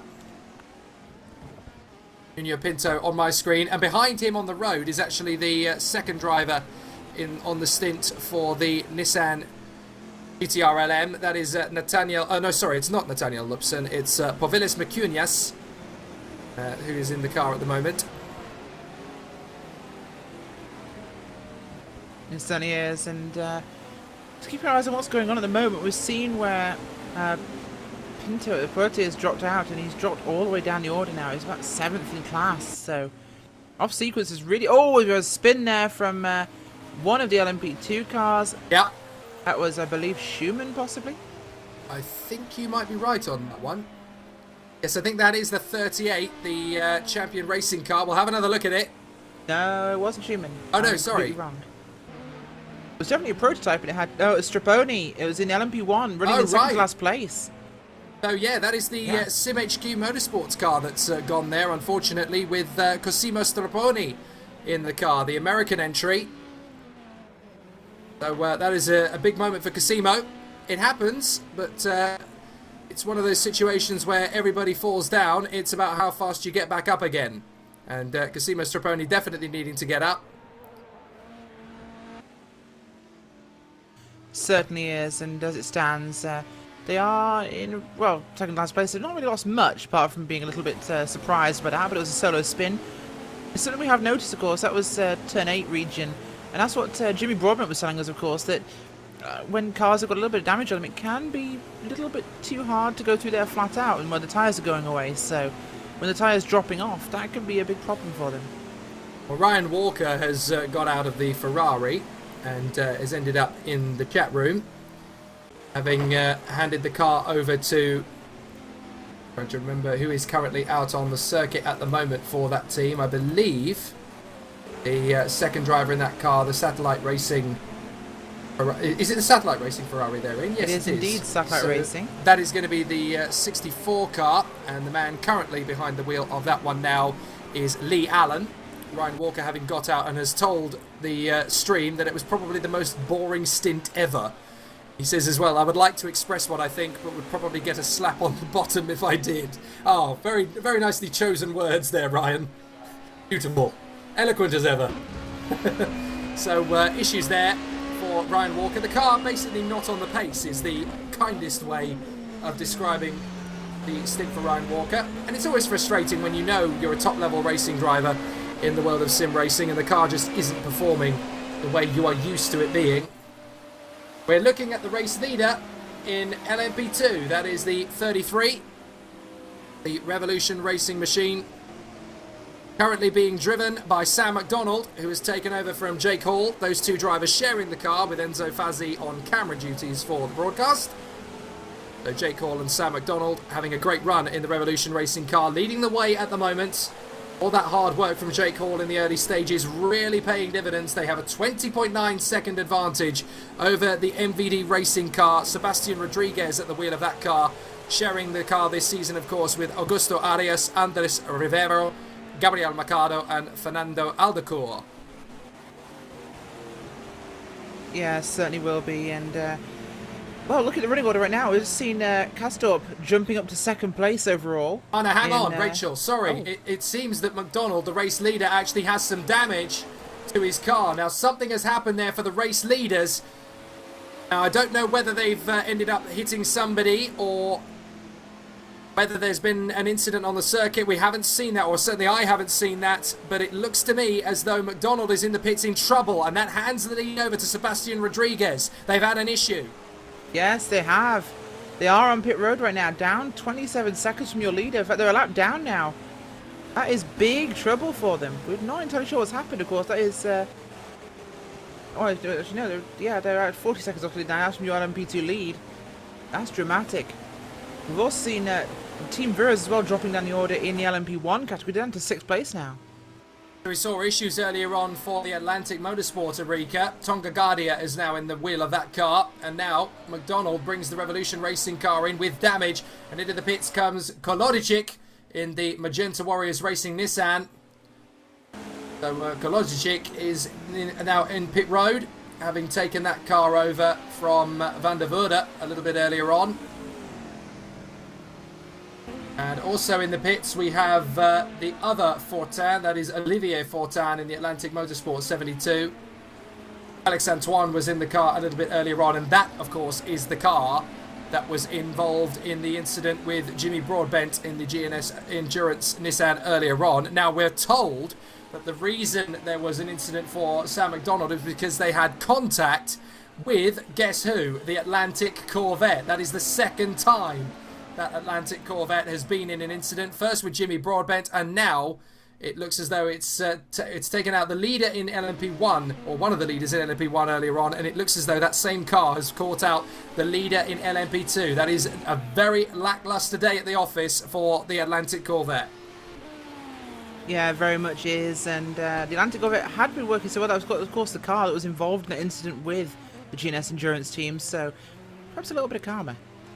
Yeah, potentially, but unfortunately, although they've had a second incident, they've taken an LMP2 car with them, and it's the race leader, so problems there. And that is unfortunate. You don't want to say anything too brash about a team that has caused a couple of incidents, but once 2 or 3 occur, it almost becomes a bit Vadim Kogai after a while, doesn't it? Into the pits comes Risto Capet in the Vod Bull Racing number 14 Porsche. So that is the 3rd place car. Now, I suspect there is going to be a driver change here. Although, let's be fair, in this VEC broadcast so far, I have been wrong and probably could be again. Well, there's nothing really new there, Jake. No, there's nothing new there at all.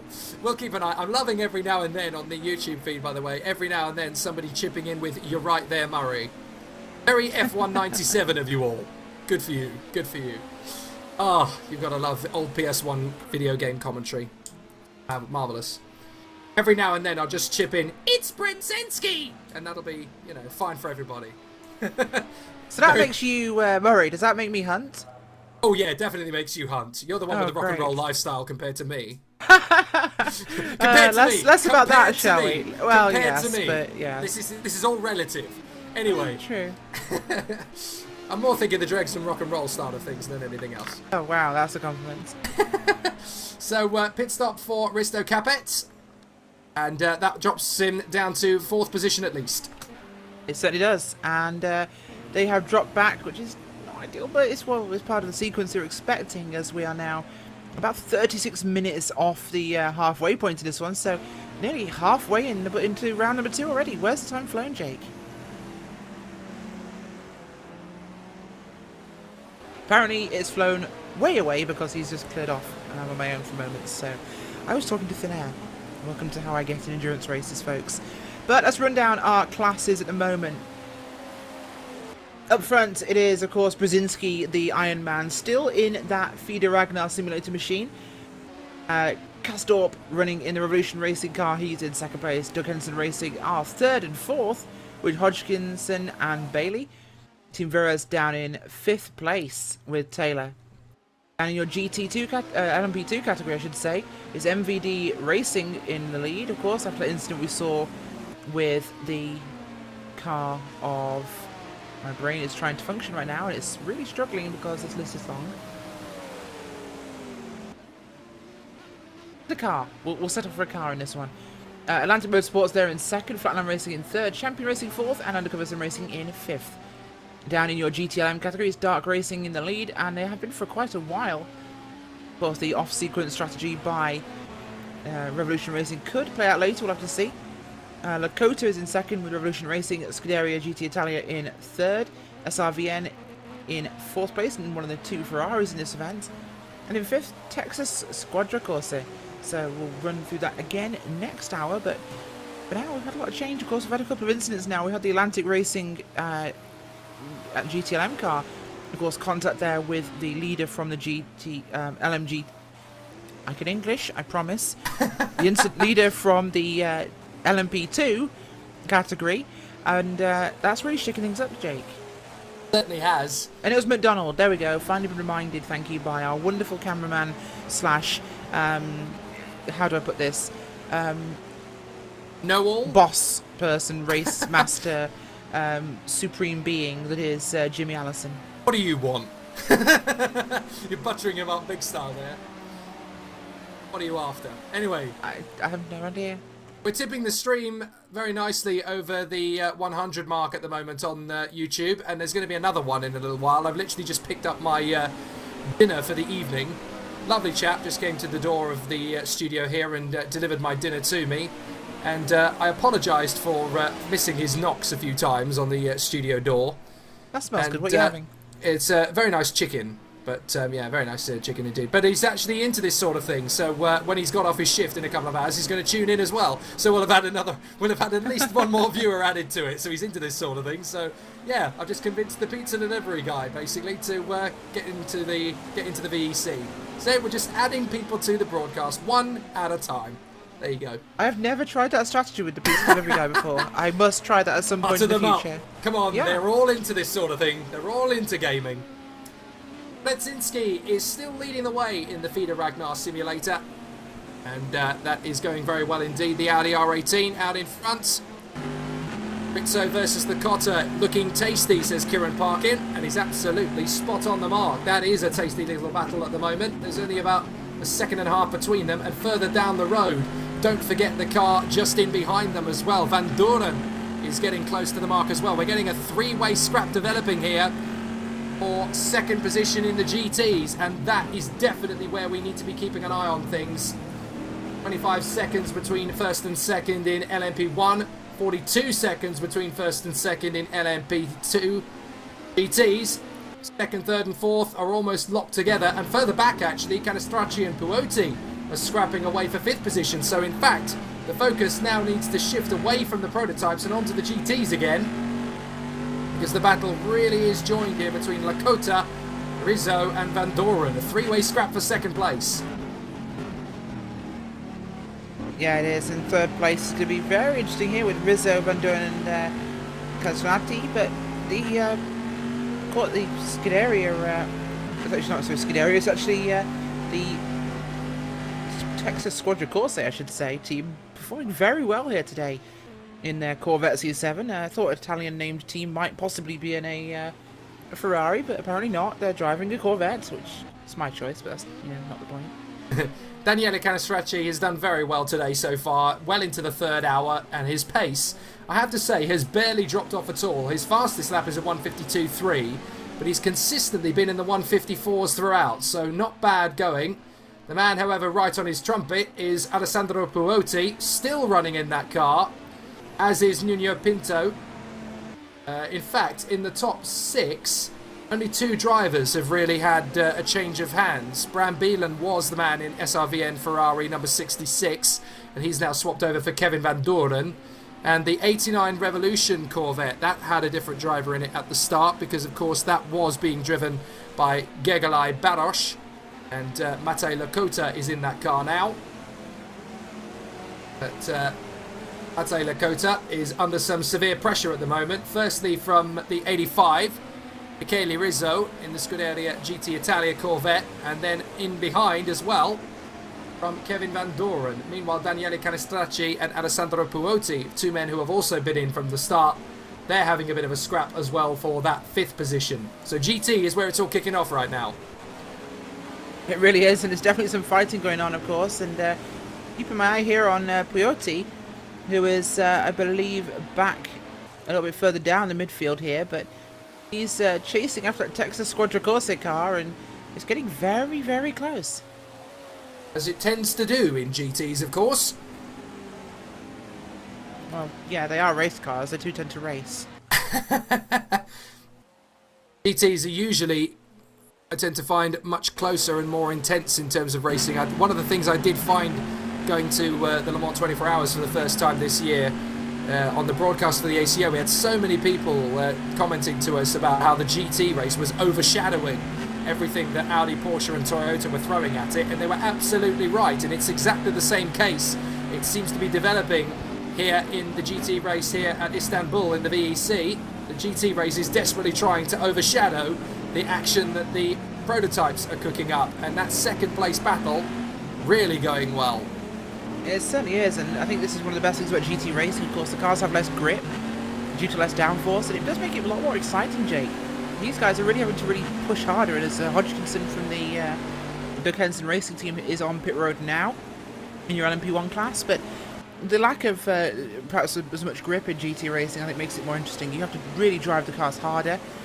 The LMP1 cars are heading more towards the whole single-seater feel in how they drive. Lots of downforce, lots of grip. They corner very well. Whereas you look at the GT cars and you are manhandling these things around the track. You know, you're constantly thinking about the traction circle. You're thinking about your tyre life. You can feel the tyres gripping much, much more. It's a very visceral experience, you know. You're having to muscle the car around the track, and I think, if anything, it's probably a greater test of endurance for a driver than flicking a light prototype around the track with the fingertips on the wheel. These guys are, you know, really having to put the elbow grease in there, and they're getting out these cars destroyed. Well, hang on a second. I think we've got an issue for the number 3 in the pits. Adam Hodgkinson has an issue in the pit lane. It's not just a normal, straightforward pit stop. I think he's actually got difficulties there. He might do. According to have a driver swap or something. Well, according to Kieran Parkin on the YouTube feed, he's confirmed backward in pit exit. So does that mean I can see him, but he does seem to be stuck. Does that mean he's spun in the? Well, apparently James Wilson was meant to be getting into that car, but he's not yet. Is that an inside joke I don't know? Oh, he's in now. He's in now. Wilson's in the car and they're on track. Oh, so... it's banter. Okay, I have been caught out by banter. Yes, Friendly you have been banter. caught backwards. I was desperately You were trying. caught backwards, not the car. Yeah, I was desperately trying to figure out what was going on around the circuit. I was trying to say, because he did look like he was facing the correct direction, not backwards. People so. on YouTube could be a helping hand, and no, they just allowed the custard pie of indifference to fall flat on Jake Sanson's face. Well done, everybody. I guess it takes a break from pizza. It does. Oh, right on the money. I love sim racing banter. Anyway, still this battle going on, and I'm guessing that means then that with Hodgkinson in the pits at this point, that is a driver change. So it's not going to be Adam Hodgkinson in the car any longer. Well, we did just say that. It's James Wilson behind the wheel. He's out on track. James Wilson, yes. I'm still trying to keep up with what was happening there. JT Tammy, trolling announcers instead of GNS Endurance. Yes. Nothing wrong with trolling the announcers. Nothing wrong with that at all. We encourage that in a 6-hour. It is a break from them trolling GNS, who they have been trolling for most of the first half of this race, as we are heading now back towards the 3-hour mark. And well, the racing is still fairly intense, Jake. I mean, if we think of a review of what we've seen for the first half of this race, we've had a very busy event, but it's not really calmed down a lot. The sun is getting a little bit longer now, as we've noticed, but as we're approaching 5 o'clock at the track, the lights are having more of an effect. The shadows are longer now. Yep. This race will be ending in the night time. It certainly will. This is going to give us a whole different perspective on this race and what will happen here. Of course, this does mean the lights of the cars are more visible now, so when a prototype flashes, the GT car can actually see them. But it also means, as much as I know many endurance drivers will use their headlights to troll other drivers, I know because I've done it. And you will sit there flashing and flashing and flashing and flashing and flashing until they get irritated or crash. And it's not exactly the most sporting tactic, but it gets done. Sitting there flashing, eh? Goodness, what you do in your own flashing, time? Yes. What you do in no, your that's own not time? what I meant, Jake Sanson. No, Jake Sanson, let's leave that one out of this entirely. There are only certain things you're allowed to get away with in motor racing, okay? That's when I said I flashed my competitors, I didn't mean that. Right. As long as that's what you're going with, that's fine. No problems there at all. Anyway, oh dear. The main cause for concern is now actually for the lead in the prototypes, would you believe? Because it seems to me as though finally the race lead has actually caused things to transfer over a little bit, because we've had a driver change, as we know. We don't have Cuba in the car anymore. Yes, he's out. He's finally given the car to somebody else because he's so selfish. And that his Wisniewski is in the car now. So hopefully we'll get a chance to chat to him at some point, to Cuba. If he is listening to this, maybe he'll pop up and chat to us. But his teammate is in now, and we'll see what he can do pace-wise. Of course, if we look at the gaps at the front of your field, as this is currently standing, the gap is at 8 seconds still. As Team Vera is back up to second place, so that's cycled through for them. And 8 seconds, that's a decent gap. We'll see what his lap times are like. Well, this is basically now a chance for Nikodem Wisniewski to show what he can do. But what this also effectively means now is that Adam Taylor, who is used to the car and is putting in some fast lap times and has been doing so for a long time, is now in a position to close up on the race leader and potentially overtake. The gap is now down to about 7 seconds. It is, and it's definitely changing a lot at the moment. We're expecting this one to come down. The gap has been good. If actually Taylor's flying at the moment, so Taylor really pulling this one in at the moment. That is a huge lap from him last time by. Let me see what his last lap time was actually showing up as. At Porsche 919 wants to get back to the front of this race. His last lap was a 34.5. That was huge.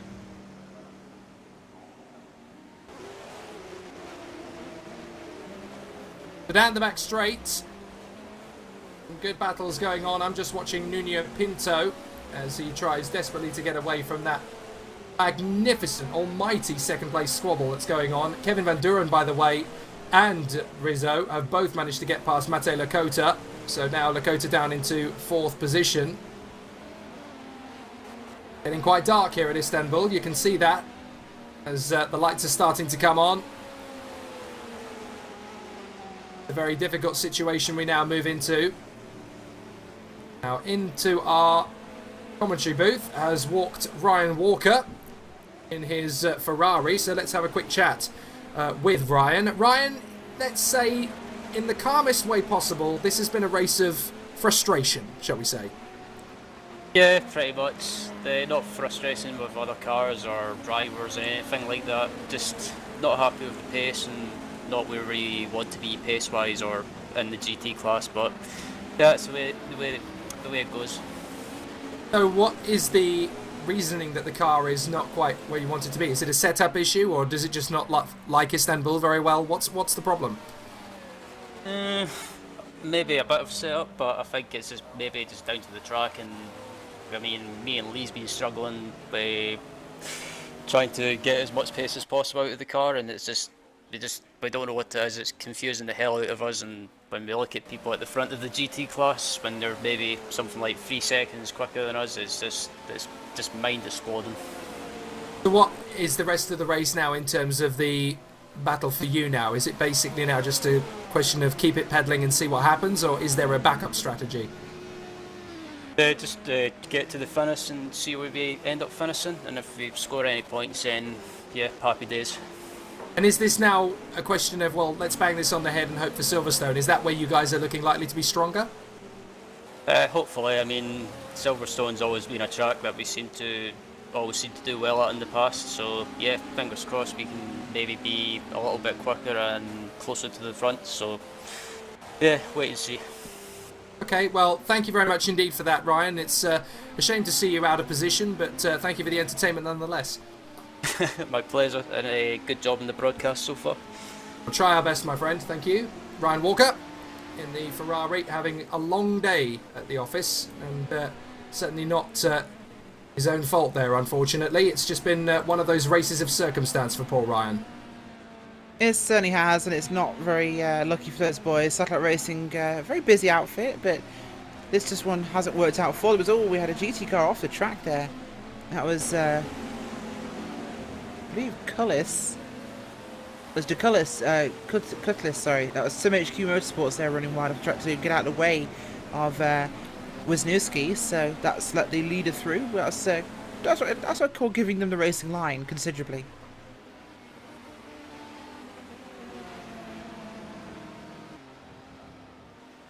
Good battling all the way through. Let's give you an update. Wisniewski in front of Taylor, Kasdorp, Thurman, Tapper, who's now in the number 14, and Scheider, who has replaced Stephen Bailey in the Doug Henson racing car. Whilst we're correcting people on names, that's actually Scheider.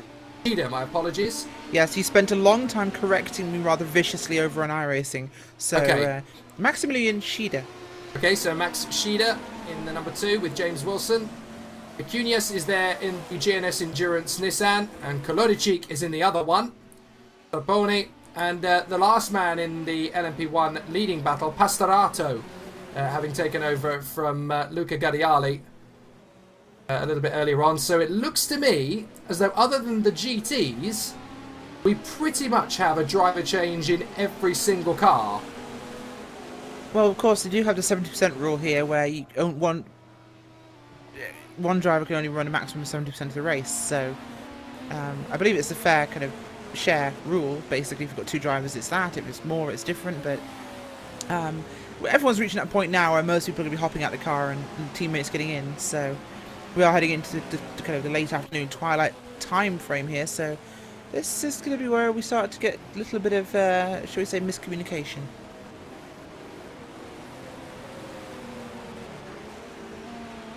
I also believe our factor actually does have dynamic track surface conditions, so yes, it does. If anything, this will be interesting for guys getting into the car now rather than later on in the race, because grip levels will be very different to what they've experienced. If they've not been in the car yet, of course, that could be a totally different experience for them. It's not quite as bad as dirt and dust being pulled onto the track causing issues for them. That causes hilarious problems for drivers getting in late in endurance races, but the amount of rubber laid down, the temperature, that will change a lot of things for them, and it can make things really, really tricky for guys just about getting into the car. So you see a lot of teams will cycle the drivers through pretty quickly, so 1 hour or 2 hour stints max sort of thing before they'll put somebody else in. There's 3 wide there. Round Lakota goes Schumann and I believe Taylor. An LMP2 and LMP1 cars lapping that Corvette. That was a little intense for the poor guy. I've often wondered what it's like when you're in that situation, because I have done... Terrifying is the answer. Yeah, I mean, I have done sim racing over a long distance before, but it was in a GT, and all the other cars were GTs, so if I got overtaken, you know, I had a little bit of time to react to it. When the prototypes fly past you, you must feel like your whole world is suddenly, you know, dissipating around your ears. It's a very scary moment from the outset. I'm guessing it's very tricky when you're in car. Well, the trick is, I mean, I've driven GT cars and prototype cars in endurance racing, and the job of a prototype is to basically find your way around the traffic. You expect them to be like mobile chicanes. They are where they are, and you have to get past. But you also have to appreciate how the GT cars have to drive. And it doesn't hurt to, you know, take a couple of laps around each track you go into in the other cars, just so you understand the limit of adhesion almost. You don't have to be going fast, but at least understand what the car can do. Because and it's an advantage sim drivers have over real world drivers, because they can experience that, and you know, you learn that information faster, I should say, than if you were just, you know, having to drive around them in the races. And a GT driver, you know, you've got to realise that as much as it might panic you, you've got to stay predictable, because being passed is as much a skill as passing other cars. You know, lapping people is one skill, being lapped is another, and you can use it to your advantage if you're good with it. You can position yourself so you let a lead lap car through very easily, whereas the car you're chasing might be caught in a corner and it can hold them up. So you can take advantage of the lapping cars to work within your own classes, and it's a big thing, but it can be very scary at times when prototypes come through with the entitlement complex and decide to throw it at you. That can get a little concerning.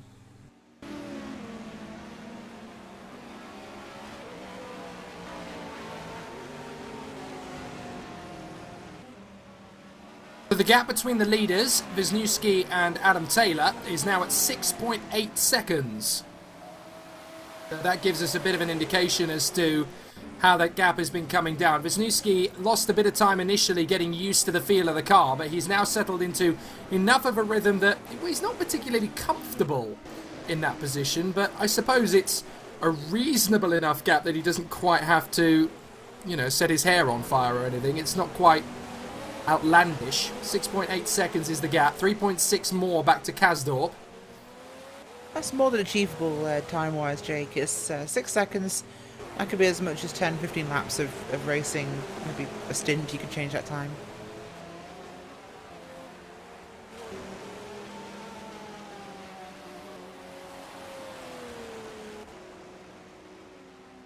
So Furman is running in 4th position in front of Tapper and Shida. Wilson in 7th place from Mikunius. Golidicic is in 9th position from Stroponi and Pastorato. Guardia is the leading car in P2. That is the important one from their point of view. We're going to be watching Nikodem Wisniewski, the race leader. Let's just watch him as he works his way through the traffic. him trying his best to balance his way through the GTs, and to be fair to him, he is running 7 seconds ahead of the rest of the field at present. So that is doable. He's running relatively okay at the moment. Guardia, Schumann and Fuller are running in the top 3. Nico Barkley in the Taco is in the pits again. I'm hoping that is a strategic pit stop rather than more problems. But knowing their luck in this race, I'm not altogether hopeful, unfortunately. Certainly not, and it will certainly make things a bit more difficult for them. It's not been a great race to start with, but there is a lot of time left to go in this one, and there's so much they can open up to. And well, up into second position in GTs has come Kevin Van Duren. He's worked his way. He and Rizzo both got past Matej Lakota, and now Van Doren is into second position. He's just made the move on Rizzo, so up into second position goes the Ferrari. That Ferrari is really working its way through the field pretty quickly, and it's been doing an absolutely cracking job since the start. So it's good to see that in such a strong position, considering where it started. And now it is right up in the thick of it, hoping to spoil on all Corvette podium, and looking likely to do so. It certainly is, and it does look possible as it stands, because Corvette's been very strong here. It's going to be tricky, though, to see one of those cars get up here and actually get in the middle of this. But SRVN are really kind of... This is in between the pit cycle for some of these cars, so we are kind of seeing them maybe not going to stay there, but it would be great to see a Ferrari up there, of course. It was very nearly a Ferrari splitting up a Ford lockout at Le Mans this year, so I'd love to see one up here.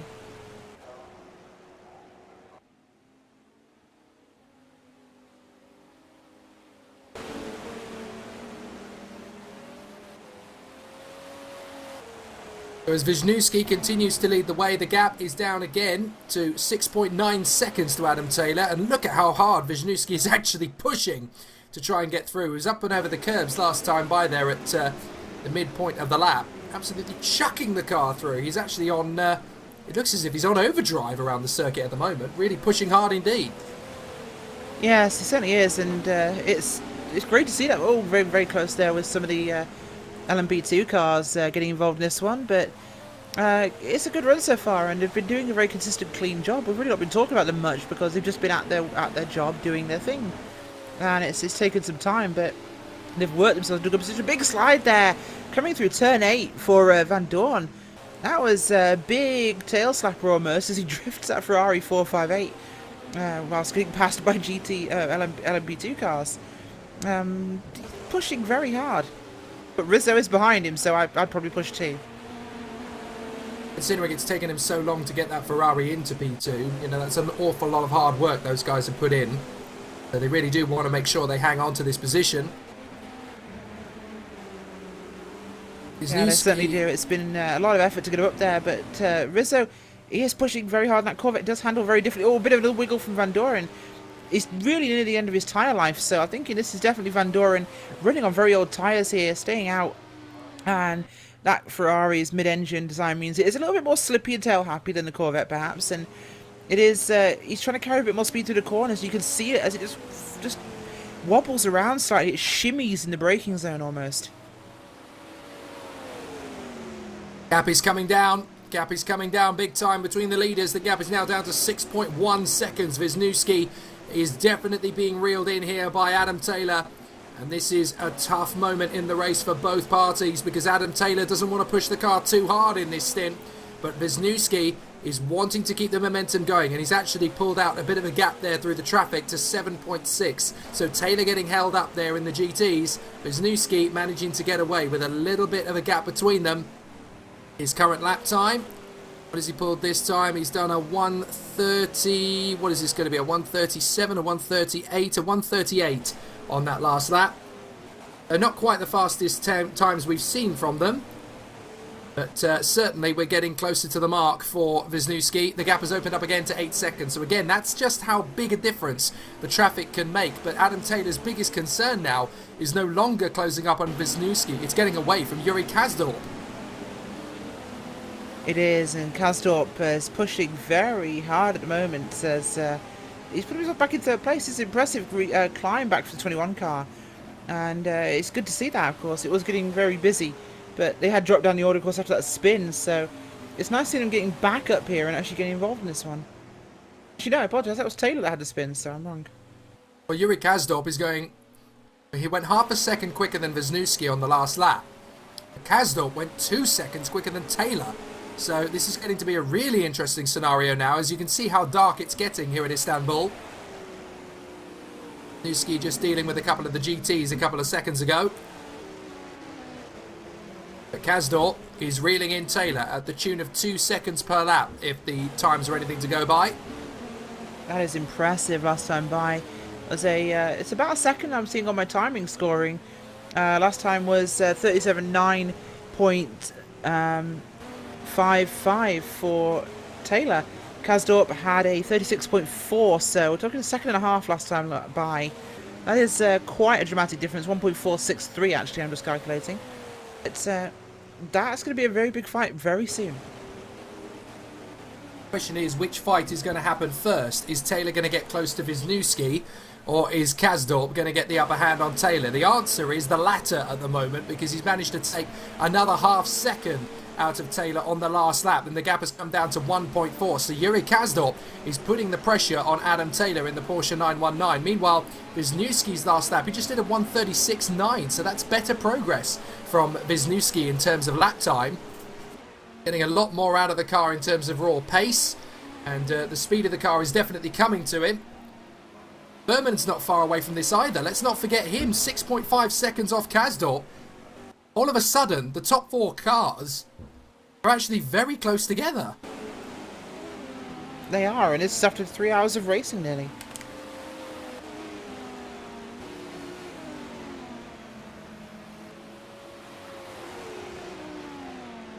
So let's look elsewhere. In the prototypes, there's nearly a minute between Tonga Guardia and Schumann in second position ahead of Fuller. In the GTs, Pinto still leads. Kevin Van Duren has pulled out a 2-second gap over Rizzo for second place, but he's still 45 seconds behind Pinto. Lakota is in 4th position in the GTs from Duna and Puoti. That's the way it looks in the top 6 in each of the categories. Although Guardia, Schumann, Fuller, Soave, Rivero and Bailey is the top 6 in Prototype 2, although Nico Barkley has just passed Bailey on the road. Doesn't cost him a place in class, of course, because Nico Barkley in the Taco ECR is still very much a competitor in that particular class. In a different class, I should say. Sorry, Barkley is in Pro 1, and Pro 2 is where Bailey resides. Got to keep our eyes as well on the fight here between Van Doren and Rizzo. This one's still getting closer in GT, Jake. We do want to keep our eyes focused on what could happen there. Certainly do. It's tight. It's very, very tense as well. Oh, no, sorry. It's not as close as I thought it was because Rizzo's had a pit stop. Oh, so, right. Okay, so Rizzo has chosen that exact moment to make a pit stop. Really messed up my talking points. This is terrible. Well, Kazdorp is actually giving us another one. In fact, the top 3. We've got... Oh! That's contact for Wisniewski. I just spotted that on replay. Wisniewski in trouble. Wisniewski in real trouble here. There was a GT spinning in front of him. And Wisniewski, our race leader, has damage. Now that's going to put Taylor into the lead and Kazdorp in second position. But Kazdorp is reading in Taylor. I just saw that incident on replay. Oh, wow. No front end left on Wisniewski's car. No. That is major, major news there for the series. Wisniewski. I apologise. No front end. No front clip on that. He's back into pits, yes. So that's Taylor to the lead. Kazdorp to second, and major, major damage for Wisniewski. Well, I apologise to the viewers of the feed who saw that probably before I did. But that is an absolute disaster for Wisniewski. I only saw it on the replay. I apologise because my stream in front of me is not actually doing too well. It certainly will by the next round. I promise that one. But yes, disaster for the leaders, and it's all hell broken loose at car number 1. Wisniewski in the pits. Taylor leads now. Kazdorp second. Fuhrman in third. The car I want to keep firmly fixed on at this moment in time is Yuri Kazdorp. That car running in second position, and they are now just 2.5 seconds off the race lead. This race has been completely transformed. It certainly has, and I think that was Grau that was the GT car involved in that incident.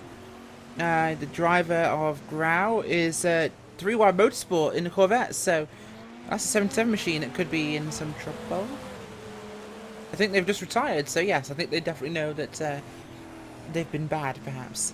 Well, that was a big, big hit. There would have been a lot of damage, an awful lot of damage to that car. Yeah, this is not great to see this happen to leaders, but this is endurance racing, and in sim racing it does happen. Unfortunately, you'll see leaders getting GT'd fairly often. It's not ideal, but it's one of those things of sim racing.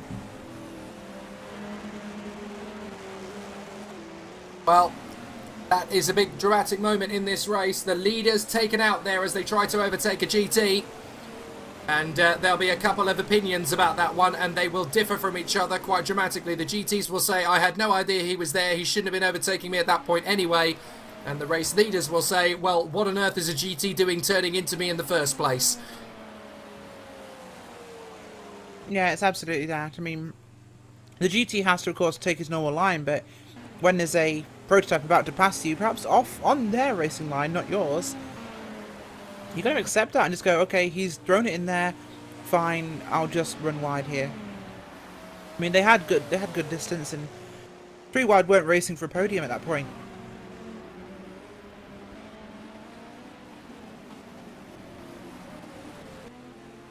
Well, according to Kuba Brzezinski's, the pit stop only took just over 2 minutes because it was aerodynamic damage only to that car. No suspension, no track rods, no nothing. It's very lucky they're leaving pits now, so they are heading back out into the track now. Very, very lucky, but they've lost a lot of time. Well, at least a lap. The only way they could be luckier is if they missed the car by millimetres, but considering how big a hit they've got, that is a get-out-of-jail-free card, isn't it? Oh, absolutely. It could have been a race-ending incident, but right now they should still be able to finish in the points comfortably. So that puts the number 1 car down into 7th position.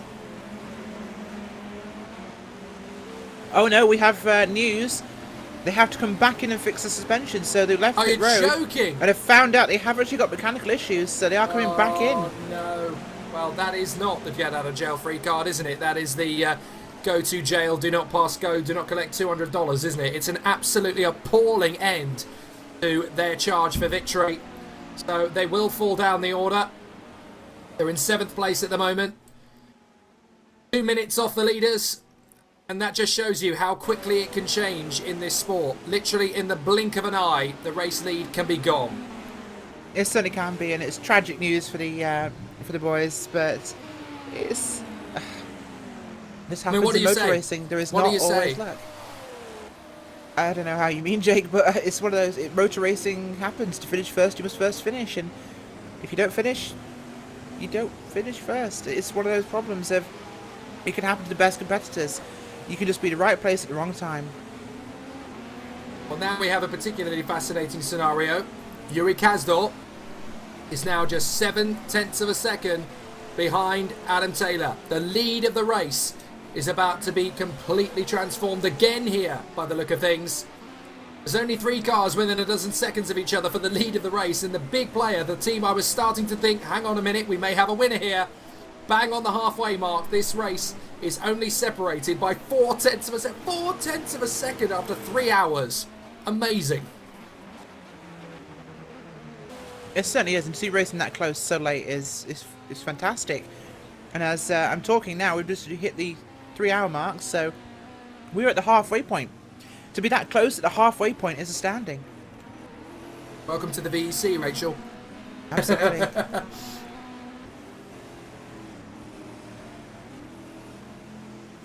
Interested to see what Kasdorp's going to do here, because there are 2 options at this point. You can follow Adam Taylor for all he's worth, hassle him a little bit and make him make the mistake, or you can go on the offensive and try and make the overtaking move. There are 2 different ways of approaching this. What would you do if you're in the same shoes, Rachel? Patience always wins out, Jake, because at the end of the day, you need another 3 hours of racing before you'll be declared the winner. So frankly, you can be as aggressive as you want now, but if it goes wrong, it goes wrong. Whereas you need to be as patient as you can. Make sure if you're going to make moves, you make them stick. And you make sure you put your car into the positions it needs to be to look after it best. Give yourself ways out. Give yourself escape routes. Don't put your car into a position where you are relying solely on the other cars knowing where you are and be able to react to that, because it will always go wrong. Oh, big jump on the curbs there by Winowski. He's running out now, running down in 7th place at the moment. They are back on the track, I think. Running 4 seconds off the pace, it seems. That's really slow. Oh dear. I wonder if this is going to be a race-ending incident now. Because that lack of pace at this stage, that is absolutely race-destroying. Yeah, it certainly is. And it's tragic news for these guys. They've had a great race. They've been the most consistent, flawless, cleanest racing car in the series. It's always spins. Oh, he's spun the car. Oh, this is heartbreaking to watch. I think they are done. He ran wide. The car's been really struggling to really turn tightly and maintain grip. At the back end, just stepped out and he went around. So, Wisniewski, I think that car needs to come down pit road and get serviced. It's not in a happy condition. Yeah, we're kind of at the point of Grand National racer when they're trying to run on when they've sprained their ankle, aren't they? It's quite heartbreaking to watch at this point. A car that should be at the front end of the field dominating, or certainly leading by a long margin anyway. And yeah, it is, and it's disappointing. Into the pits has come Adam Taylor. He has. This is a scheduled pit stop for Taylor and the guys from Team Virez. Of course, running in 2nd place at the moment, but they've got a shout at the win here. Yeah, they absolutely have. Now, this is what you were saying a moment ago, Rachel, about patience winning out. And that is absolutely the right call for Yuri Kazdorp. He didn't attack. He didn't go for broke. And as a result of Adam Taylor pitting, they actually have a chance to get one up over on them now. Yeah, they do. And I think this has really brought this into a 2-horse fight, I should say. Kazdorp and Taylor, as Tap is taken into 3rd place now. But it's going to be interesting to see what can come from this one, because they were pretty close. Taylor was faster than Kazdorp. He was catching him when the incident occurred for Wisniewski. So I think it could all open up at this stage. Taylor's finished his stop. We'll see now. Needs a really good outlap here. Get some good time under him. And he can bring that time down to your race leader in the Revolution Racing car. Yeah, it's worth keeping an eye on Henning Verlert at this point as well. He's just taken over at the number 9 3-wide motorsport car. So driver change there. We already know about the driver changes at Doug Henson Racing. Sheeda in the number 2 at the moment and James Wilson in the 3. Sheeda is now up into 3rd position as a result of the pit stop cycle. Duvet Tapper is in 2nd position as well in the Vodbull Racing Porsche. They're a minute behind the leader Yuri Kazdorp, but none of these 3 cars have yet made their most recent pit stops. So the 3 leading cars in the race at the moment have yet to pit. This is all about what Adam Taylor does on the outlaps. It really is, and it depends on how much traffic he gets, because he's behind Sheeda there, who is running in 3rd place now. So he's come out very well. Sheeda having just pitted himself, I think, because he's now running up in that position. So that's the number 2 machine of Doug Henderson Racing there. So we'll see what comes from this one, but he's not being held up a lot by Taylor. Taylor's outlap was good, and so was Sheeda's. Well, Sheeda's actually a little bit off the pace, but Taylor needs to get past him very quickly if he can.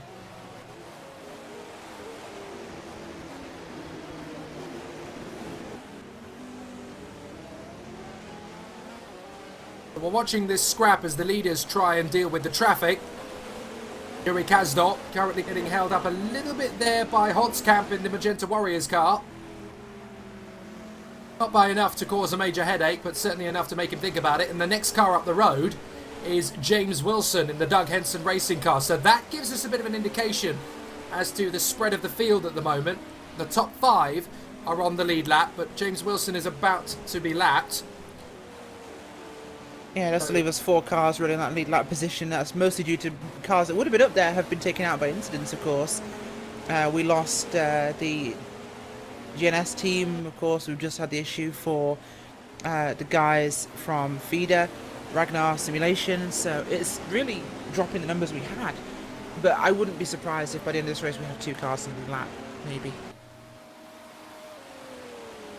But actually, looking at the timing and scoring, yeah, we should probably end up with just about 1 or 2 cars in the lead lap.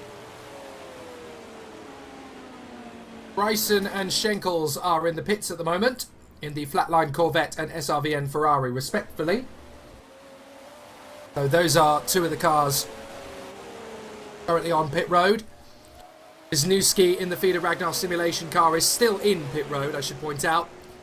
Lots and lots and lots of problems with that car at the moment. Stropoli in the SimHQ car is in the pits as well. That's a scheduled pit stop though. And Rizzo and Duna are in the pits too. Again, that one is a strategic pit stop rather than for mechanical difficulties. So things going okay for them. The question is now, how long can Yuri Kazdop push this at the front of the field to extend the gap? And he is doing that at the moment because Duvet Tapper has lost a couple of seconds in the last few minutes. So Kazdorp, if he can just keep the pace up, is very likely indeed to be able to overhaul Adam Taylor. But actually, looking at Adam Taylor's lap times, Taylor is on a 1:35.4, Kazdorp 1:35.9, and I think that's kind of the way it's been going the last few minutes. So perhaps this is going to be an opportunity for Taylor to stretch out an advantage once Kazdorp has pitted. If Kazdorp is going to be in a position to lead this race, he needs to really find all of the traffic and throw it at Taylor, who is currently a minute and 38 behind him. So that's out of his control, really. Sam McDonald is in the pits as well in the Revolution Eureka. That's another car that should be up the front in LMP2, but unfortunately circumstances and a dodgy Corvette were in the way again. So problems there. So leading the race in the GTs at the moment, I believe, is the 84 car. I think that's the 84, the Texas Squadra Corsa car that is currently leading the way. Yes, it is. That is Kevin Ryan in the car at the moment. Nuno Pinto. Oh, sorry. That's the 84, isn't it? The dark racing car. My apologies. Texas Squadra Corsa has Marsili in the car at the moment. My apologies. I was looking at the wrong part of the timing screen. Kevin Ryan it is, who's finally taken over from Nuno Pinto in the dark racing car, leading the way. Kevin Van Duren still second. The Scuderia GT Italia car of Michele Rizzo still third. I'm fairly sure Rizzo has been in that car since about 1978. But he does need to get out of that car at some point and change for one of the other drivers. That will probably happen at their next pit stop. So plenty more action and drama to come in this one. Kazdorp is leading by a minute and 8 seconds. He's actually lost a bit of time in the traffic there. So that is significant for Kazdorp. He's lost about 2 seconds in the traffic. 1:37.5 for Kazdorp that last time by. Adam Taylor on a 1:35.5. So you've got to appreciate really that once this pit stop window has closed, or completed I should say, once this pit stop cycle is over, that Kazdorp is actually not likely to be looking at the race lead anymore. Taylor is only 1:36 back, battling away with Shida. Let's have a look at Shida actually while we've got an opportunity to. In third position. See if I can get a look at the battle between Shida and Taylor. And there is the battle. Nothing in it. I'm just looking at the Shida-Taylor squabble at the moment, and Shida has got Taylor breathing down his neck. Nothing in it at the moment. A great camera view I've picked as well. Looking on the back wing as Taylor swarms around all over the back. Riding on the rear wing of Shida, running in third position. This is a great view to watch Adam Taylor swarming around behind him. And Taylor is not really making an attempt to pass as yet. He's just sitting and watching and waiting for an opportunity. A lap Dindergaard in the Undercover Sim Racing number 50 Eureka, and that has actually cost Taylor some time, as Taylor has been a little bit balked there. Just had to be very careful in lapping the number 50. Kazdorp leads by a minute and 36 seconds ahead of Taylor, who's in fourth position. Shida is a second up the road. Duvet Tapper is a minute 10 off the race lead, but all three of those cars ahead of Adam Taylor still need to make a pit stop. So that is going to be significant once they return to the pit stop sequence. But I think Yuri Kazdorp is fighting a losing battle here. I think he's in the pits, in fact. No, my apologies. My timing screen just hadn't updated on that particular lap. My apologies. But in the pits still. is the number 1 feeder Ragnar simulator, Nikodem Wisniewski. Such a shame. Nothing he did wrong there at all. But in the wrong place at the wrong time, unfortunately. Now, we have the SimHQ Corvette in the pits with the Cutis now in the car. And elsewhere, we also have a pit stop going on for the MVD Racing Arica. That is Rivero in the car. So, change of cars for them. As a result of that little battle, Ida is no longer under as intense pressure as he was from his opponent. So, Adam Taylor, it looks as though has got through. My apologies. I'm not sure where that happened, but Adam Taylor has got through into 3rd position. As we were looking at McCunis in the Nissan GT-R LM. But up to 3rd position now has gone Adam Taylor after about a lap and a half of doggedly pursuing Max Schieder. But Taylor is into 3rd position, and now that's a minute and 35 off the pace of Yuri Kazdorp. And now he's in clean air. He can start to get that gap down again. Yeah, he said he can, Jake. And Schieder, I know, is a much stronger GT driver than he is in LMP cars. So perhaps not his wheelhouse, but he's doing a fantastic job at dropping that spot. It's not a huge downside to his performance. He's done very well so far in his stint. But Taylor certainly looking like a much, much more rapid driver in these LMP1 cars. And that Porsche has been very good so far all race long. Apart from a couple of little moments they've had and some very busy driving earlier on in the stint with Jackovic, it's been very busy, but they're doing a good job here. He's just cycled past him there. He's up into 2nd place now as Tapper has pitted in that 14 machine.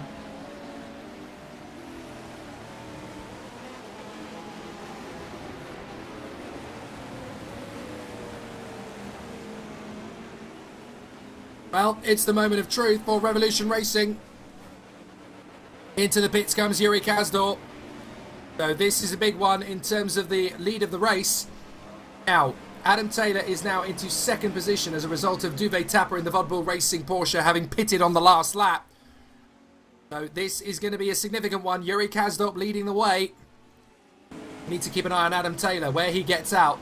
I have a feeling that Adam Taylor is going to get out of this one in the lead of the race because his pace has been much stronger than Yuri Kazdorp of late. Yuri Kazdorp still stationary in the pits. He's at the end of the lap now, so it's 13 and 14 now, the final corner. I think Wisniewski is now back out on track, by the way, as out of the pits goes Duvet Tapper. Also out of the pits goes Yuri Kazdorp. Does he? No. Now he's going to leave it. But Adam Taylor, he's going to take the lead here. Adam Taylor will take the lead of the race, and this has been a very strong run indeed from Taylor. And that is what is going to put him out in the lead here. Not much that Yuri Kazdorp can do about it. I think, mathematically speaking, he has done enough. Yes, he has. He's got it. Kazdorp sitting in his box still, so yeah, he's in the lead now. Adam Taylor moves to the lead as Kazdorp just leaves pit road now, so that's about 5-second difference. That is a big difference in pit stop. Not sure what happened there. Yuri Kazdorp has lost a big chunk of time. He rejoins the circuit, and according to our timing screens, it's about 6.9 seconds the gap. So, well, make it 8 seconds now, actually, now that it's all caught up with itself. So 8 seconds is the gap. And that's a lot of time lost in the pits. I know Adam Taylor made up some good time on the racetrack, but even considering that, that's a big chunk of time lost there for Kazdorp. Oh, it's significant, and just a bad pit stop can cost you so much, of course. They've not swapped drivers here, so it's down to perhaps getting in and out of the box or time spent on pit road itself, but he did seem to stay in a lot longer, so maybe taking a bit more fuel on board. So as the pit stops continue to shake out, we now have Adam Taylor leading, Yuri Kazdorp 2nd, and James Wilson is currently running in 3rd position, but I'm fairly certain he needs to make a pit stop soon. Henning Volert in the 3-wide motorsport car.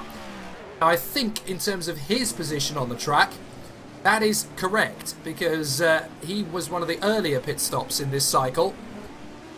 But I think actually Henning Volert, who's currently running in 4th position, that is correct. That's where he should be running.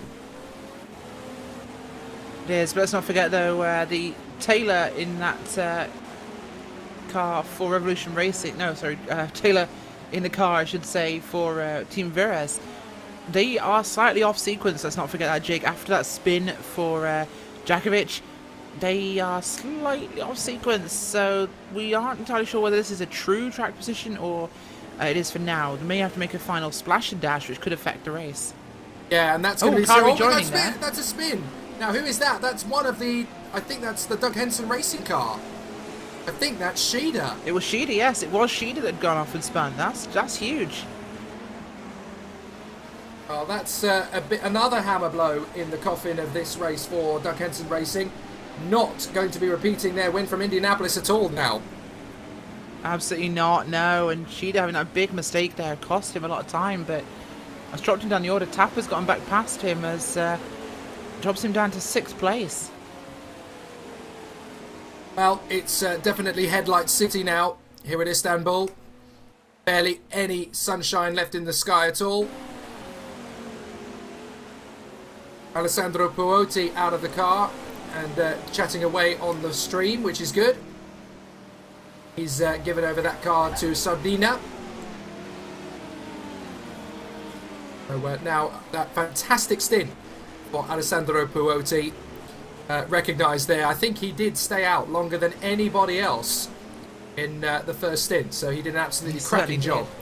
Yeah, huge stint there for Puotti. Fantastic drive from him as well. Great performance battling, of course, with... it was Potty, the lead driver of the other car. It's great racing from them in Rebellion. And the thing is, the thing that was particularly impressive as well about Alessandro Puotti's stint, not only was it longer than anybody else's, but the pace never disappeared. The pace never dropped off. He was consistent throughout the entirety of that. Yes, it really was. It's one of those great performances from certain GT drivers you see where they are just so consistent, they are metronomic almost. And it's that sort of driver that really makes people really suited to endurance racing. He can just bang those laps out one after the other, no particular issues, and it just becomes a very, very simple process. He just gets to the end. And you need guys like that on an endurance racing team because you know, you put them in the car, you'll get that car at the end of the next stint, and it will be exactly as you left it. In fact, you will be exactly where you left it in terms of positions. As a result of that pit stop cycle, we now know we have Adam Taylor in Team Virez Porsche leading the way here at Istanbul with an 8-second advantage over Yuri Kazdo. James Wilson is third in the number 3 Doug Henson Racing machine, although we think he is due in again shortly. Been riding on board with Kevin Van Doren in the Ferrari. 33 seconds off the race leader Kevin Ryan in the 84 Dark Racing Corvette. Leaders in LMP2, by the way, are the Atlantic Motorsport car again. It is now being driven by a completely different driver to who was in the car before, because we had Lazaros Filipakos that was in the car, then we had Tonga Guardia, and now their third man is in, Diego Carranza. So he is leading the way. Back into the Scuderia GT Italia car has come Vincenzo Capella. So Capella has got back into the car. And the Flatline Racing machine, the 31. Oh, Shida off the track again. Oh, He's what just on run earth off. is going on? As I believe that was up at... Let me just check the track map. I think that was around the turn 3 and 4, 5 region. But just off the track completely there as he rejoins coming across the curbing. That car not handling the way he really wants. Yeah, that is not going well at all for Max Shida. Second time, at exactly the same point on the circuit as well. That's yeah, some problems for him in the car, I think, there, rather than the car having problems, perhaps. But Shida not being very comfortable at the moment, it would seem. Oh, this is not the easiest circuit to get used to. This is not the easiest car to get used to. And you combine those two and the fading light. This is a bit of a headache for Shida. But that's one thing, Jake, we've noticed is that this track has no real external lighting. So all the lighting here is coming from the headlights. And with the shifting shadows as sun sets here over the Istanbul race park, it's changing the braking zones and how you see your brake markers and lines you're taking into corners. So all the perspective points you're using are changing, and this is really the toughest part of endurance racing. Isn't the night? Isn't the daytime? It's the twilight phase, and the early morning kind of sunrise phase, because you've got all these shadows and lights changing, so it really can affect what the driver sees and how they perceive certain corners. Well, according to JT Tammy on the YouTube feed, there is a red Corvette with some connection issues, so that's going to make things particularly difficult for them. Not sure which car that actually is, to be honest. So we'll try and keep an eye on that one as we go. But, there are 1 or 2 Corvettes in this race. Yeah.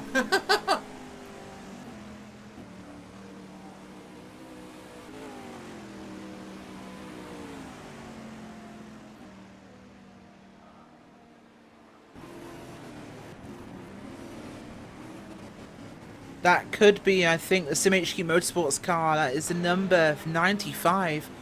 Currently running down the bottom end of your field. Still running cars really in the GT field. That's DeCultis. Yes, you're right. It was DeCultis, unfortunately, whose their car is struggling. Pinging and ponging, I think. Yes, pinging and ponging. That's a very good analogy, that one. Oh, he's not particularly happy with the car in general as another one of the Corvettes comes flying up behind him. But that's... yeah, it's just looking like he's really overcooking the braking zones as well, so it could be connection and that, but that car not happy at the moment.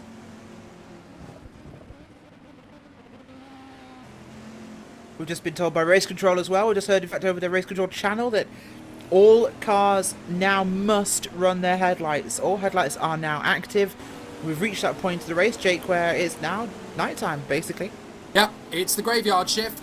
So let's see how the guys are going to bring this to the flag. Now, we've got a couple of pit stops going on, I think. So we'll double check who is doing what. Okay, no, we don't have a pit stop, but we've had James Wilson make a pit stop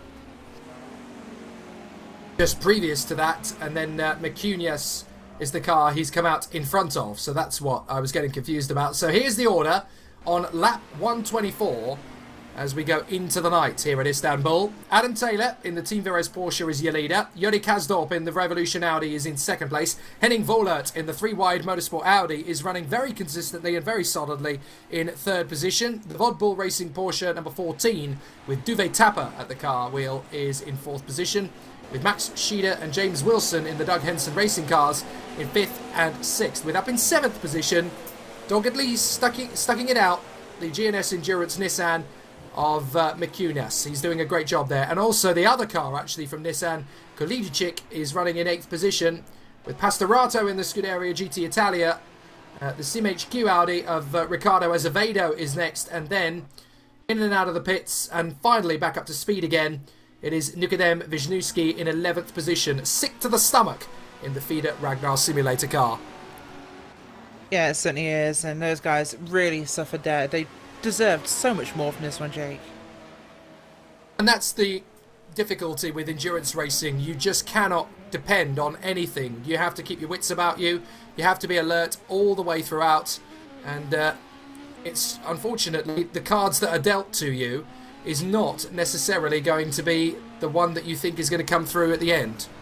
Now, let's have a chat with one of the drivers who has been working tirelessly throughout the race. Cosimo Stropoli is with us. Cosimo, a very tough race for you guys so far, but things seem to be going quite well at the moment. Well, yeah, we have Riccardo now in the car. He's definitely the fastest in our team, so I hope he will be able to recover 1 or 2 positions. It's a track that I don't particularly like. It's really hard to technical, really hard to get confident with. I think we could have probably done our setup better, because I've seen we lack a bit of top speed. But yeah, I could definitely put in a consistent 2 stints. I made a stupid mistake at the end when I was entering the pit lane. I just slammed into the pit wall, which was yeah, unfortunate. But yeah, other than that, I think it went reasonably well. We definitely don't have the pace of the top teams. At least I don't. Last thing I can say is that those Nissans are really fast. I mean, they just accelerate away from you like nothing. So yeah, I couldn't really, at least one position I couldn't hold it. Another, I think I lost it because of all mistakes here and there. But yeah. Well, I have to say, I don't mean to contradict you at all, Cosimo, but on the last lap of the race just gone, your car was actually the fastest on the racetrack, considering Ricciardo is now settling into the rhythm. So maybe you guys do have a chance at least to get back into the top 6, perhaps. Well, he's definitely fastest on the team, so yeah, I really hope he can put in some fast, consistent laps and get back. I think car 5 was, we were lapped when I finished my stint, and now he's taken back 1 lap already. So go Ricciardo. Go Ricciardo indeed. Listen, Cosimo, thank you so much for talking to us, and well done on your stint. Good job. Thank you. So SimHQ running very well. Cosimo Stropoli having taken over from Jari Venardi and now handing over to Riccardo Azevedo. That's a team that's got consistency and solidity in it. That's 10th position they're currently running, and on the last lap, they're in the 138s now, but that last lap Riccardo Azevedo did was a 135.452, which at the time was the very fastest lap of any car on the circuit. So Azevedo is definitely pushing to see if that SimHQ Audi can go further than it currently is. So there's definitely a lot more to come from that particular car at least.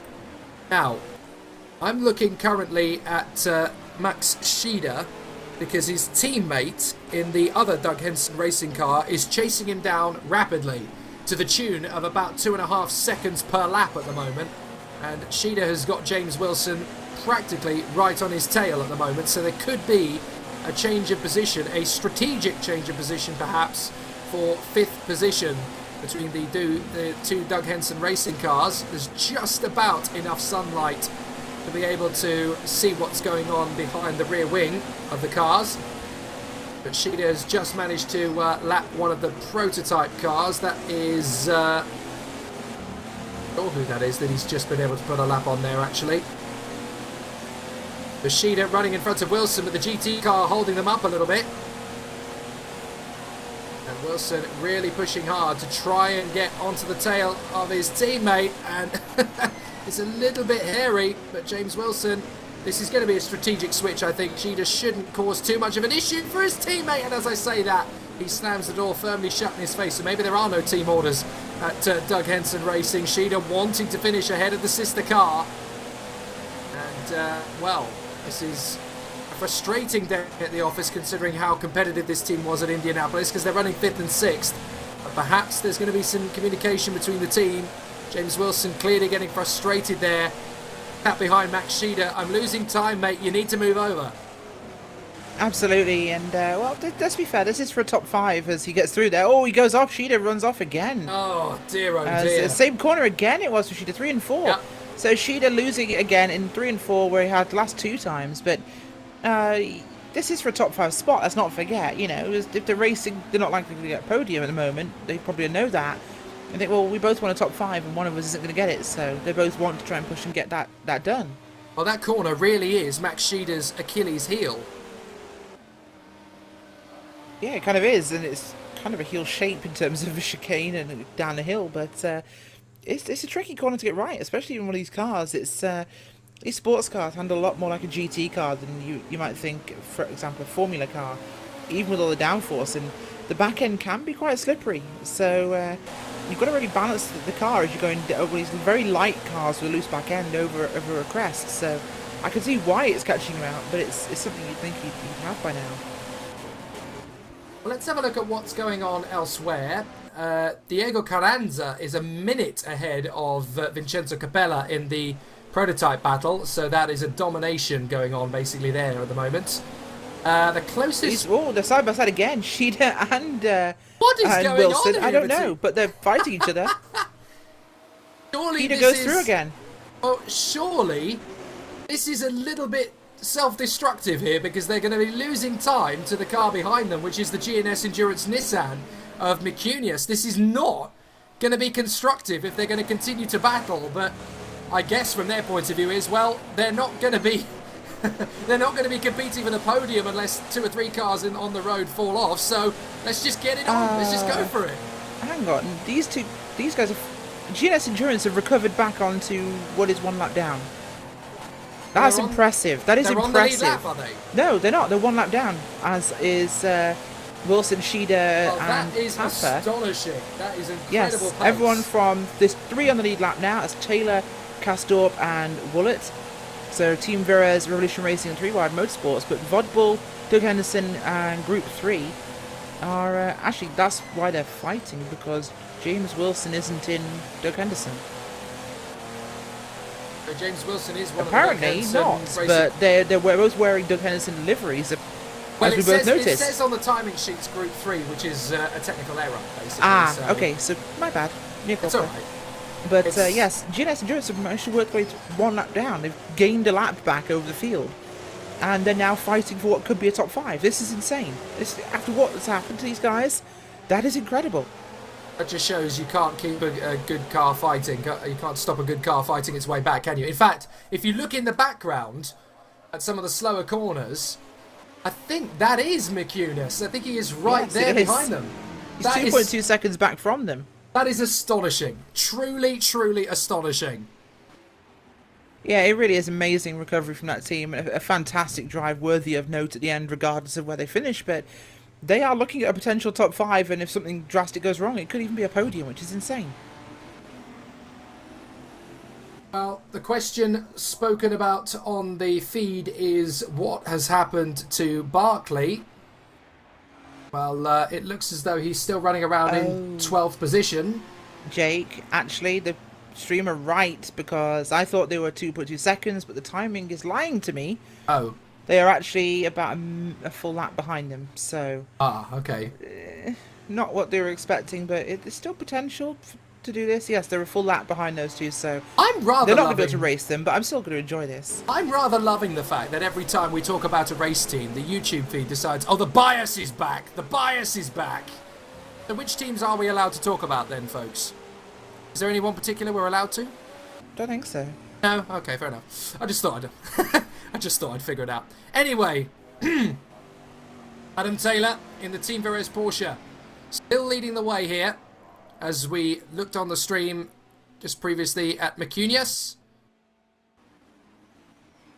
Adam Taylor, though, currently 9.6 ahead of Yuri Kasdorp. That's good, consistent pace, actually. Now, however, there's a bit of an issue at DHR because they're being held up by GTs, and Mikunius is still very fast in terms of pace, although the last lap he wasn't quite on the same wavelength as the Audis. Trying to look for a tasty battle. Potentially, there might be a bit of a battle between Holtzkamp and Vindegaard, who are both cars that are struggling. Magenta Warriors and Undercover Sim Racer. Could be worth a look. Ah, Duna versus Sardina. Now that is an interesting battle shaping up, because we've got the Sim Racing for Holland Corvette versus the Scuderia GT Italia Corvette. Now that looks like a pretty intense battle. That's for 4th position at the moment, and they're only a dozen seconds ahead of Lakota. So this is a great little battle we've got going on here between Duna and Sardina. And I think that is one of the slower cars in front. Is that one of the leaders, potentially? No, that is Bryson, who is actually technically behind them.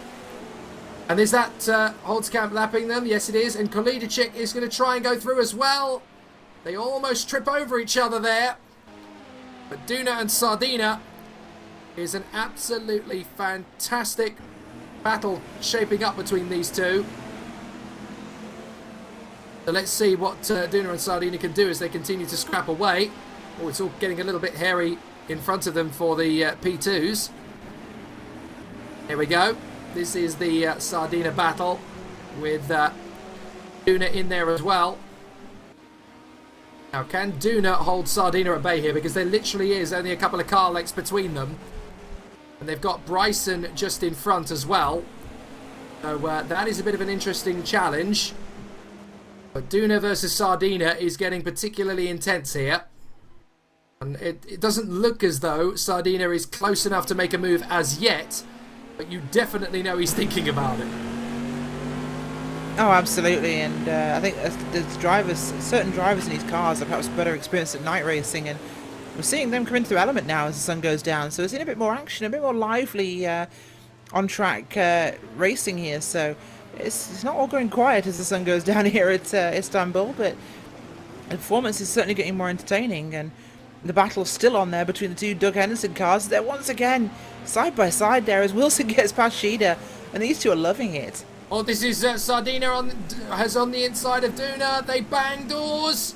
They're still together on the chicane. Oh, this is tight. Very close battle indeed with these guys. My goodness, they've been close to each other the last few corners, and they're still locked together. In fact, Alessandro Perotti, watching on the stream, he types, "I can't watch." And I'm not at all surprised. That's your own car there, Alessandro, getting a little bit of a hustle from Duna. And the battle just getting a little bit too intense for words. I love how someone says, "Yawn, call this racing Pansy GT cars." Major Hobbit says that. I'm sorry, have you ever raced a GT car? In comparison to racing prototypes, it's a hell of a lot more work. I'm sorry, you've just destroyed the sarcasm bell there. Credibility? Wait, you wanted some of that? Sorry, we're out. Yeah, I'm sorry, you won't get any change out of us. We love the GTs as much as the prototypes. As Rodriguez blasts past this battle, we did see Pastorato in the Scuderia GT Italia Audi, which is still running in 9th position overall, flying past them at the moment. The GT battle is going very well at the moment, and considering the only other battle really on track is between the two Doug Henson racing cars, and we were accused of bias when we talked about them, so yeah, we'll stick with the GTs for the moment. But that is the leader going past. Second place, I should say, going past. Yuri Kazdor was once the leader, now running in 2nd position. So as this battle continues on, Kazdorp has actually brought down the gap a little bit. Taylor's had a scruffy lap, and Kazdorp is now down to an 8.5 second deficit. So whether that's Taylor just getting held up for a little bit, or is that a potential tiredness creeping in? As it is 6:41 local time here in Istanbul, and there is barely any light at all to call our own. The gap has come down. Oh no, it's gone back up again. So that last lap from Taylor has improved. Taylor on a 136.6, Kazdorp on a 137.4, so the pendulum has swung again, to and fro, as it always does. Certainly has, and I tell you what, the battle on track as the sun sets is getting quite intense. We're getting fireworks in the circuit, and I can hear outside the wall of my studio constant explosions here in England, of course, it being bonfire night. Fireworks everywhere. It feels like I'm in Fallujah right now, but this is it's kind of fitting the action on track. We're hearing so many bangs and whooshes and explosions, because some of these battles, especially down in the GT field, and definitely the fight between the two cars from Doug Henderson Racing up in the LMP1 class, are, well, firework worthy. It took a while for this whole thing to get together with us getting involved in the stream. I was convinced by several people over the last few weeks that VEC was something I needed to commentate on. Having done WEC and having done the Le Mans 24-hour this year, I think it was Edmund Trevelyan-Johnson who convinced me, you need to come and do this, you need to see this, you need to see what VEC is like compared to the real thing.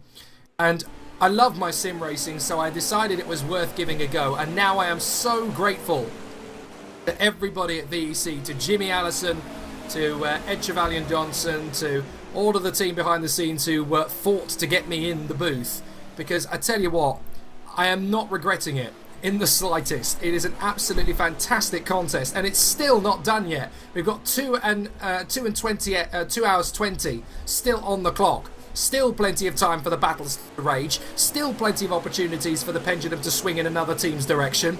And as I say that, the gap is coming down again between the two leaders. It's 7.7 seconds with 2 hours and 19 and a half on the clock. Astonishing. It's just like the real thing, only better.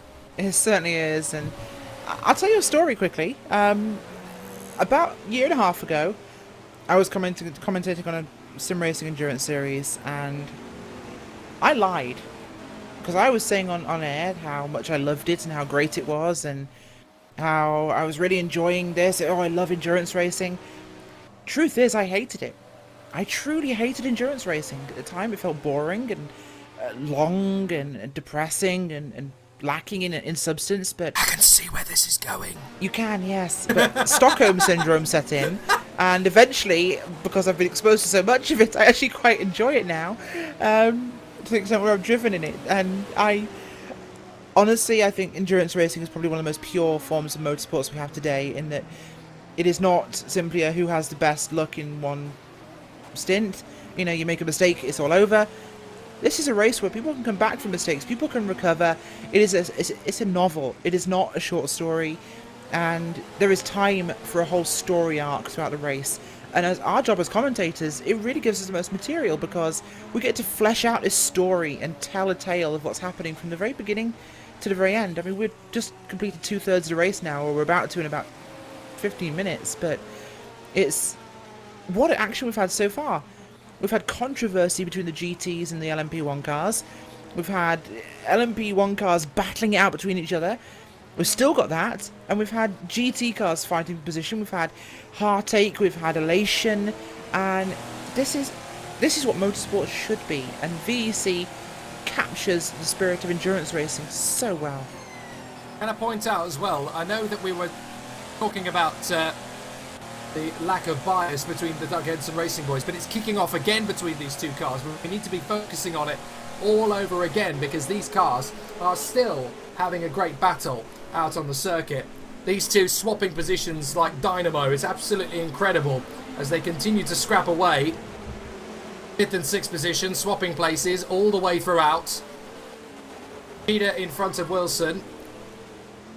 As Sheeta goes round the outside of Sebastian Rodriguez. That's brave, even though you're lapping him.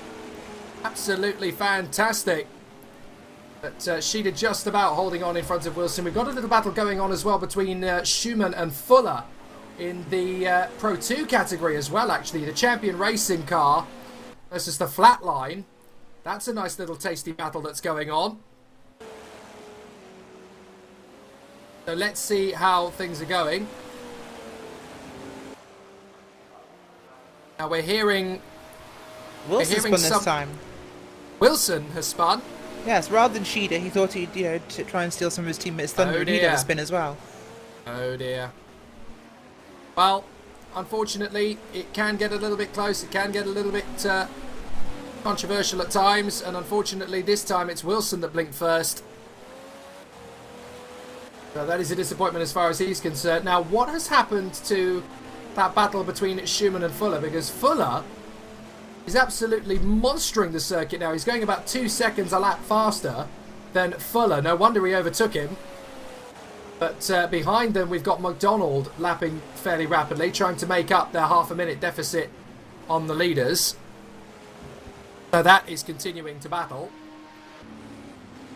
The gap between Taylor and Kasdorp, by the way, is down to 5.3 seconds.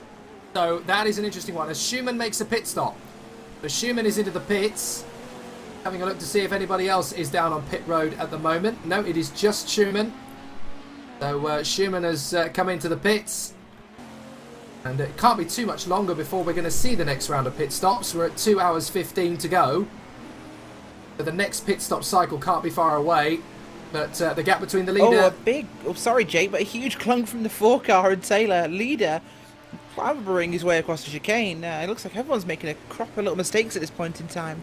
And it's about that point in the race, isn't it, when the tiredness is starting to set in, the light is playing funny tricks on you, and it's very easy to miss your apex at that point. But yes, Adam Taylor, the gap as a result of that mistake is down now to 3.7 seconds. This is an opportunity now for Kasdorp to reel in the leader, Adam Taylor. And this is definitely, potentially, a change of position for the lead of the race overall. I mean, this is incredible. To see that 21 car back up in the lead would be amazing after the trials and tribulations they've been through in this event, Jake. And Kasdorp has been doing phenomenal work. His laps have been spectacular. Last time by 1:35.5. That was a second and a half. 1.8 seconds faster than Taylor. He's absolutely shifting. The gap has gone back up again to 4.7. That could have been just a bit of traffic. But from Yuri Kazdop's point of view, it's game on. And he needs to step on this now because Adam Taylor, the man in front, is struggling. Just to give you an idea in terms of their last laps, 137.3 compared to a 135.5.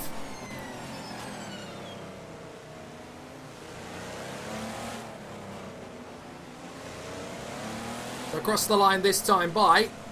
What has Adam Taylor done in terms of a lap time? He needs to get back on the horse here. Now the gap has come down again.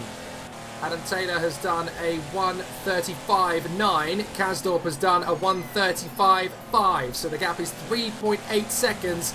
And Yuri Kasdorp is very much getting on with this now.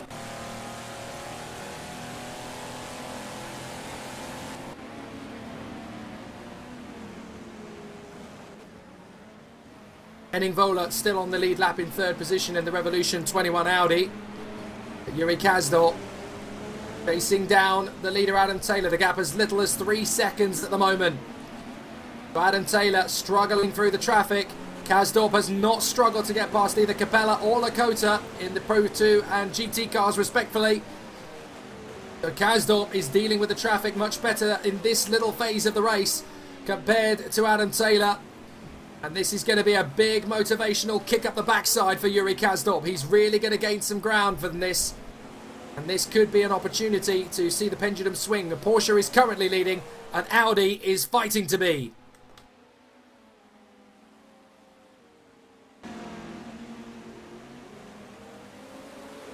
Now, what is happening elsewhere? We've got a Prototype 2 stalemate at the moment. Diego Carranza is leading, 25 seconds ahead of Fuller in the flat line. And Sam McDonald is third. They're currently in the middle of a pit cycle. As into the pits comes Henning Volet. Henning Volet in the 3 wide car is pitted, and so too has the Magenta Warrior car in Pro 2. So that is going to be Stefan Holtzkamp who has pitted. It was Domian Trapper who started the race for that team. And now it is Stefan Holtzkamp. I'm not sure if he's going to stay in the car or if they're going to change drivers. But into the pits has come the Aston Martin. That is Mateus Mercado in the Talking Door Aston. So he is in pit road. We know Henning Volet is. That hands third position to Duve Tapper. But that is part of the pit lane cycle, so no need to get panicky there. What has happened to the mighty teams that have fallen by the wayside one way or another? Well, we've got the GNS Endurance Nissan in 8th position at the moment, with Micunius at the wheel of the car at the moment.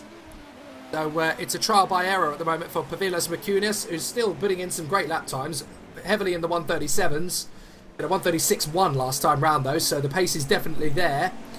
The Scuderia GT Italia number 5 was looking strong in the early stages. Daniele Pizzo was a very strong competitor. Luca Radiali was a very strong competitor in the earlier stages of the race. Alberto Pastorato is the man in the car at the moment. Ricardo Azevedo is bringing the SimHQ Audi back into contention, the number 19, with a string of fastest laps for that car. The number 1 car still going. The FIDA Ragnar Simulator team, Kuba Brzezinski and Nikodem Wisniewski, who did so much hard work in the race. It's Wisniewski still in the car, but they are currently running in 11th position.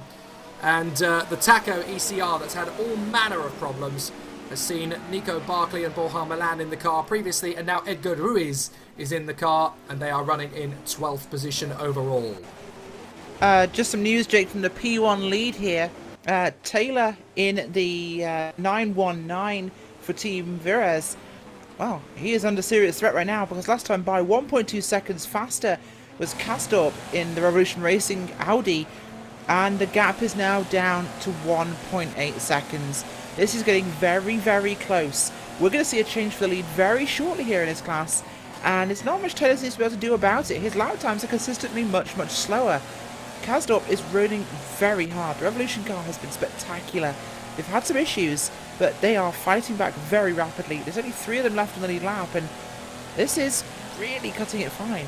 This ain't bias, this is just great action and great drama now at the front of the field. Taylor versus Kasdorp, the next chapter in this magnificent scrap at the Istanbul 6 hours. You've got to ask though, where has the pace fallen off for Team Vero's Porsche? Has Adam Taylor just pushed the tyres a bit too hard? Is the car starting, is he getting a bit tired? Where's the pace coming from? I think he is, but let's not forget this car's also had a few issues here and there throughout the race, and that has been the car that did have a couple of little solo spins. He's in the pits now, so this is him pulling in. Before he gets past, he'll come in for his service now. Of course, we're expecting 10 minutes more from Taylor, I think, at this at this stage because of the sequence they're on. But this would, I think, would put Castorp in a position to make it to the end. I think if this is where they are position-wise, I think they're going to be in a good spot for this. They might be doing slightly shorter pit stops to fuel for a 2 stops to the end at this point, but it's going to be close. Well, we were talking about good comebacks when we were mentioning with the Revolution Racing 21. Speaking of comebacks, in P2, up into second position again, has come the Revolution Racing number 20 with Diego Carranza in the car at the moment. That car that was previously driven, of course, in the race by Lazaros Filipakos. So it's going to be an interesting run for them to see if they can get further up the road. Jake Hall, of course, sorry, no, my apologies. That is third position they are in. Diego Carranza's in the Atlantic car that's still leading the way. It's Sam McDonald who's brought the Revolution Racing car back up the order. My apologies. I'm getting tired as well. Sam McDonald. I think we all are, Jake. Yeah, third position. I'm just doing some maths, by the way. And this is dangerous, I realise, before any viewers decide to say anything about that. Let me hold on to something. I am doing maths. Wow. Yes, maths, not math. I'm not American. Okay. But both Revolution Racing and Team Veras need to make 2 stops to the end of this race. As it stands, there are 2 hours and 10 minutes remaining when Veras pitted. They're just leaving pit road now, rejoining the track. But the 2 stops that Vera will make will need to take on board slightly more fuel, whereas Revolution Racing will need to take on slightly less. Both of them on a 2 stop to the end. If they split these stints shorter than normal and slightly faster, they're not racing anybody else particularly at this point. If they pit sooner and make it a 2 stop even split of 3 equal segments, they need more fuel than Revolution Racing do. So Revolution Racing will spend, I think, in the region of maybe 4 seconds less over both stops in pit road. Yeah. So that's an extra 4 seconds on track, beside the fact they've just passed them. So I think this one, with how big the gap was before when they were racing on the same cycle, this is going to go to Revolution Racing. That's my prediction. Okay. An interesting one. I was going to say, actually, when you said you were going to do some maths, I thought you were going to ask for 1 off the top row and 5 little ones, please. I was getting yes, this is a countdown. I don't watch that sort of television, thank you. Okay, I was getting a bit nervous there. I actually don't watch any television. No, you don't watch Countdown. You're the kind of person who would watch 8 out of 10 Cats Does Countdown, wouldn't you? You'd be that kind of person. Maybe. No, trust me, you would. I know your sense of humour. It would work. Yuri Kazdok leading the way. Team Perez is back out in the number 4 Porsche, but it's now Nicky Jackovic who's back in the car. So this could get interesting. It certainly could. It's the faster the drivers. Well, it's bonfire night, and there are fireworks all over Great Britain, and there could be fireworks here in Istanbul now as well, that Nicky Jackovic is back in the car. Yeah, Jackovic has certainly been the fieriest of the 2 drivers in that Porsche 919. The first half of this race was volcanic, shall we say, with his old application of the chrome horn to certain GT traffic, but it worked and the car's in one piece.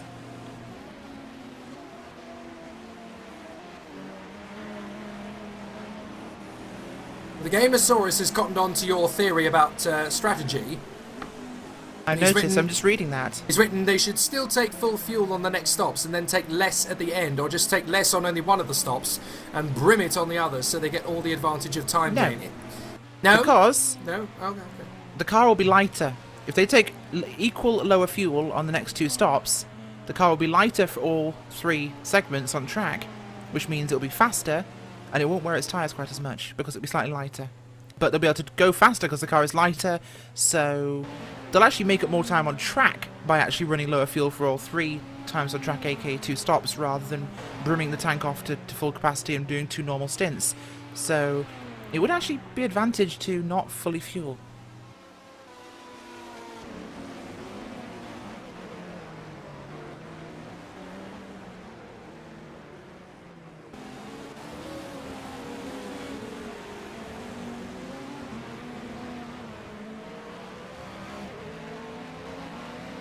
So Jackovic is getting back on with this, trying to close down the gap to Yuri Kazdor.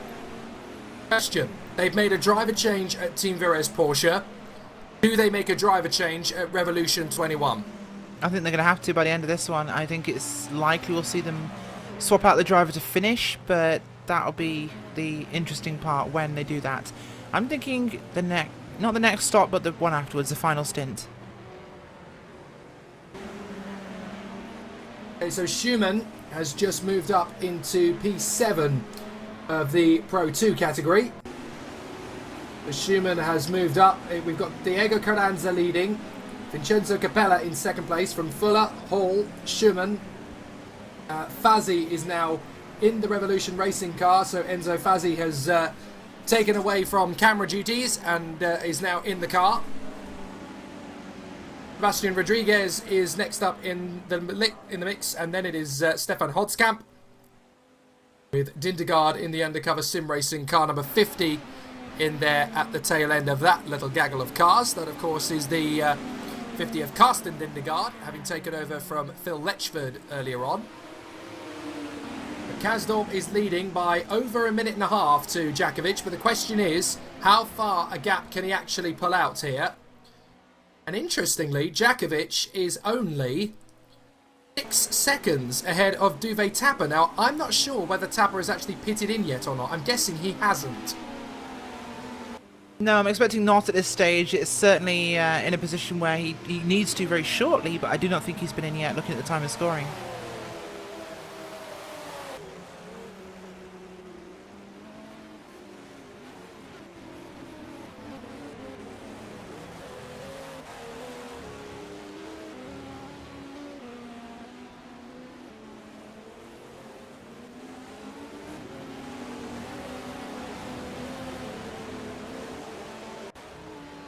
The battle in the mid-pack, almost as tense as it is up front. In the GTs, it's a Corvette leading, but in second place, doggedly throwing its weight in there amongst the Corvette posse, it is the SRVN Ferrari F458, driven beautifully at the moment by Kevin Van Doren. And I have to say, of all the GT cars in this race, that car is absolutely on it. I mean, I know we've got a host of Corvettes and all the teams in that top 6 have done a brilliant job.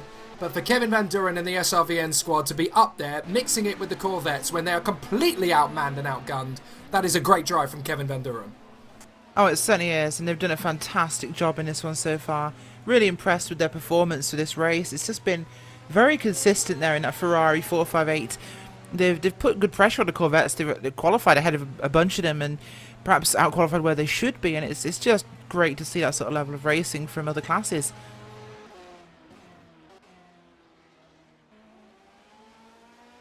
I think we're coming up on, well, we actually are on the 2 hours remaining mark. That is 2/3 of the race completed, Jake. We're 2/3 of the way through. Not bad going at all then. I think it's time for us to run down the order. Yes, indeed. So we've got Revolution Racing 21 in the Audi, running out in the lead, a minute and a half ahead of Jackovic, although it won't be long before the Revolution Racing number 21 Audi makes a pit stop. Could even be on the next tour. Duvet Tapper in the Vodbull Racing Porsche is in third, ahead of Henning Volet in the 3-wide Motorsport Audi. Peter and Wilson in the pair of Doug Henson Racing Audis, number 2 and 3, are 5th and 6th. With the Nissans next up, the GNS Endurance of Pavalos Mikunias in 7th, and Gardner in the Magenta Warriors Racing Nissan in 8th position. Pastor Ranto is running in 9th position ahead of Ricardo Azevedo. Wisniewski is trying to recover the fortunes of the Feeder Ragnar Simulated car number 1 Audi in 11th position, and Edgar Ruiz is in the Taco ECR Audi in 12th position. Next up, the LMP2 cars. Atlantic Motorsport leading the way in the 32 with Diego Carranza at the wheel. Scuderia GT Italia number 40 is next for Vincenzo Capella, with Fuller in third in the Flatline Racing. Greg Hall is in the DR Motorsport with Schumann and Fazzi battling away for the next 2 places in 5th and 6th for Champion and Revolution. Then Rodriguez, Holtzkamp and Dindergaard are next up.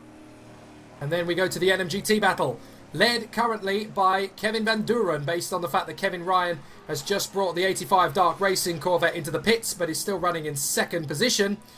Sardina in 3rd in the Scuderia GT Italia. Revolution Racing for Lakota. Michael Müller in the 88 is next, followed by Sileo in the Scuderia GT Italia at number 85. Then it's the Sim Racing for Holland with Offermans in the car. Arne Schonfleet in the Revolution number 94 Corvette.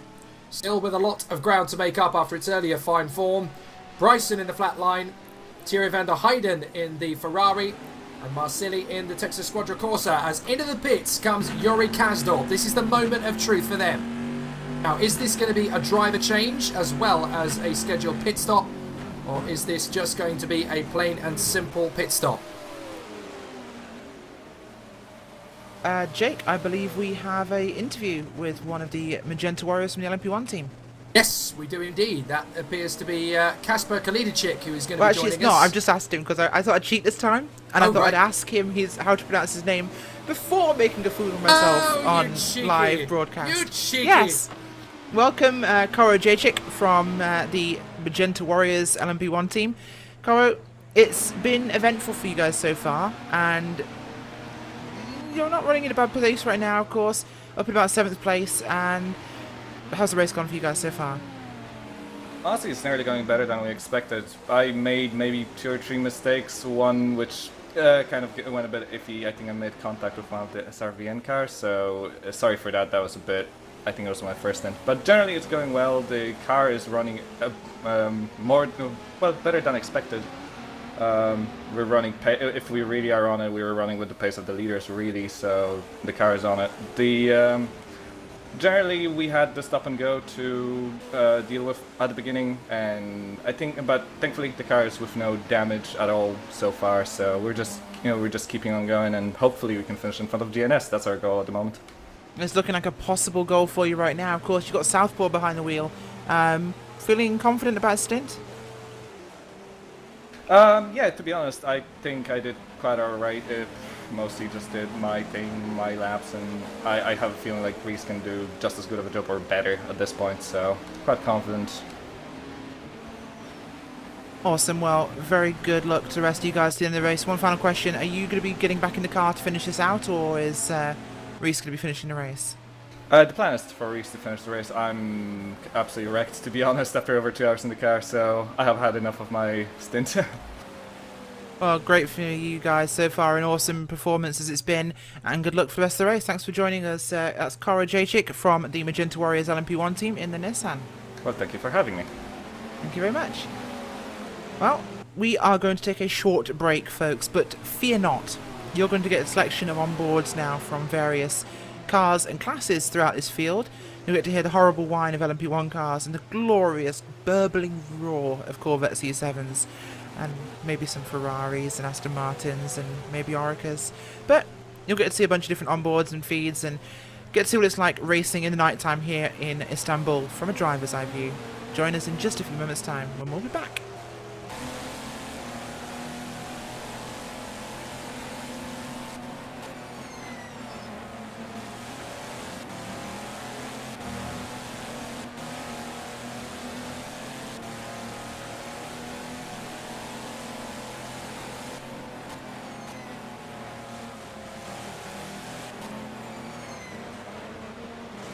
Well, it looks as if we've got a bit of a battle going on at the lead of the pack, because we've had Christian Michel, who's taken over the helm of the Revolution Racing Audi and has got through, but we think there might be a little bit more to the story than that, because there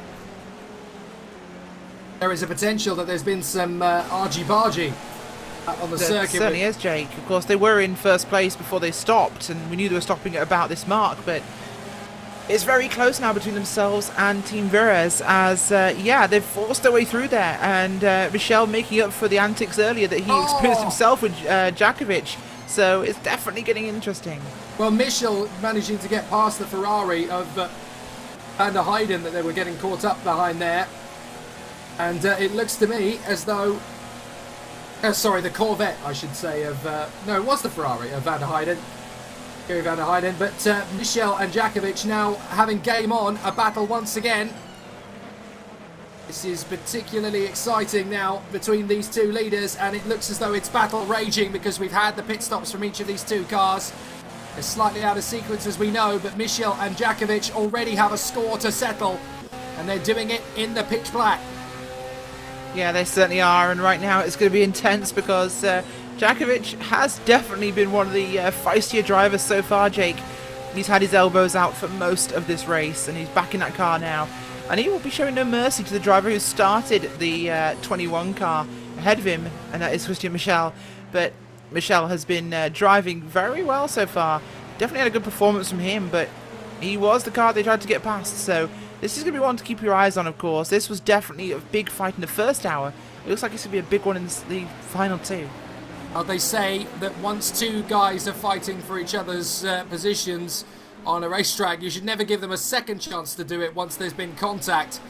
And I'd have a feeling that this is going to be a little bit like that again, because Michel, look, he's getting held up in the traffic and Jackovic is coming at him like a raging dog. This is an amazing opportunity to watch these two battle away. And Jackovic able to get through the traffic better than Michel that time. Breaks right up on Michel in the braking zone. He's really on him. Great energy in these two cars at the moment, but Jackovic really starting to put Michel under pressure. This isn't just Michel versus Jackovic. This is two of the big teams from the sport. Revolution Racing versus Team Virez. Audi versus Porsche. This is an amazing contest we've got, and they've got a slower car in front of them. That is the Cudis, and that's going to be a difficult one to get around. Michel and Jackovic nearly side by side there. Well, they were potentially side by side as Michel now pops up on the inside of the Cutis. That was very, very close indeed. And now Jackovic is reeling in Michel again. Here we go. It's rubbing the hands with glee time.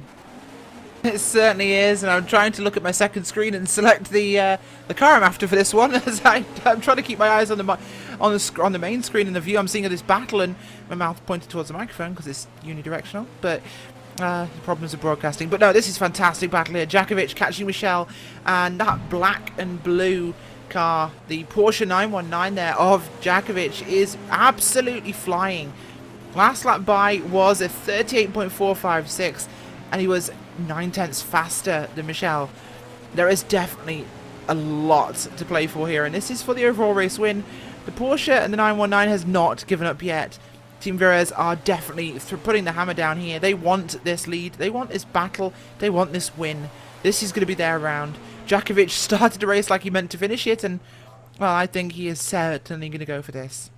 Well, this is a very, very close battle, but it looks to me as though this time Christian Michel might just have a bit more of a pace. He certainly might, and Michel's really trying to put his foot down here, but we need to see what happens at the end of the lap and see what the timing is. But the gap is, I believe, 1.1 seconds. It's close, but it's no cigar right now. This is going to be tricky. They've got to get past Ryan quickly, and they're going to have to go, I think, deep round the outside. This could be a chance for Jackovic. No, Jackovic is going to get held up. That was beautifully done by Christian Michel. He timed that move to perfection, and that's going to keep him safe again for the moment. This is beautiful driving for Christian Michel. He just knows exactly where to make those moves to keep Jackovic at bay. And now he goes sweeping round the outside of Rodriguez, but Jackovic got a very good exit off the chicane. They're going to be absolutely on it as they come up the hill towards turn 4 again.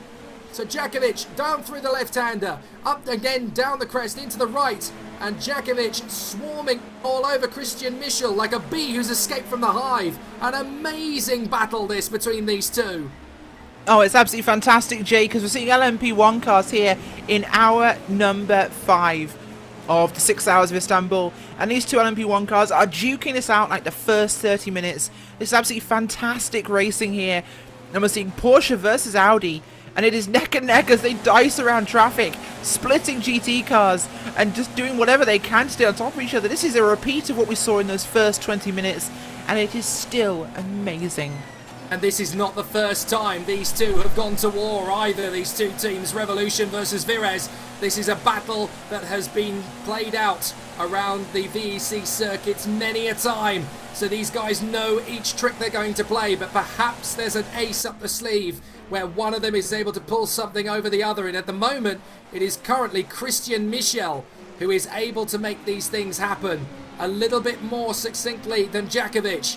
But that doesn't mean that Nicky Jackovic is going to give it up. They come out of the final turn once again. What did that in terms of lap times? Michel did a 1:36.666 on that last lap, I believe, compared to Jackovic on a 1:36.832. So he was able to get a little bit more time over Jackovic, and the gap, crucially, is up to 1.1. Jamie Otis on YouTube says hashtag deja vu. It's not the first time. It's not the first time in this race that this has happened, let alone in the past. No, exactly. This is what we saw in the first 20-30 minutes of this race, Jake. And we saw this exact same battle. He always before gets caught behind the one of the Corvettes there. But these two have been battling in the first part of this race, of course. Once the GNS car had its moment and got off the track, it was the 21 and the 4 battling for position. Of course, they did also have the 1 involved in this, but at the same time, it has been these two. And this has been a stonking fight then. It is exactly the same thing now. And they're dicing and slicing their way through GT traffic. It's coming behind the Porsche 991 there. And that's Group 25, I believe, trying to get their way through here and just... I feel like I'm watching the same thing over again, just darker. This is Groundhog Day in the night. Michel Jackovic. This battle really getting good between these two. Christian Michel versus Nicky Jackovic. Through the right-hand flick, up and over the crest. They've got a P2 car in front. It's Vincenzo Capella who's in front of them. Now, he is far enough away that there's not going to be a dive, surely, from Jackovic is there. He had to think about it. He's trying to put Michel on the back foot. And as they come through the final turn, Vincenzo Capella could be a bit of an obstacle for both of them as they come off the final turn. But there should be enough straight line speed to deal with it. Capella's not got in the way at all there, but it looks to me as though Jackovic has got a slightly better run off the final turn than Michel. That tightens up the gap again. This is brilliant between these two. Keep it going, boys. Bring it on.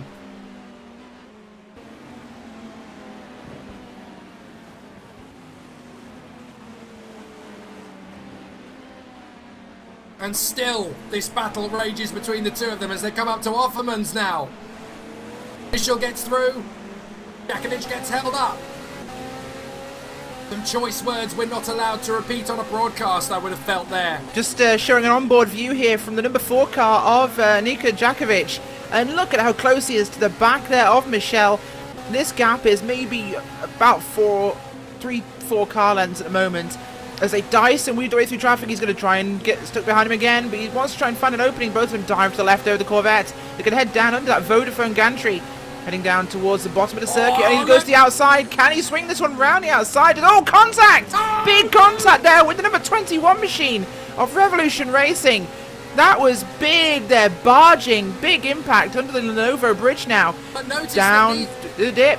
This is Michel having to defend like crazy. He is now going defensive. He's not holding his inside line. Look, he's defending. He does not want Jackovic to get this, even if it means rejoining car. Outside. This could be an opportunity for Jackovic. They're getting held up by the Corvette in the middle of the road, though. Michel now going to dive up the inside of Carranza off the turn, and that's going to be enough to save his bacon for another lap. Goodness me, that was just close. About. This is very, very close, Jake. They've now got a P2 car between them, but we had rejoining cars in the final chicane, and this one is getting more and more intense into the first corner now. Through the apex goes Jackovic. Coming out across the apex, very good line from him as he gets a good run on the P2 car. P2 car out of the way, and he gets that car moving once again, and up the hill they both go. 3 and 4 now, the sweeping corners. We saw problems for the R18s here from the, I believe it was the guy of Wilson and Sheeder, of course, Doug Henson Racing Cars. Let's look at how close they are now. 5 up the inside he goes. Can he clear him? No, they're side by side, I think. Up the inside line to Michel and Revolution Racing, but no, he gets it close. Passed by Jackovic. Fantastic racing. Oh, wow. This just gets better and better and better. Michel out in front of Jackovic by 1.3 seconds now because of the gap that was held up there to the slower car.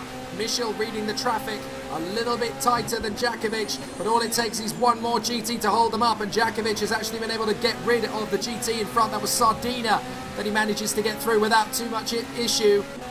If this battle had a soundtrack, it would be anything you can do, I can do better. No, you can't. Yes, I can. Because these guys are absolutely on it every time they trade a move on a back marker. The other one comes back with something sweeter to tighten it up. This is absolutely brilliant. And I have to say, the difference in stance between Nicky Jackovic compared to earlier on is startling. He's definitely had a talking to himself off the circuit, and he has come back stronger, tougher, but a lot more disciplined. This is a stronger charge from Nicky Jackovic than earlier on. I think the only reason we saw Jackovic get out of the car earlier on, Jake, was because he had to go and plug himself into the wall in the pit garage and recharge. Because we just seen him come back out here like the Energizer Bunny, at it again, panel beating and just absolute amazing wheel-to-wheel racing here between these two cars. And it's these guys are like their sworn enemies. They're going at it like crazy. And this is fantastic what we're seeing here. And let me just remind you, viewers, this is hour 5. Yeah. This is hour 5 of the 6 hours of Istanbul. This is not the first 30 minutes. We're not replaying the stream from the start. 5 hours later, they're still at this. And That's it is amazing. absolutely incredible. About 10-15 minutes ago, we were about to put a sequence of onboards on and have a 10-minute, 5-minute break for us. That's Michelle but we running can't now wide. because this is too amazing. Yeah, that was Michelle Michelle runs running wide. wide, and it's cost him some time there. Jackovic catching up again. We were going to take a break. We can't take a break. This is too good. This is what motorsports is all about. This is fantastic wheel-to-wheel racing. Well, Kieran Parkin paraphrases the Daft Punk record on the YouTube stream, harder, better, faster, stronger. He's absolutely spot on it, because Jackovic has forced Christian Michel into a mistake, and now they've got Nikitis once again in front of them. Now this could be a real headache for both drivers here as they try and pick their way through. And now Jackovic diving on the inside. Surely this is the moment of truth. He's got him. He's got him. What a beautiful move from Nicky Jackovic. That was what he wanted to do. He spotted his moment, found the line, and went banzai. Thank you and good night. That was a beautifully executed move there by Jackovic, Jake. Fantastic positioning. I believe that was the of the GT cars.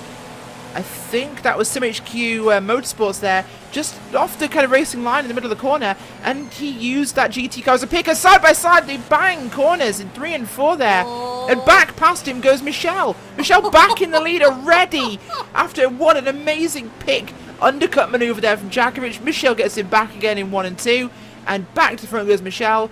More paintwork traded on these two prototype cars, which is, I don't know if it's even possible with a kind of a vinyl wrapped carbon fiber race car, but they're trying anyway. And Jackovic back into second. This is going to end in tears, Jake. I can't believe how close this is getting. I have seen some endurance races on sim racing in the past. I have seen some incredible contests in GTs and in prototypes. Guys, this one's off the charts. This is absolutely up there as one of the best battles I have ever seen in motorsport, let alone in sim racing. And now they're coming up to even more traffic. It's going to get even more crazy at this point. Absolutely great. We've got another hour and 40 minutes of the this. inside. Here we go. The inside he goes, Michel again, blocking off Jackovic, who just got ahead on the outside line. It's Michel back at the front again, and this is the, I believe, they've run to the final chicane. Oh, this is crazy. That is the final corner. That's turn 14 now, running into turn 1 and 2. And this is just not ending, Jake. This is going on and on and on.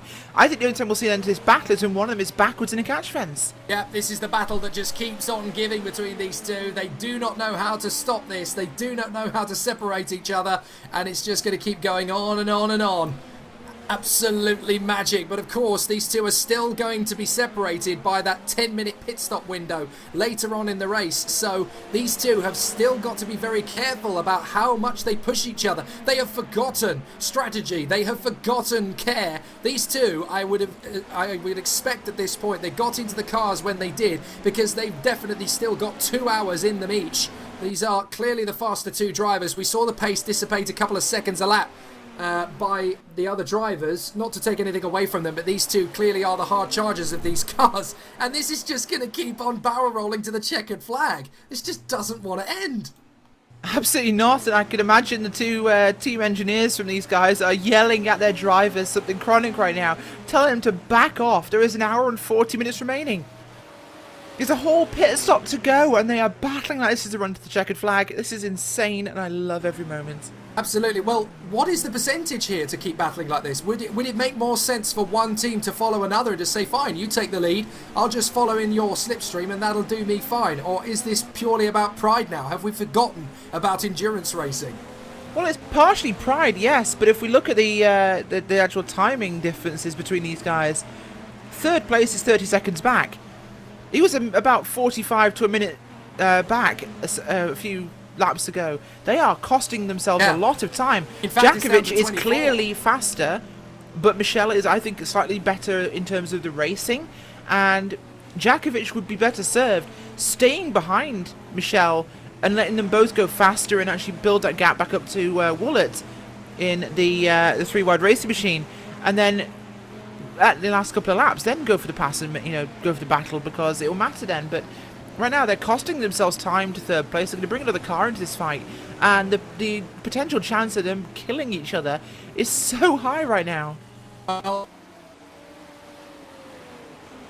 so they've actually eased away to the tune of about 0.7 of a second or so, and immediately the gap goes up between themselves and Henning Vollert in third position. That's how much time they were costing each other by battling, and now that they've actually separated a little bit, they're getting back on the pace. So this is absolutely, well, this is, they need to stop playing with each other, and they need to get away. And I think both teams have got on the radio to their drivers and gone, stop this, this is pathetic, you are wasting too much time, you need to get on this now, and they are actually starting to do it. So it is finally starting to look like they're not going to play cat and mouse with each other forever, and it looks as though this battle is just going to keep on going. Well, the thing you got to remember, of course, But, Jake, is this is of course endurance racing, but you can only fight this hard with another driver for so long. You will get tired faster battling this hard, and you will make a mistake. And these two cars have both got a chance to win this motor race. After 6 hours, they both have a chance. Now, neither's going to have a chance if they take each other out, and they've hit each other so many times already that, this might be some sort of Chris Rock court case. But I have no idea.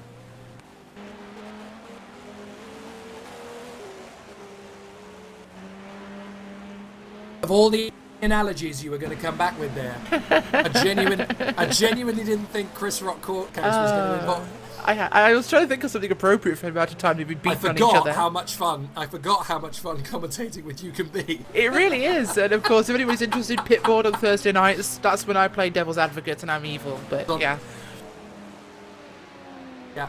But this is a fantastic motor race, Jake. This is absolutely amazing. I just love where this is going.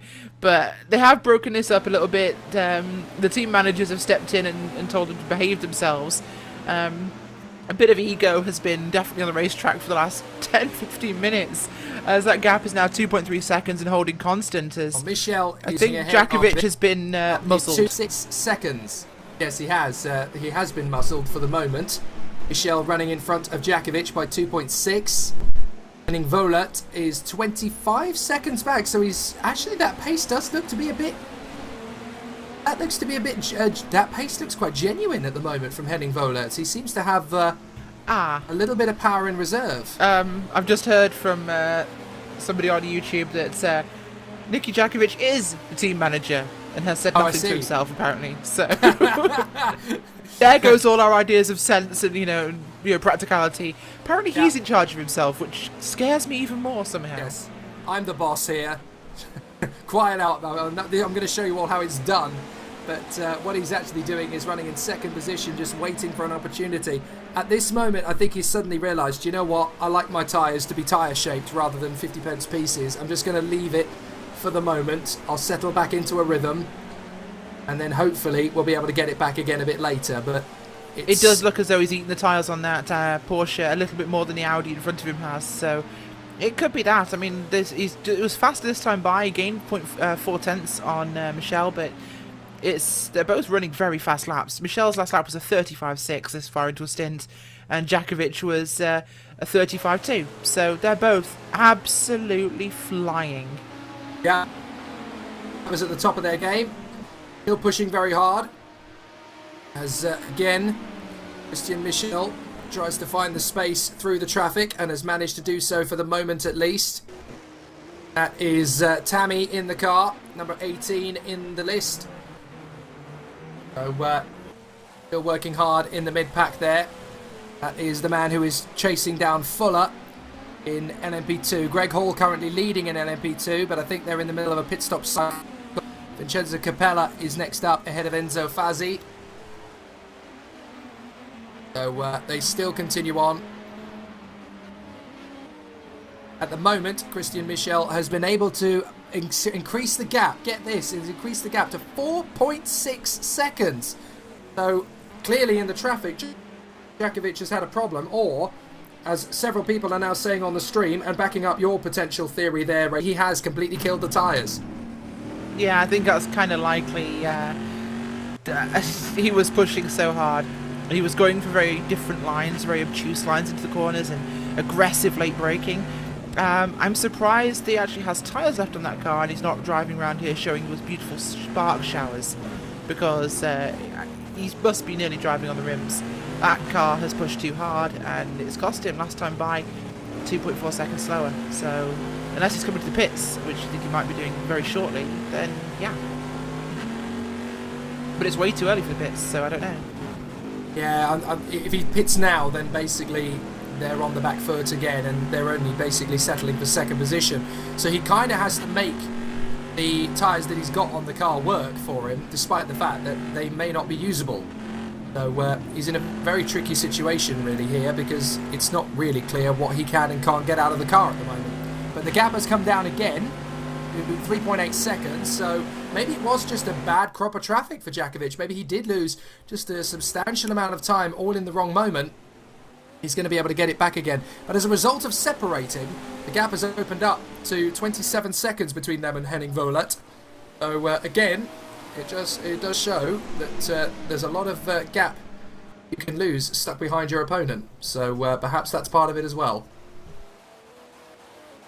Yeah, it certainly is, and it's a position they need to really focus on, because Djokovic getting fast at times of traffic was, I think, the factor, but it's definitely very heavy phase of traffic they're in now. This kind of ebbs and flows throughout the duration of the race, Jake, and you see these periods of time where traffic is slightly lighter, and you'll see good lap times from prototypes, but you'll see phases where the traffic is almost like an ebb and flow of an ocean. You see this flotsam on the surface, and it will sometimes be very much spread out, and other times it just to the repeated motion of the surface of the waves, it ends up being grouped together, and you get patches like that in endurance racing where you have very dense patches of lap traffic and then you have very open laps, you know, maybe every 10, 20 laps or so. And they were in that, and now it's kind of quietened up a little bit, so they've got a bit more time, and maybe time to relax a little bit and kind of cool down after World War VII. Certainly looking that way, isn't it? Very much so, and right now, I'm glad of the breather. I think all of us are. We were all on the edge of our seats there for a little while. 101 of the spectators currently on the YouTube stream on YouTube. Hello to all of you. I hope you're enjoying this as much as we are. We certainly are. An hour and a half to go, and we kind of don't want it to stop. I'm looking forward, I tell you, to the Le Mans 24 Hours in the early part of 2017. That's going to be absolutely mega if this is a nice little sneak preview of that. Next round of the championship, of course, on December the 4th. That is going to be the Silverstone round of the championship.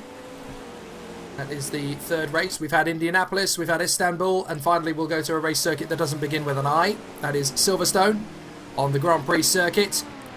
In fact, Silverstone is the reason I couldn't be there for the first round of the championship at Indianapolis. Sorry, December the 3rd, not December the 4th. Silverstone is the reason I wasn't able to commentate for the first round of the championship last month at Indianapolis, despite the fact that I wanted to. It was Silverstone that kept me away. I was actually working, mucking about with the Michelin Clio Cup Series and Junior Saloon Car Championship drivers. It was all very good fun. Watching another fellow sim racer for Downforce, John Munro, taking his Bark Max 5 Mazda Championship victory at Silverstone that weekend as well. I get the feeling that if John even gets a whiff of the fact that VEC is as close and competitive as it is, then there's a chance he may want to have a go. Well, actually, I'm now starting to think, hang on a minute here. We've got a very good sim racing team of drivers at Downforce. Perhaps we should submit a team. I can see that becoming a possibility. It would have to be a British car, of course. So we'd have to do GTs. We'd have to run the Aston. But, yeah. I have to disagree. Oh, really? Oh, okay. Go on, then. This is your opportunity. I'm Corvette. Yes, Sorry, I'm Corvette fam. You know, it's Corvette for life. What you must understand is that Downforce is a British channel. I realise that. Always race British. That's how we do it. Even if it means... Sterling Moss always raced British. He never won the championship, but he always raced British. You see? There you go. Well, maybe that's why I didn't win a championship. Shush. Excuses. Anyway. And our director Jimmy is saying everyone's racing Corvette. Yes, but I want to race Corvette because A, V8, B, American muscle, C, I like yellow, and B, everybody's and you can't do D, that. Our colours are green, because I said red, so. and black. can't do that either. Well, yeah, there is We that, but no wouldn't one's race, perfect, yeah. Jake. That is certainly true. So yes, we are looking at how things are at the moment for our race leader, Christian Michel. He has actually extended the gap over Jackovic to 5.6 seconds, would you believe? As into the pits has come the Nissan of Mikunas, and into the pits as well has come Greg Hall. So pit stops are coming in again for the next phase of an hour and a half still to go. And currently our leaders are as follows. Michel is leading the way for Revolution Racing after an absolutely titanic grudge match, which is seeing Yuri Kasdorp and Christian Michel leading the way in the Revolution Audi. Great by Yuri Kasdorp, but a fantastic run in the two stints so far for Christian Michel. Niki Jackovic is running in second position, 3.7 seconds back now. So again, the traffic looks as though it's come back to Niki Jackovic in this phase. Henning Vollert is third position for the number 9 Audi. They're running very well in position. 14 is next in the mix, the number 14 car. The Vodbull Racing car currently being driven by James Johnson in the nighttime shift. Then it is the 24, would you believe? Oh no, sorry, then it is the two Doug Henson racing cars, Shida and Wilson. And then in 7th position, would you believe, it is the number 24 Magenta Warriors Nissan of Reese Gardner, who has fought his way back up the order. And then in 8th position, it is the 22, the other Nissan GT-R LM. This time it is Nathaniel Lupson who is at the wheel, having had Jimmy Broadbent and Povilas Mikunas in the car. Nathaniel Lupson is going to drive it to the checkered flag.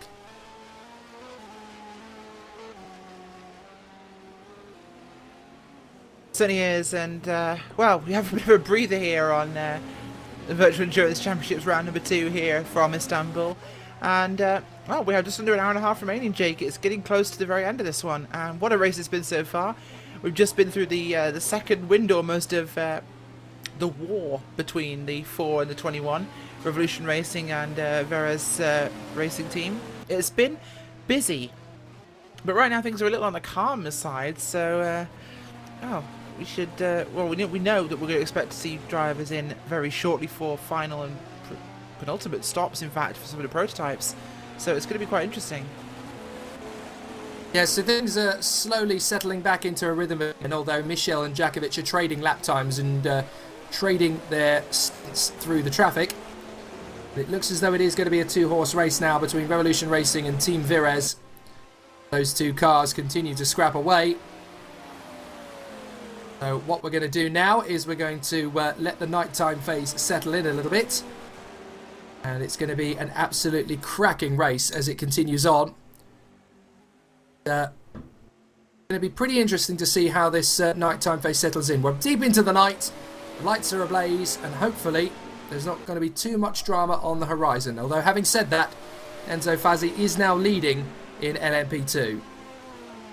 He certainly is, and well, Jake's going to clear off for a short while whilst he sorts some issues out on his end, and you've got me for a few moments of calmness whilst we go over what's running on through the field at the moment, and we will run down your top 5s throughout the field and some noticeable mentions. As things are going up in LMP1, it is Michel driving the Revolution Racing Audi R18 in the lead for now, after his stonking battle there with Niko Jackovic in the number 4 machine from Team Virez. 3 Wide Motorsport are in 3rd place, and Vodbull Racing in 4th. Doug Henderson Racing's number 5. Sorry, number 2 car. I'm looking at the wrong number. Number 2 car, currently piloted by Maximilian Shida, is running in 5th. Down in the LMP2 category, it's Revolution Racing leading with Enzo Fazzi behind the wheel, as we mentioned. Down in 2nd place is Scuderia GT Italia with Atlantic Motorsports, Flatline Racing and DR Motorsport in 5th. Down in your LMGT class, we have the Group 35 car from with Kevin Ryan behind the wheel, leading the way at the moment, with SRVN Ferrari 458 in 2nd place, Scuderia GT Italia in 3rd, Revolution Racing and Sim Racing for Holland up into 5th. That's actually the first time we've seen those guys so far today, and it's been a very busy race throughout all your classes. A number of retirements at this stage. We have lost a couple of cars. but most of them have been actually Corvettes from your GTLM field. A number of major incidents for LMP1 cars and LMP2 cars, but as Jake apparently isn't going anywhere, in fact he is actually back here talking to us. Jake, it's been a heartbreaking night for some teams. Yeah, particularly for the number one, the reigning champions. They had a great opportunity to get it all together with a fantastic victory. And Nikodem Wisniewski, having put in a fantastic performance after Kuba's magnificent performance earlier on. Kuba Brzezinski, and it's such a shame because the pace they had was absolutely gargantuan throughout. It just didn't end up working in their favour. They just happened to be in the wrong place at the wrong time, and it caught them out on more than one occasion. Now into the pits has come Enzo Fazzi. So that is the former leader in P2, now out onto the pit road once again. The gap between Michel and Jackovic, almost did it again, Jackovic, Michel and Jackovic, the gap is now 2.9 seconds roughly. So again, there's an interesting little battle going on between those two as grab that, the gap has come down again to 1.5. So maybe, just maybe, we're going to get take 3 of this magnificent battle. I can't quite believe that we might just be on the cards for a third go at this incredible battle, but that is genuinely what we're looking at the possibility of having now, as the gap is down to 1.5 seconds once again. And I wonder if this is just going to be yet another day at the races. Oh, there seems to be a crash in the final sector. There seems to be... Oh, the 88 car has brought it into the pits. That's Michael Müller. And Michael Müller has brought it into the pits after, we think, an incident. Not sure exactly what the cause of that was. So that is a bit of an issue there, we think. But Michel versus Jackovic, the gap is decreasing again. The gap has come down again to 1.2 seconds. Oh my word, we're about to get another shindig between our two leading drivers. Pinch me, I think I might be dreaming, because they're going to do it up again, these two. Gap is down to just 1.5 seconds roughly. But it is going to be an absolute shindig again between these two. Already had a couple of very convincing battles between these guys, and it looks as if we're going to get another one. Michel has lost that comfortable cushion. Jackovic is now 1.5 seconds back. So that is the battle we need to look at. There it is, that battle actually. So it will not be long before these two continue to battle it out. And again, Jackovic is looking for another opportunity. How much more can this battle take between these guys? Because there has already been quite an astonishing array of scraps between these two, and it looks as if we're about to get yet another one. So as they continue to battle it out, well, the gap between them has dissipated yet again. So I can see this getting even better as a result. Now they've got more traffic to deal with. Don't tell me that is Jackovic. Yes, it is! Oh my word, that is actually Jackovic right on the back. So here we go again, folks. Into the first turn. And Michel and Jackovic are once again nose to tail. So perhaps Jackovic has just spent a little bit of time looking after his tyres. Waited for the battle to come back to him. And then gone straight back at him. In fact, the Gameosaurus has said exactly that. Nicky probably just took 10 laps out to cool his tyres, drive calmly, bring them back in, and then push again. And my goodness me, is the third round of this contest sure to be a firecracker. Let's see how this is going to play out between the two of them. They've got more traffic to deal with in a couple of seconds. The first car they will approach looks to me to be... Oh, Jackovic getting very close. Surely he's going to make an opportunistic move on the far side. He's going to come right round the outside of Michel into the chicane. Oh, that was close. He almost caught Christian Michel napping there. So clearly Jackovic wants to go for this. Down to the chicane once more. Careful. Nicky, don't push too hard here, Sunshine. Christian is under pressure, but you have the opportunity here. Oh, it's getting so tasty. And into the pits comes Jackovic. Now that is why. Clearly that is why Jackovic was trying to get a bit more pace. So bang, into the pits comes Jackovic. So now this is going to be very, very close in terms of how they make this work. So Jackovic has got right up to the back of Christian Michel, and now it's a pit stop phase. And I think this is going to be the penultimate pit stop for these teams. They'll need another pit stop later on. So let's see how this works out.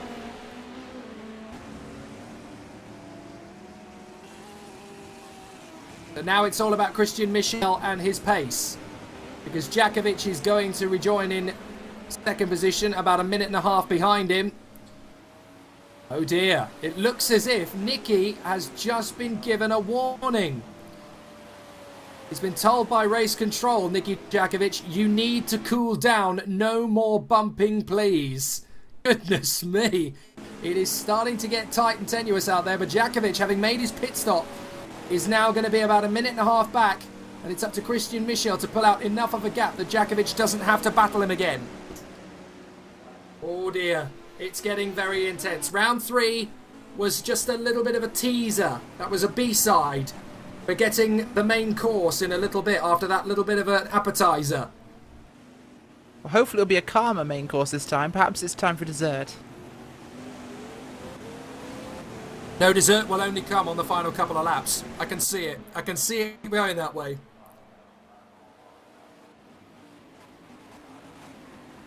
So it's very tight at the moment between our two leading cars. Michel is on a pit stop cycle, although he got caught out there a little bit by Offermans in the Corvette. This is going to be so tight. I genuinely can't call this one. One way or another, this is going to be really, really tough to call. And Michel leads the race by just under a minute and 3/4.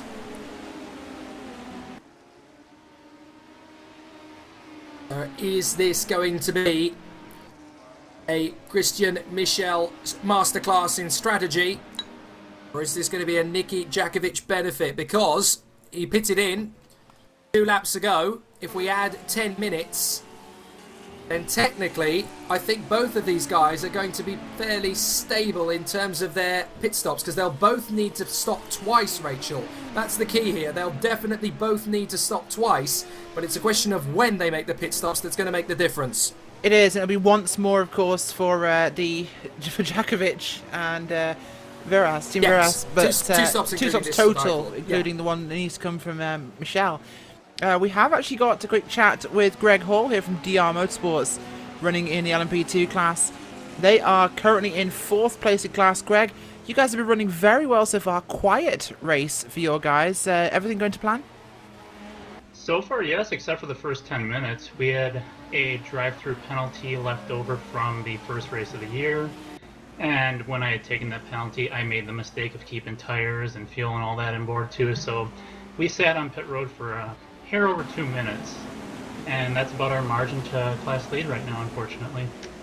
Unfortunate, but still be in 4th place with the potential for a podium really still on the cards almost, as you are just behind Revolution Racing.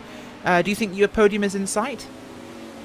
I'm hoping so at this point. Darian Bailey is a very strong driver, and he is going to take it from here on out to the finish. So we'll see how that plays out, how our strategy plays out, and I'm excited.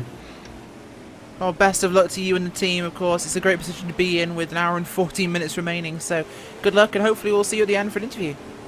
All right, thank you. It's Greg Hall of DR Motorsports there, Jake, as we need to see what will happen when Christian Michel comes down pit road for Revolution Racing. This is going to be critical.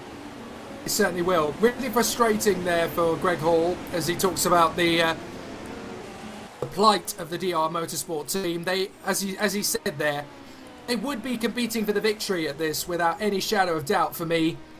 But unfortunately, that penalty and then the accidental pit stop that added to it really causing them a bit of a hammer blow in terms of strategy. But these things happen. They'll learn from it. And when they get to Silverstone, clearly that is not likely to be a problem for them. But yes, Christian Michel just making his way through the traffic as best as he possibly can. Because he's got a race against time here. Niki Jackovic is 1 minute and 43 seconds behind him on the racetrack, which is almost a lap, but not quite. But that's about how much he is going to lose when he makes his own pit stop, of course.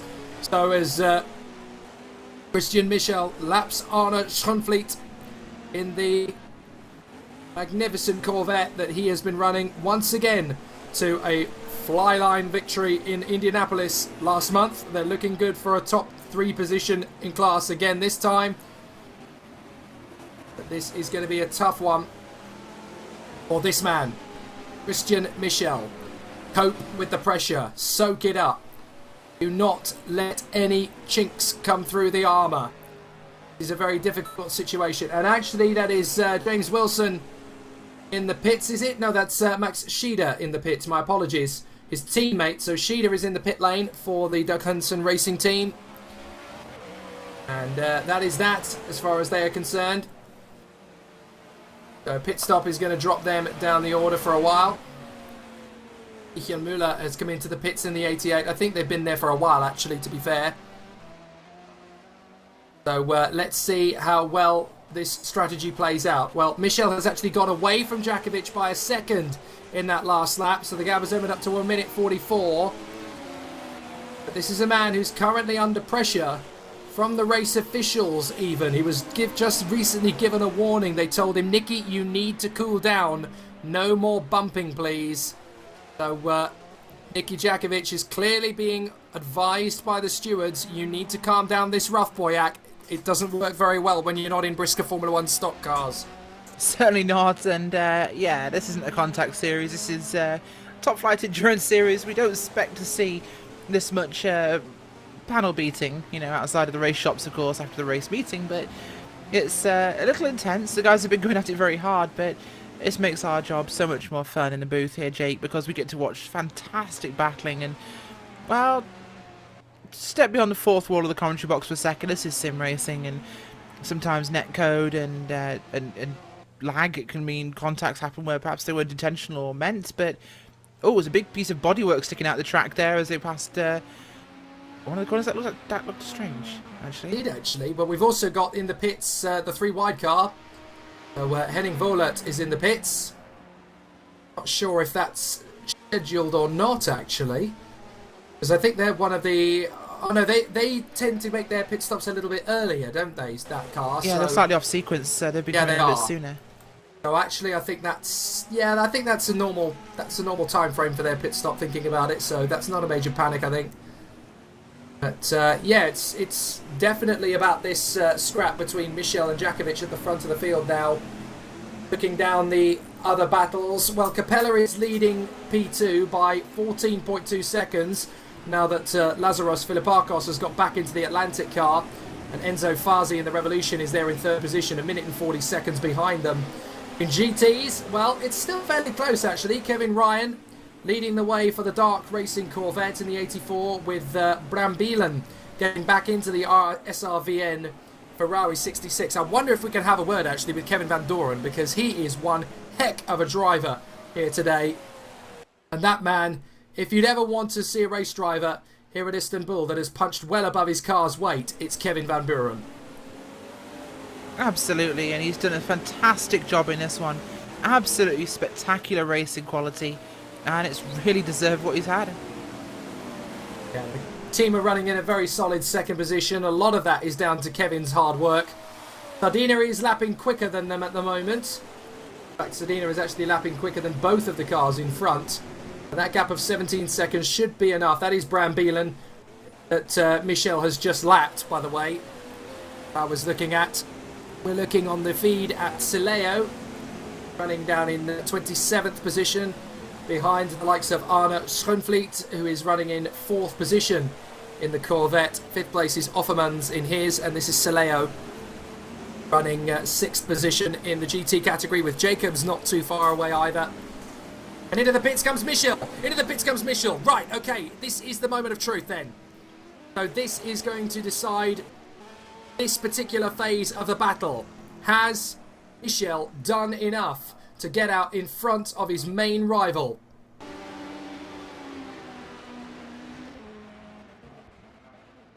Car comes to a halt. Now this is crunch time. If your name is Nicky Jackovic, you are going to drive it like you stole it at this point, because that gap is going to absolutely shatter in the next 60 seconds or so. The question is, has Christian Michel done enough to get out in front of Nicky Jackovic? This battle could have a third chapter to it.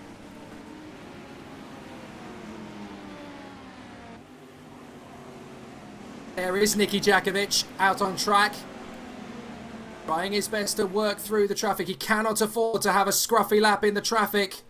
He needs to get round these cars beautifully. Just watching a few of the moves he's made back. I'm watching about 20 we have a seconds spun out back. car actually. On the front stretch, I think it's one of your LMP1 cars. Actually spinning out the final corner. I believe it was, no, I think it was one of the last running cars. Trying to find out who it was now. Right, well, I'm not entirely sure. That could have been Johnson. Potentially. Maybe Johnson? No, Johnson is in the pits. No, it was Azredo for SimHQ Motorsports. They were backwards. Oh, they lost it out Ricardo of the final corner. Yes. They lost it in the final corner there, spun the car around, nose towards pit wall. Well, here comes Michel. They're back running again. Here comes Michel out of the pits. Where is Jackovic? He's right behind him. Jackovic is right behind him. So it's game on again between With these hot two. tyres too. Oh, here we go again.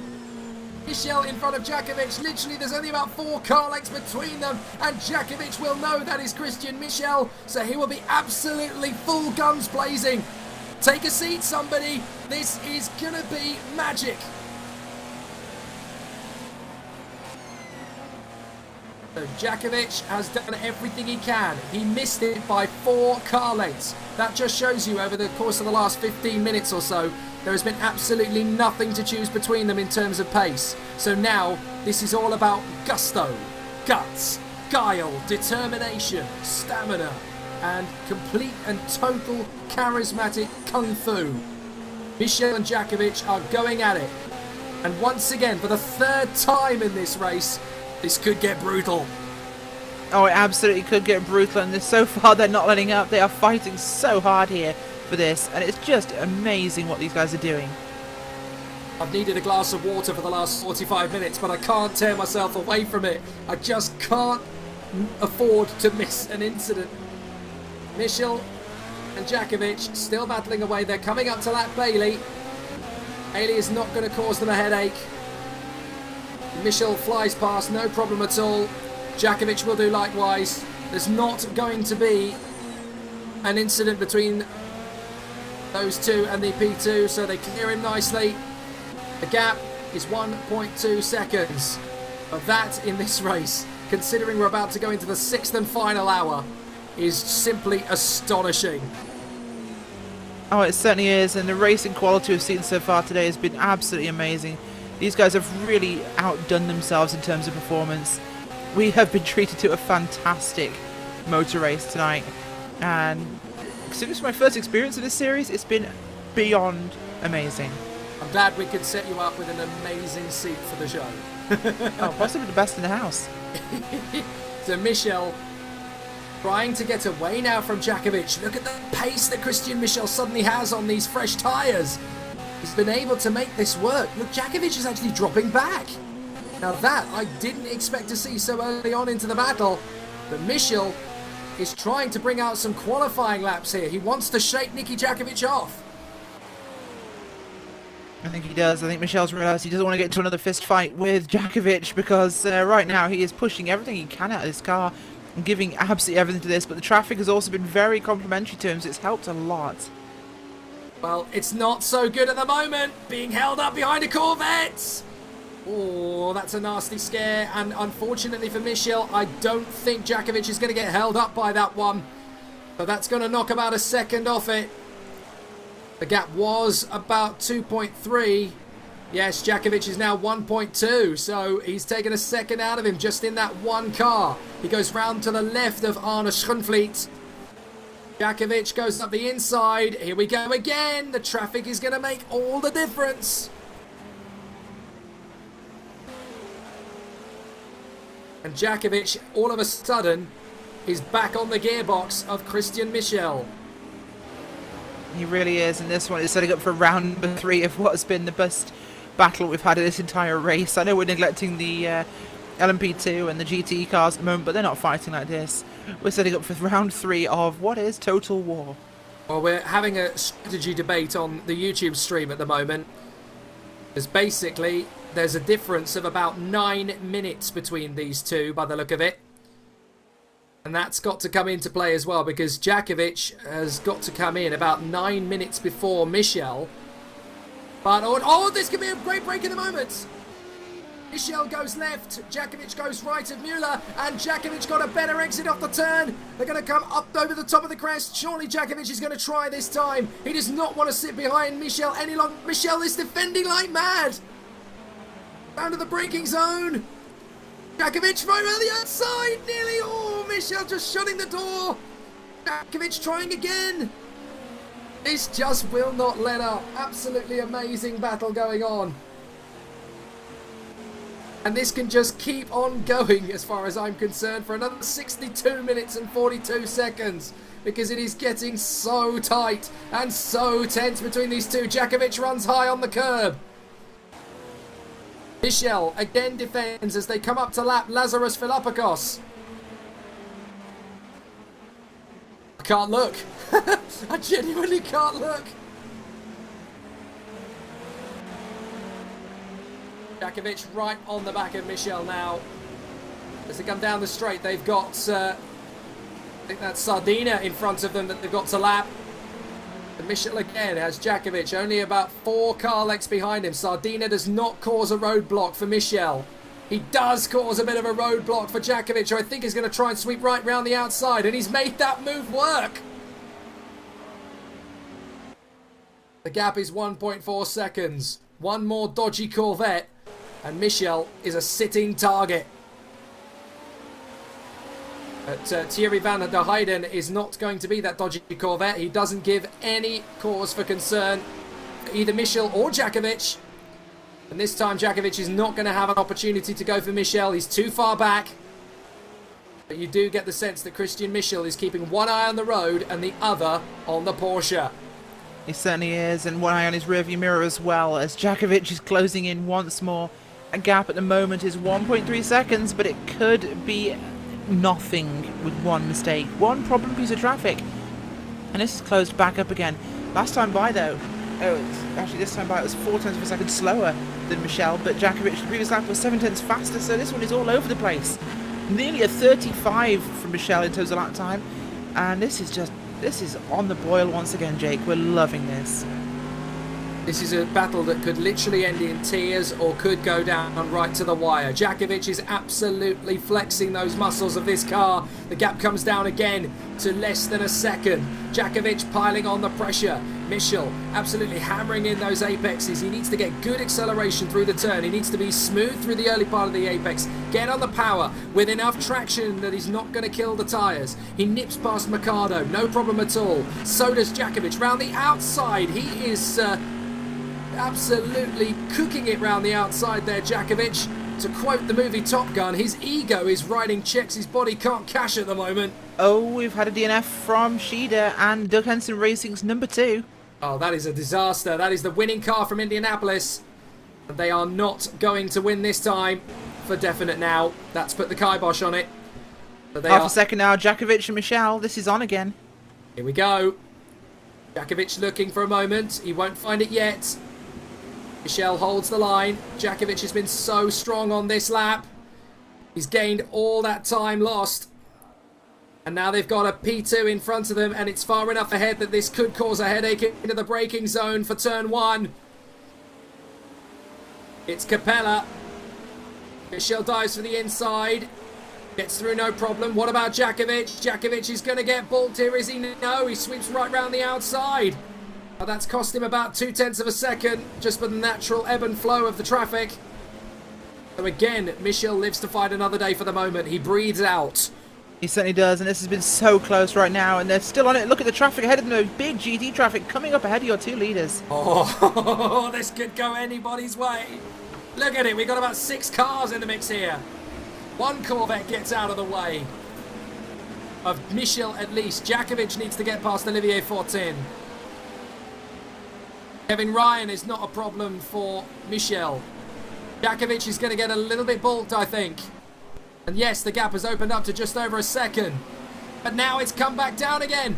Michel's getting held up. Jackovic is going to go right round the outside. Surely that's never going to work. He does it. I don't believe it. What a move from Nicky Jackovic. Incredible racing there, Jake. What a superb overtake. And now Michel is riled up. He wants to get him back. This battle isn't over yet, folks. It's just getting started. Michel now swims to the right-hand side. Jackovic defends to the inside. Michel breaks later in the braking zone. Holds the car around to the outside. But Jackovic holds the lead this time. Oh, yes. If you're a man of Team Pires Porsche, you just punch the air in delight. That was a sweet, sweet overtake.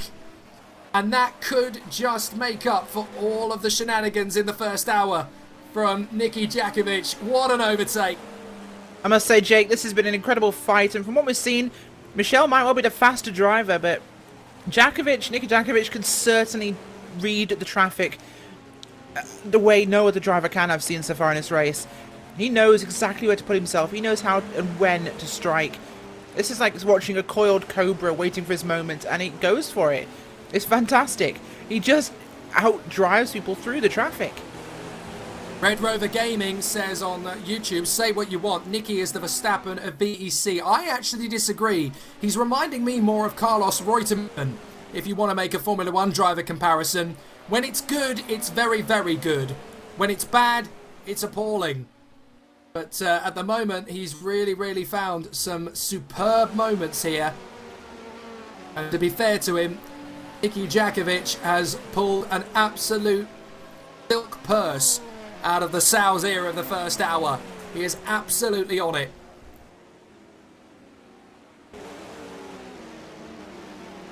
I have not heard that expression in a long time. And right now, Christian Michel is having an actual real struggle trying to catch up to Jackovic. That car is just not quite as good here.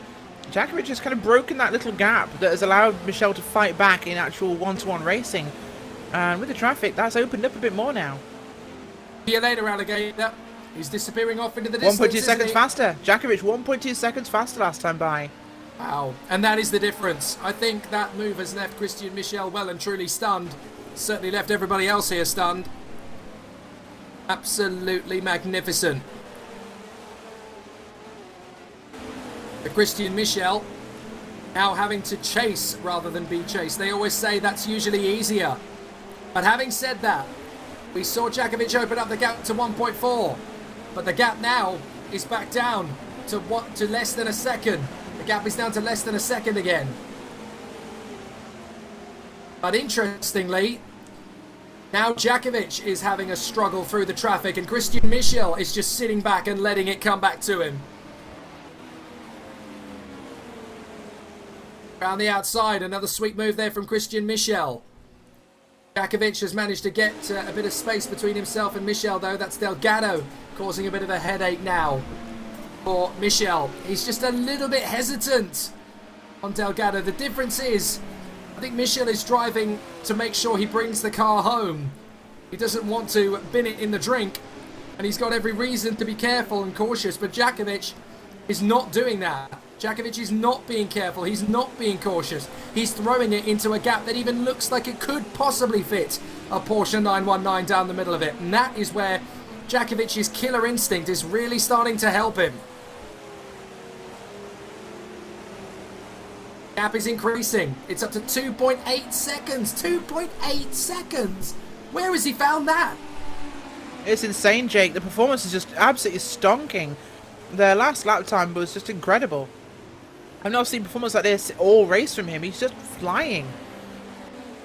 Someone actually pointed out in the YouTube chat, yes, a lot of GT drivers will need PTSD treatment after this race.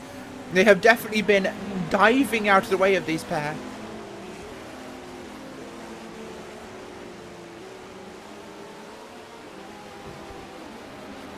So Jackovic holds the line, and Michel is getting held up.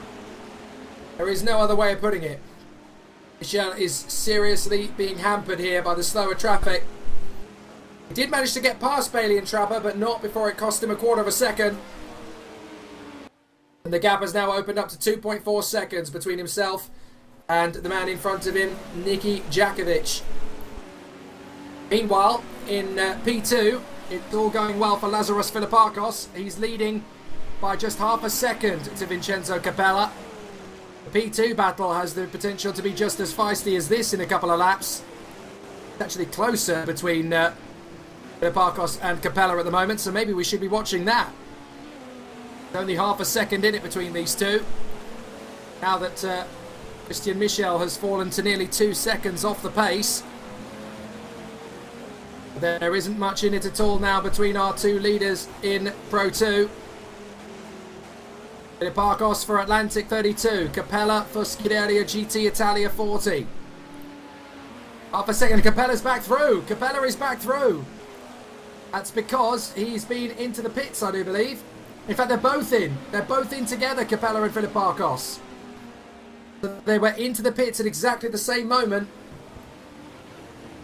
And, okay, the reason that is tallied is because they were out of pit sequence. My apologies. Well, back into the pits again, and this time I think it is scheduled. It's the number one, that is Nikodem Wisniewski, into the last hour. Do you think he's going to hand over? He's been in the car for nearly 3 hours, I think, Nikodem. I think it's fair to say he may well be considering handing the car back to Cuba. Jackovic now, though, 2 seconds ahead. So Capella, after all that, all those pit stops, Capella leads the P2 category by 16 seconds to Enzo Fazzi. Philippakos is currently third. In GTs, battle is joined with Nuno Pinto leading the Dark Racing Corvette charge by 8 seconds to Kevin Van Doren. Well, we're not going to get to talk to him yet because he's back in the car. What if, how about this, Rachel? What if the might of Corvette could be given a severe hammer blow by the one conquering Ferrari? Kevin Van Doren pushing that car around the circuit like a legend and might just have this one. I think they've made their final pit stop, you know, the GTs. 9 seconds is enough to make a battle joined. Oh, it certainly is, and 9 seconds can be done in an hour, so it could be possible. That Ferrari is on a serious charge, and they might actually have a chance here. This is going to be really exciting.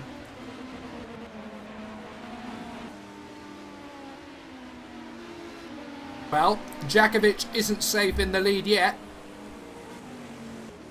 There's another twist in this tail. The gap comes down again in another part of the traffic, down to 1.3. Then it opens up again to 1.8.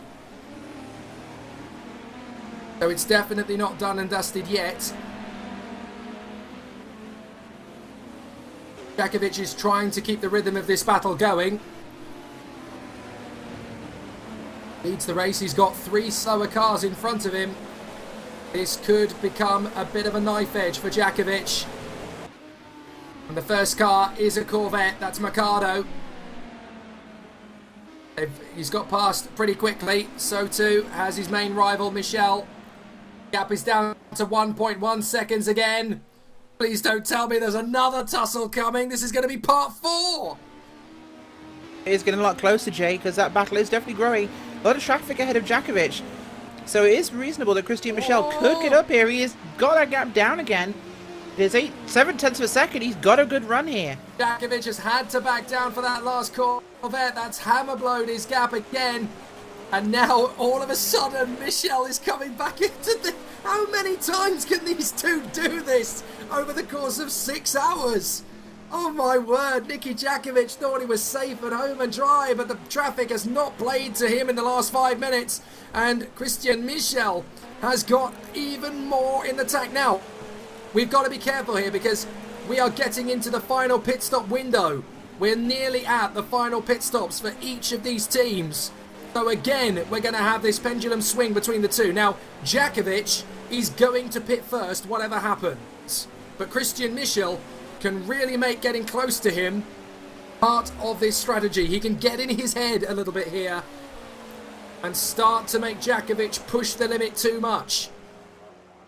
So this is going to be a really interesting part of the battle. The gap is back down to less than a second. And Michel knows that Jackovic has got to pit first. But if he can get past him before that happens, that's a major psychological advantage as they sweep past Dindergaard. Jackovic and Michel, the gap is 0.7 of a second and decreasing. Yeah, it certainly is. In fact, last time by, Jackovic was 6 turns slower than Christian Michel, so that Audi R18 is very much catching the Porsche. That 919 is just not quite been as good the last lap or two. Half a second. At the current times, yeah, half a second. In fact, no, it was 500 slower last lap by. Both of them on 35-second laps.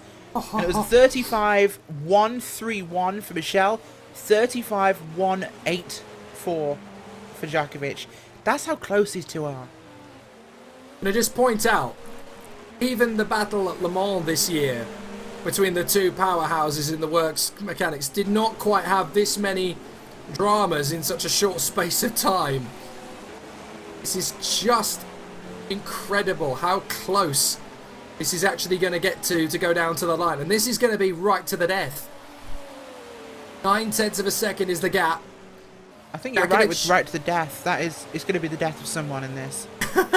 Certainly the death of someone's pride here. Henning Volat is the car in front. That is the car that effectively is actually running in third position, but they're on a different pit strategy, so they may lose that third position in the final reckoning. The Vodbull Racing Porsche.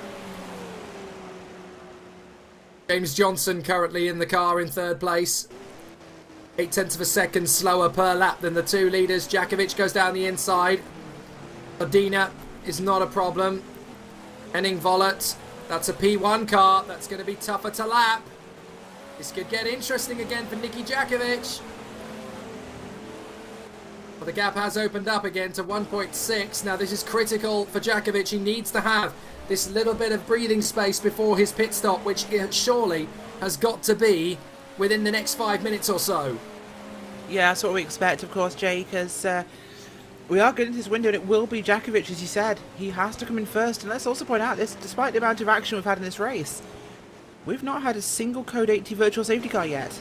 No, we haven't. Perfect. It has been an absolutely brilliant race to go from green to checkered without major interruption. Absolutely brilliant. Mr. Coffolino on YouTube says, for the commentators, it has to be nice to see a sim that can go dark. You have no idea. No comment. Well, from somebody who was at the Le Mans 24 Hours this year, I can tell you the quality of this in terms of what you can see. Oh, that's Jackovic going wide! Jackovic going wide! Now surely that is going to give Christian Michel a second wind here. That gap had opened up to nearly 2 seconds and then Jackovic dropped the ball. He can't afford to do that a second time. Oh, Nicky. You can't afford to do that too often, my friend. Otherwise, this is game over in this race. That was close. To finish my point, now that they have finally lapped Henning Volat, the comparison to the real deal is startling. It is just like being trackside at the real race circuits as these night races are going on. I've done plenty of night races as a commentator in the past. I remember doing the Brick Car into the night race, the Motors TV in 2012 and 2013. The 24 Hours of Silverstone twice. Once when it was a sports car race and most recently when it was for Creventic. And then of course the Le Mans 24 Hours this year. And I cannot tell you the atmosphere and the feeling of racing cars at night. It sends, even more so than sports car racing in the daytime, it's impressive in the daytime, but in the night, it does send a shiver down your spine. You can't quite believe you're seeing what you're seeing. It's a and surreal it's that experience. uncertainty. Yeah, It's surreal that experience, total. It's that total uncertainty of not really knowing what you can expect to see in the next 45 seconds or so. It leaves you on tenterhooks, and if you've got that level of passion and that level of energy throughout a 24 hours, you get to the point where as a commentator you don't need sleep. The race kind of gives you that energy kick you need. Oh, it does. And I remember during the Citroen 24 we did in August that I think you were wrapped up in your bed at the time, but Yeah, I was wrapped up in the bed. I was getting so tired in the booth that I decided to go down pit road to try and wake myself up because it was 50-mile-an-hour winds. But Yeah. I thought I'll go and take a walk down pit road, interview some teams, and I'm out there with the roving mic, and I'm standing on pit road, and I'm on pit road at a motor race. It's 4 in the morning. The floodlights are lighting up pit road. The track itself is dark. You can see the headlights from the cars coming flying past, and it was a surreal experience. It was almost ethereal. The teams all working away on the cars and everything working like normal, but it's just so, the world is so still apart from motor racing, and it is honestly the most spiritual time in a motor race you can ever have is the middle of the night in an endurance race. It is a whole different experience, and I'm probably getting a little too existential right now for this one, but No. we have got a battle on our hands with Jackovic and Michel. They are closing up again, and well, it's Michel right on the rear end now. Jackovic as they get into some more traffic. Oh, here we go again. 42 minutes on the clock. And my goodness, it's going to kick off again.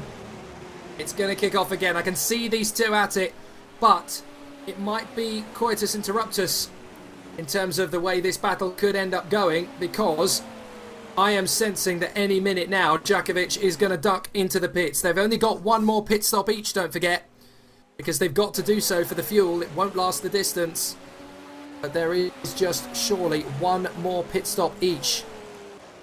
And Jackovic, we know the difference between them in terms of strategy is about 9 minutes, but if Jackovic can make it last a little bit longer, he might be able to edge Michel to the point where he can pit pretty much about the same time as him. He might be able to make that work. But certainly this lap or next, Jackovic has got to be considering a pit stop. In fact, he is doing just that. Michel's on pit road now, so he's actually jumped first. Yes, I think he might have been breaking the stints a bit shorter, like I said earlier, because he's come in first, which means he's actually broken this one evenly.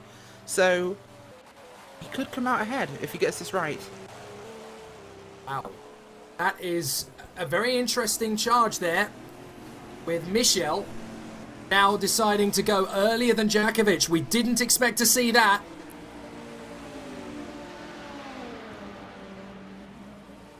So as a result of that, we're now going to have a very entertaining run. It's the closest battle on track. The P2 battle has Capella 15.7 ahead of Enzo Fazzi, with Lazaros Philippakos for the Atlantic Motorsport team in third position. GT's Nuno Pinto is only 7.5 seconds up the road for Kevin Van Doren. So as we were predicting, Van Doren is gaining ground. He's made up 2 seconds in the last sort of 10 minutes or so. If he keeps doing that, he's got time. We could see a Ferrari win this race yet. Certainly could be. Gonna have a quick look down there at them myself, but the Ferrari's been pushing well, and look at it, 7 seconds now to Nuno Pinto. That gap is not insurmountable. We have 40 minutes left. They're off to their final pit stops. He is gaining, I think. Yes, he was 18 hundredths faster last time by, which isn't a lot, but with the way traffic is, it's looking more consistent. Van Doren has had good, consistent laps in that Ferrari, and he is closing it down. Pinto has to see that. He has to be reacting. Well, he's pushing as hard as he can, Nuno Pinto, but it is going to be tough, because I'm fairly sure that by now the GTs have made their final pit stops. And if they have, then those two cars are just going to run to the flag. But Kevin Van Doren is pushing Nuno Pinto as far as he possibly can. The Prototype 2 battle isn't done yet, because there's only 20 seconds between Vincenzo Capella, Enzo Fazzi and Lazaros Philippakos. That's going to be an interesting battle to the end as well. So what is Niki Jackovic going to do about Christian Michel? Interestingly, after the pit stop, get this, after the pit stop, the gap is 1:28. Now, let's not forget that if Jackovic has done this properly in terms of the maths, he won't have to sit in the pits for quite the same amount of time that he had earlier. So he'll have a faster pit stop this time round as well, because there's only 39 minutes to go. So it won't be a splash and dash pit stop, but it certainly won't be the length of pit stops we've seen so far from the racers. So this is going to be very difficult. I'm not sure how this is going to go, but Jackovic will have a faster pit stop than he did last time. He's going to pit now. Yes, yes, this is it. This is the moment of truth for Jackovic. Oh, here we go. This is going to decide what will happen over the next 40 minutes. Whoever gets out first can effectively control the pace. Well, on YouTube, Ricardo Ferreira is telling us that Nuno Pinto is controlling the gap out front. Nobody's told Kevin Van Duren that, as Kevin is absolutely on it, pushing very hard indeed to try and close down the gap. Michel is pushing hard. Gap is coming down. But the big question is... Oh, big crash in the front stretch. Oh, yes. Two of the Aston Martin. No, That's 14. Corvette's even English. Yeah, that is 14. Big spin. That's 14. That was Olivier 14 spinning down the main straight. And I think there was contact to initiate that. So That was Atlantic Motorsports. They were down the order. It was the second car, but that was big. That was Mercado as well. Mercado involved in that one. Oh dear, oh dear. So Mercado and 14 both caught up in that one. And let's focus on the main straight. Where is Michel? Well, Enzo Fazzi has come in from second position in the P2 race. So he's pitted. Capella and Filipakos might not be far away unless the Revolution Racing car is out of sequence. It's so difficult to keep up. It was a I'm not lag sure. issue. The 70 was involved as well. That was... oh dear. Yeah. That was... It seems as the car just repositioned itself and kaboom. He's gone again. Here we go. I think Michel's going to be in front. I think Michel is now leading the race. So that has been a big difference to the phone book. Michel is out in front by a few car lengths. They've done it. They've beaten Jackovic out of the pits. And the gap is not massive. Oh, actually, I think it might be. Where is Michel compared to Jackovic? Trying to see where he is on the road. I think it's a big gap. I think they've done it by quite a long way. It's showing up on my screen that they've done it by 20 seconds. That can't be possible. That seems insane. Well, Possible. unless of course they got the strategy wrong for Jackovic. They put too much fuel in. But yeah, Michel is 20 seconds up the road. I mean, I said this is possible. If they are taking less fuel and more even stints, then it could be possible they could have shorter time in the pits. That seems with the early pit stop before Jackovic. That's what Michel and the guys were doing. But it's hard to really say here. We don't know yet whether this is an actual gap or it's some sort of glitch, but... Oh no, the Gameosaurus has pointed it out because of course Michel was running a little bit further in than Jackovic earlier on. They had to put less fuel in their pit stop than Jackovic did. So Michel has played the long game here. He said, fine Nicky, you go on ahead. That's not a problem, mate. When we get out the pit stops, I'll be 20 seconds clear. Oh, we've had an incident. Oh, we've got a code 80. Oh, what's happened to Van Duren? Van Duren is off the road. We have code 80 on the racetrack. Code 80 has been deployed. This will neutralize some of the gaps almost as we try and find out what's happened. We had one of the Corvettes, Jake, off the circuit sliding. We had Kevin Van Duren off. We had Kevin Van Duren off as well. I don't believe it. Kevin Van Duren, who was pushing on, is out of contention surely for the victory. This is terrible. Well, that was well, what's the gap going to be now between the two cars? I would estimate that it's now insurmountable. Kevin Van Duren has dropped to 4th position. What a shame. What a shame. That Ferrari was giving it everything. Genuinely looked like a contender for the victory. Thought we were going to see Ferrari flags around the circuit. But it's not to be. It is not to be. Now, what this does mean is that Christian Michel can have a little bit of a breather on his tyres, as too can Nicky Jackovic. The gap is going to come down a little bit between them, but not by enough to be too significant. Big issue now is going to be who will get the better off this restart. Van Doren onto pit road now, so he's retiring. Oh no, he's driving through. He might be coming back out again. We'll find out soon, but he's in the pit road for service. I've got a feel for him. Or Kevin Van Doren. That team has put in so much hard work in this race. They deserve to be at the top step of this podium. So does, of course, the other GT team. So does Nuno Pinto and the boys there. But that is gut-wrenching. So close. So close. They had a chance there to go for the win, and it's been snatched away from them. Well, what this does mean to a certain degree is that the fuel dissipation is kind of gone here, really, because they're going to be able to save a little bit more fuel under the virtual safety car for a lap or so. So, mathematically, there is still a chance for Jackovic to make up some of the ground. Well, it's, at this pace, it's considered 17 seconds, but it's going to be closer, I think, once they get moving. Because I think someone's sneaking a little bit closer forwards. You reckon so? Yeah, I think you might be right there. Christian Michel is doing the best he can to hold station. Right, we're under green again. Green flag's waving. So, not yet, we're not. That's a little bit jumping the gun. Sorry, I thought I saw a green flag. My apologies. We are still under virtual safety car. We are still under code 80. Where is Michel on the racetrack compared to Jackovic on the racetrack? Well, Michel is going down the main straight.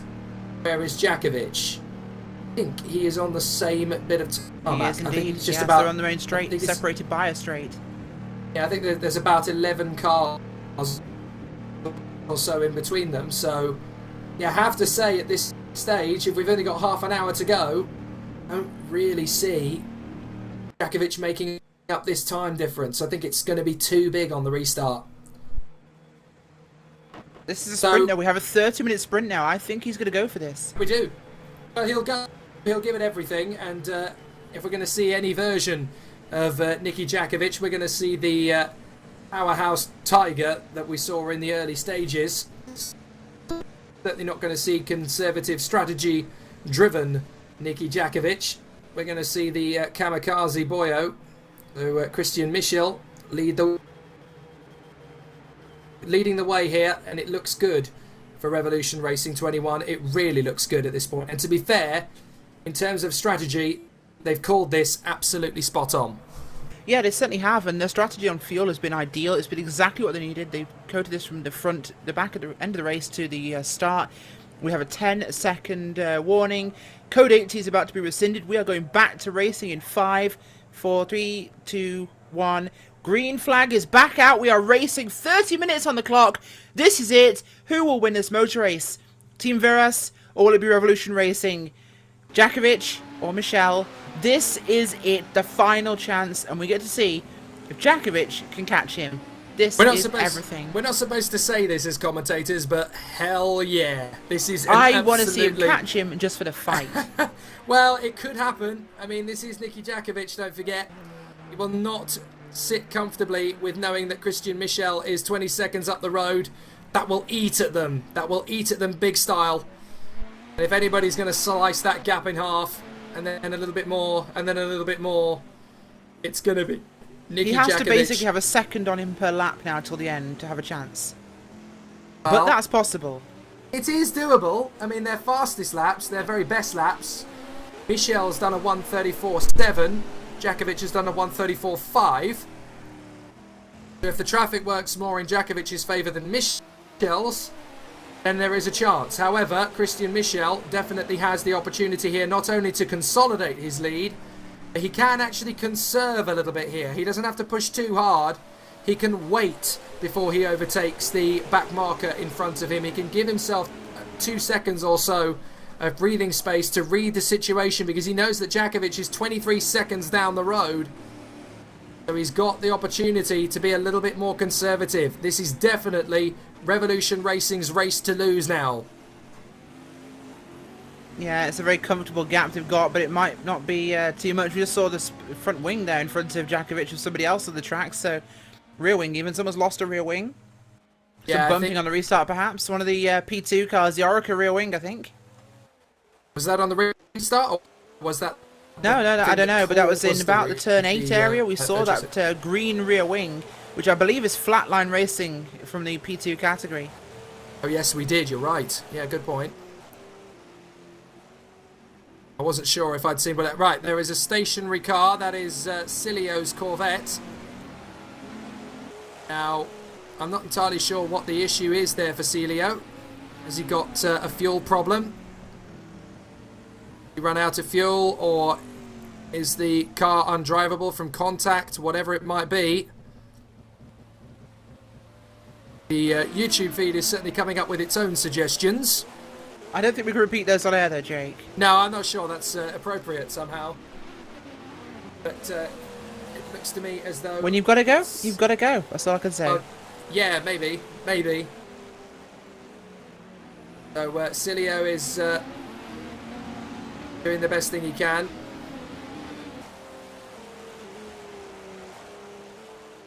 Apparently we just heard he's run out of fuel, so... Oh, he has run out of fuel. Okay, that is a shame.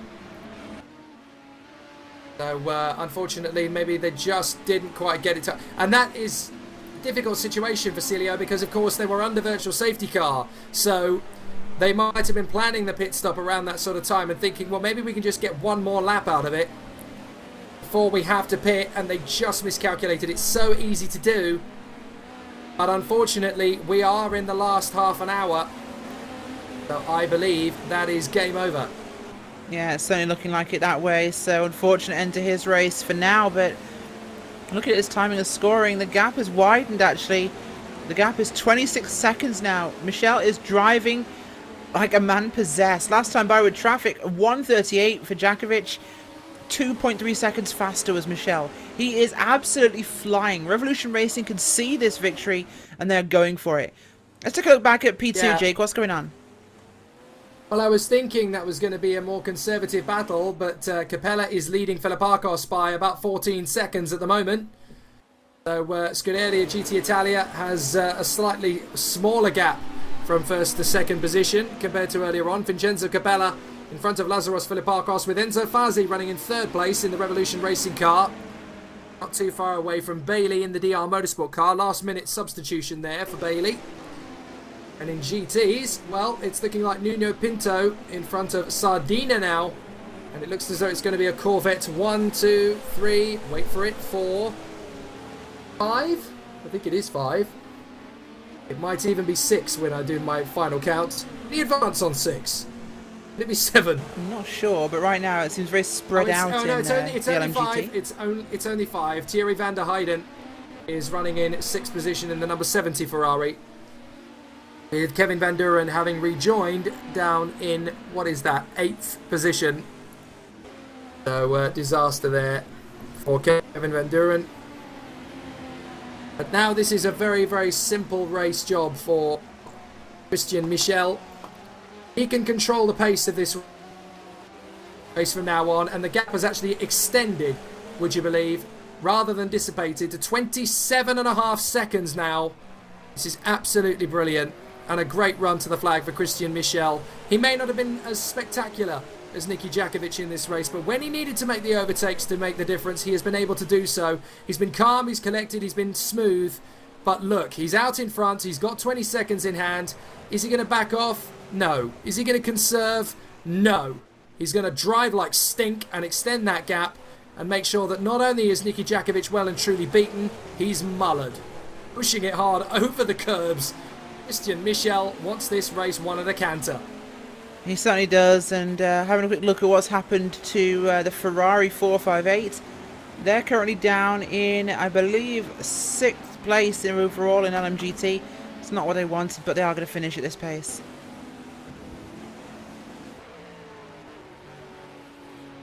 Looking back up towards the front, the gap has widened in your LMP1 category. Quick run through in this final 25 minutes now of the race. It is, of course, Revolution Racing ahead of Team Virez and Vodball Racing in third. Doug Henderson Racing's number 3 machine in fourth, and 3 Wide Motorsports in fifth. Down in LMP2, it is Scuderia GT Italia in first, with Atlantic Motorsports, Revolution Racing in third, DR Motorsports in fourth, and Champion Racing in fifth. The gap there between Revolution Racing and DR Motorsports is actually closing in now, so we could be about to see a battle here, actually. As DR Racing are, well, a couple of seconds back, it seems to be at the moment. They were closer, or looked closer, but they aren't, so timing and scoring is lying to me. It's saying identical times, and it's not true. That's we'll very look back true. down, it is indeed. We'll look down to LMGT. Out front it is, of course, Dark Racing with Pinto behind the wheel in first place. Scuderia GT Italia in second, Group 40, Sim Racing for Holland, Flatline Racing and Group 29 in 5th, 6th place. So that's Flatline Racing top 5. This is looking like it's evolved very nicely, Jake, but the entire field is spread out after that Code 80. We haven't really got anything happening. I think it's just more of a sort of a cruise control to the flag for a lot of teams now, particularly in the top 3 in all the classes. They need to bring this home. They need to do so comfortably. They can't afford any major mistakes at this point. And it's kind of worth paying tribute to the teams that have put in the hard work here. Third position in GT. It's been a very tough run for the 94 crew in Revolution Racing. For that particular team, they have done an absolutely magnificent job in the 94 Revolution car. It's Matt Santel who's in the car at the moment, sharing that car with Miroslav Davidovic and Arne Schoenfleet. Great performance from those 3. Later in the season, of course, they also share with Daniel Almeida and Kala Kuri. Expect them out at the LM24. Second position in the running. A great run for Scuderia GT Italia. Alessandro Puotti and Salvo Sardina. They've been absolutely brilliant all day long, those two. Alessandro Puotti, very fast and disciplined when he needed to be, and it's going to give them a very, very strong second position. But it wasn't quite enough on the day to overhaul the brilliant talents. The way things are currently going, of course, we're not actually saying they've won it yet, because there is still some time to tick over. Brilliant performance from the 84, the dark racing car of Nuno Pinto and Kevin Ryan. They have worked so hard, these two, put in an absolutely cracking job to get this race won. And the 84 Dark Racing Corvette C7R looks as though it's going to get the job done in GTs with a 36.5 second gap over the Scuderia GT Italia Corvette of Sardina and Puotti. Great performances there. In Pro 2, well, third position. It's taken a long time to get there, but once again there's going to be a podium for Revolution Racing. And it's been an up and down slog to get there for Jake Hall, Enzo Fazzi and Stan McDonald, and it will be Enzo Fazzi who brings the car home. It still could be up for debate though in P2. There is a chance for that to change. Lazaros Filipakos is actually going about a second a lap faster than the race leader. So Atlantic Motorsport with Lazaros Filipakos, Tonga Gardia and Diego Carranza, they could actually move into the lead here. They are getting that gap down. So Pro 2 is definitely not done and dusted yet. In fact, Vincenzo Capella has actually responded with his teammate Federico Soave sweating buckets on the sidelines as the Scuderia GT Italia car looks for a victory.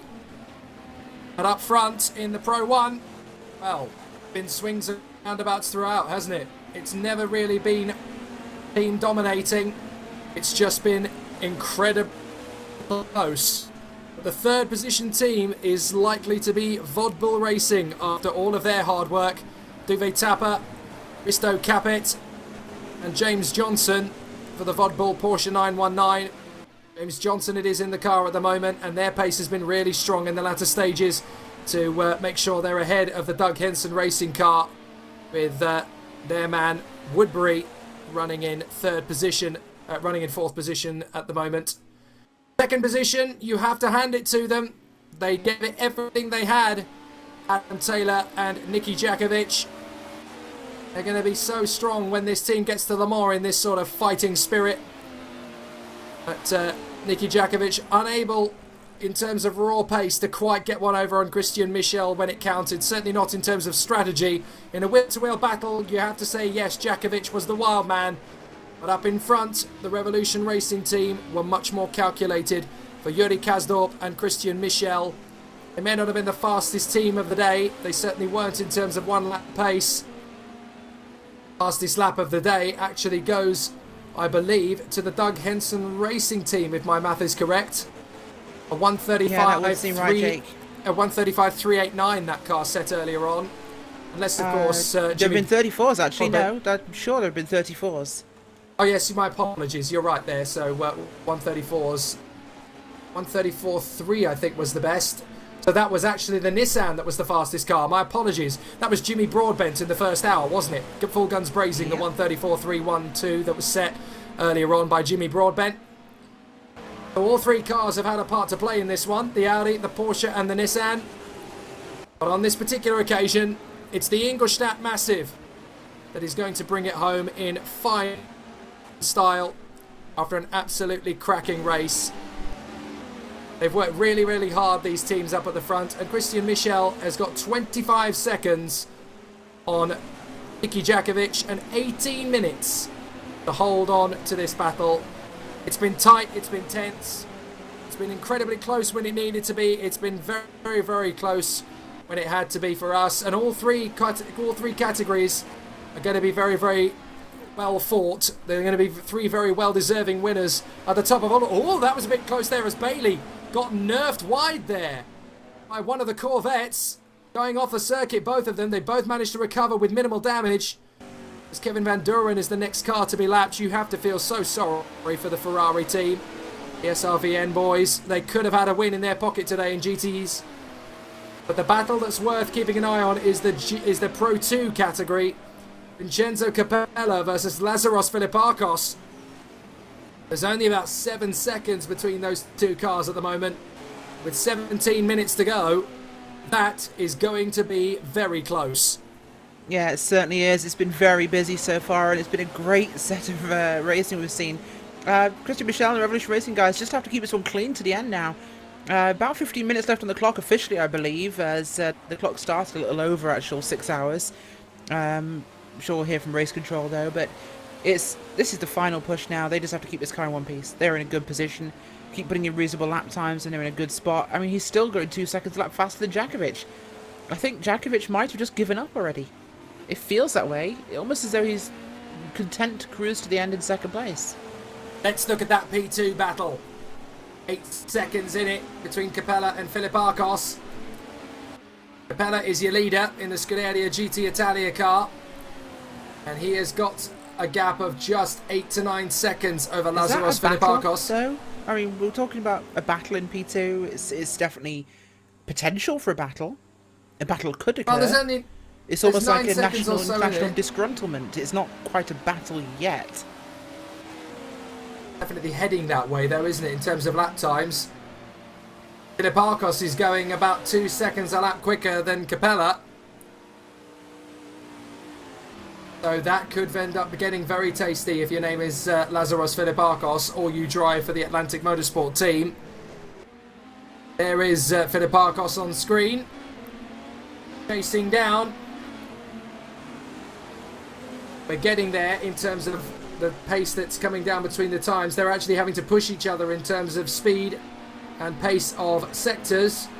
Capella's just done a 31.3 on the final sector compared to Filipakos on a 31.6. They've just told him, mate, if you don't step on it, Filipakos is going to mug us here. I think now Capella has risen to the occasion and started to step on it, but if he does it too hard, he could end up making the mistake, and 8 seconds is not a lot to have in your pocket. When we're talking about diminishing gaps, I should point out as well that Michel is losing about 0.3 of a second per sector to Nicky Jackovic, but fortunately for him, he still has about 21 seconds in hand over Jackovic, so he doesn't have to stress at this moment. So Jackovic is closing in. The gap is down to 21 seconds, but there isn't enough time for that to be worth a big panic. Well, it looks as though Capella has risen to the occasion. that first sector on the second lap of the come on, push harder signal. He went half a second quicker. So as far as we're concerned, it looks as though Capella has responded to the challenge. Is starting to get back on with it. So let's take some onboards to go to the fastest. Let's go to the next few minutes of lapping. Let's see if we can get an onboard here. We haven't spent a lot of time looking at the P2s, so let's see if we can ride on board with one of the P2 drivers. Potentially Capella could be a good one, considering he is leading. The Capella is out in first position in the Pro 2 category, 8.5 seconds in front of Lazaros Philippakos. We'll try and get an onboard. Here we go.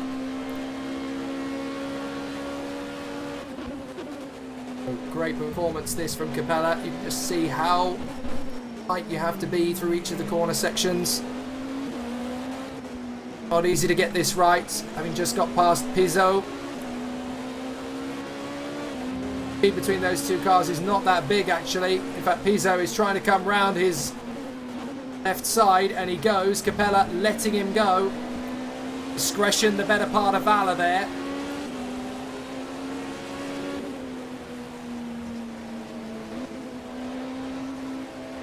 Capella on board. What about the man behind who is pushing hard to try and close up on this man? If we can see if we can get an onboard with Philippakos, that would be pretty interesting. This is a guy who is absolutely rapid at the moment. He's got that gap down again to 7.2 seconds in fact, so there might still be time for this pendulum to swing again. There's only 12 minutes and a half to go and Philippakos is absolutely on it. The twitchiness of the steering wheel from Lazaros Philippakos as he continues to push, absolutely rocking this car around the circuit, twitching through every corner. Philippakos is determined. The gap is down to 6.8 seconds now. He knows there isn't much time. He knows there isn't a lot of gap. Gap down to 6.6 seconds now. Philippakos is doing everything he possibly can. Capella is trying to breathe easy. But Philippakos knows it's now or never. They are racing for the victory here. And the gap between them is not much. Capella's done a 1:45.988. Philippakos made about a second in that lap.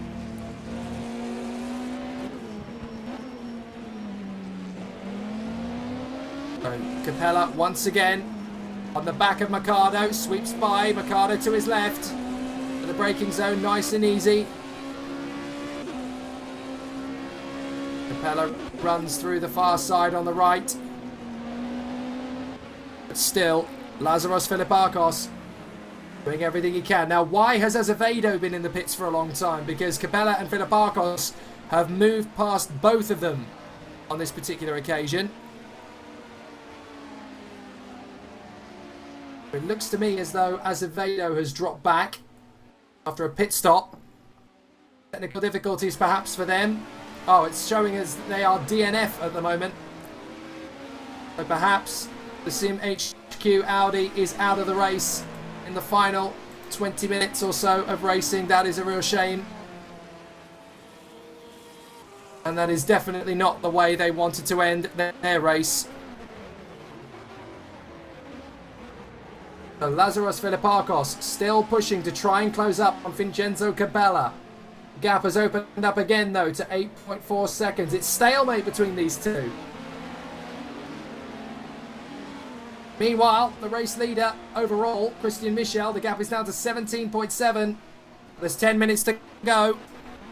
Revolution Racing can smell the champagne at the moment. Big recovery though from Jackovic, of course. Gaining a lot of time. He's been fighting back. It's too little too late, but he's down to 17 seconds.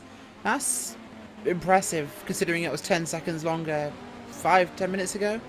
He's really poured the coal on, but it's not going to be enough, unfortunately. Well, I suppose you can argue, and I know what Revolution Racing are going to argue, is that they were actually conserving the gap. They didn't have to push. So you could also argue that, yes, it's good that Jackovic is getting the gap down, but from the Revolution Racing point of view, they might not even be pushing that hard. If you look at Michel's lap times, done a 1:38 the last 3 laps. So yeah, he's comfortable. He's cruising to the end now. yeah, he doesn't have to push. This is the thing. The gap is 19 seconds now. Jackovic has been held up in traffic again. He doesn't have to push the car, so why should he? If he can wait a second or two to get past that GT car that otherwise could squeeze him off the road, then why shouldn't he? So he's in that position now where he can afford to be the one who controls the situation. Now apparently we've got a screen freeze issue for Bailey, so that's the race over for them, I'm afraid. So that is a retirement coming up then, I think. Well, we've had a few retirements now, haven't we? Because we've had the PRL Logitech racing car. That only lasted 30 laps. Then we had the 3-wide Motorsport Corvette with Grau retiring after 90. And we had the Texas Squadra Corsa car retiring. That was a real heartache. Marsilli giving it everything it got.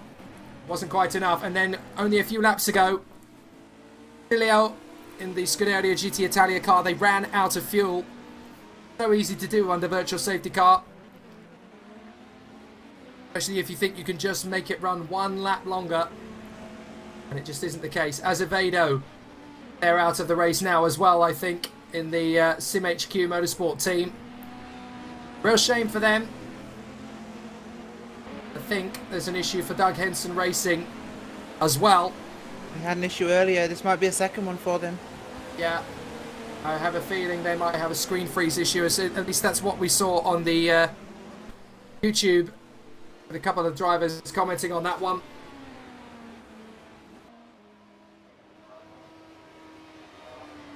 So let's see exactly how long we have to go in the race. It's about 7 minutes and 40.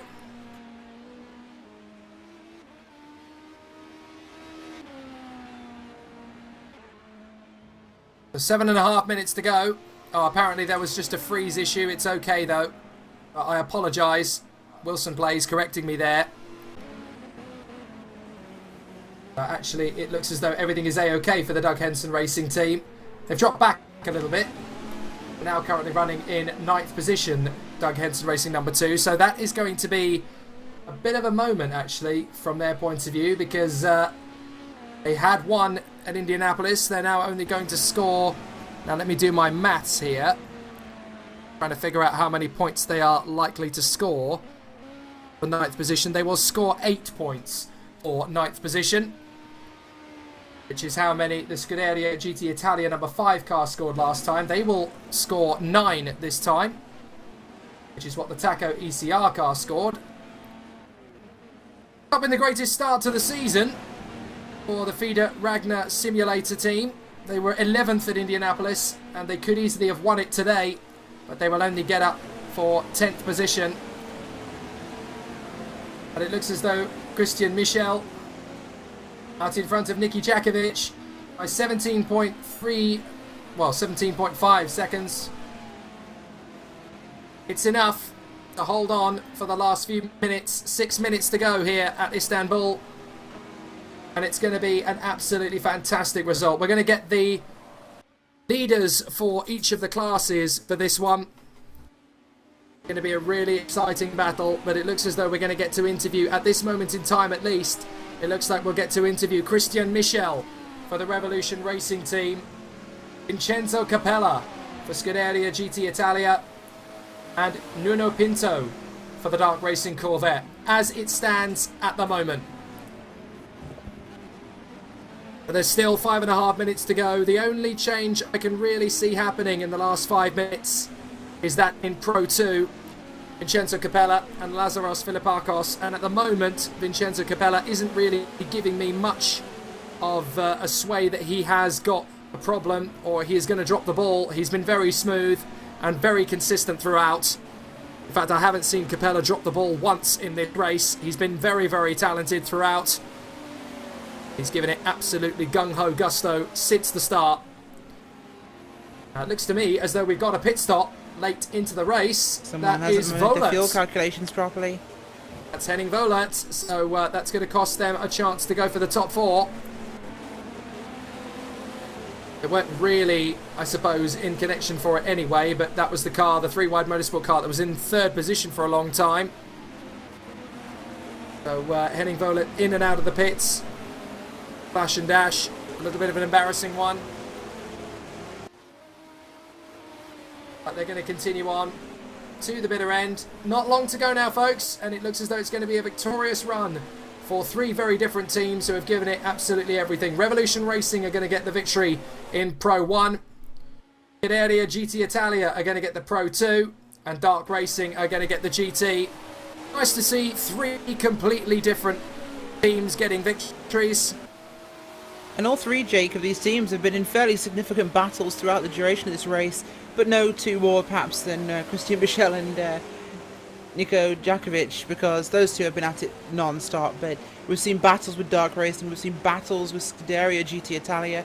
This has been the war of Turkey. We've had so much battling with our class leaders. These guys have all earned this. We have 3 minutes left. If they can make it 3 minutes, they have a victory. Absolutely brilliant race this has been. All 6 hours of it have been watchable. They've been tenterhooks on the edge of my seat laps. And the battles have just been glorious to behold. And I think Christian Michel and Niki Jackovic can pat themselves firmly on the back after the end of this one. They've given every single lap the entertainment value it's been worth to tune in. We've got 122 watching the YouTube feed at the moment, and I'm hoping that once it's obviously finished, that's going to increase in terms of views. The racing has been magnificent. I have a feeling I'm going to be splicing bits of this and adding it to the show reel. The racing has been that good. It's an absolutely cracking championship VEC. And this has been a total and utter demonstration of that.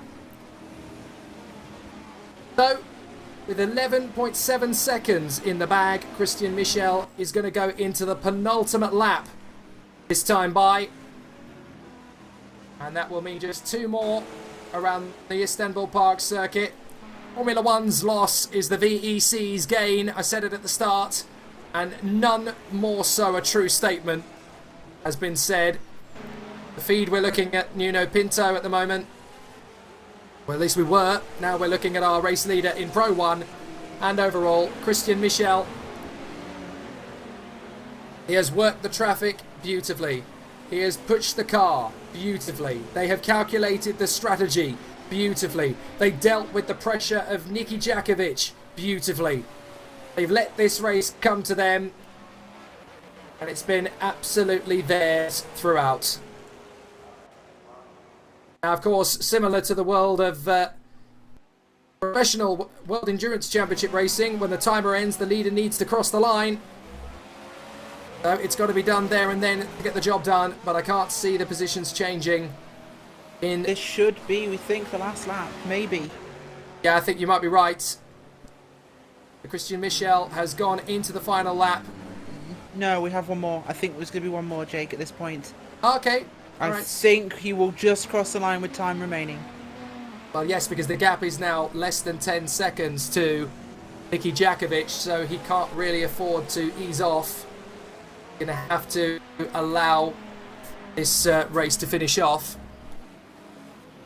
Yeah, that's across the line with 54 seconds remaining. This was the white flag. White flag has been displayed to Revolution Racing and Christian Michel.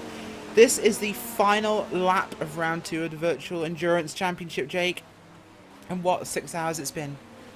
You couldn't get 2 more dissimilar races if you tried. Doug Henson Racing used the 1-hour test race prior to the Indianapolis 6 hours to make that American barn dance their own. Here in Turkey, it's been an absolutely fantastic battle throughout. It's going to be Christian Michel on the last lap who gets this race won. He has read every single moment of this race beautifully.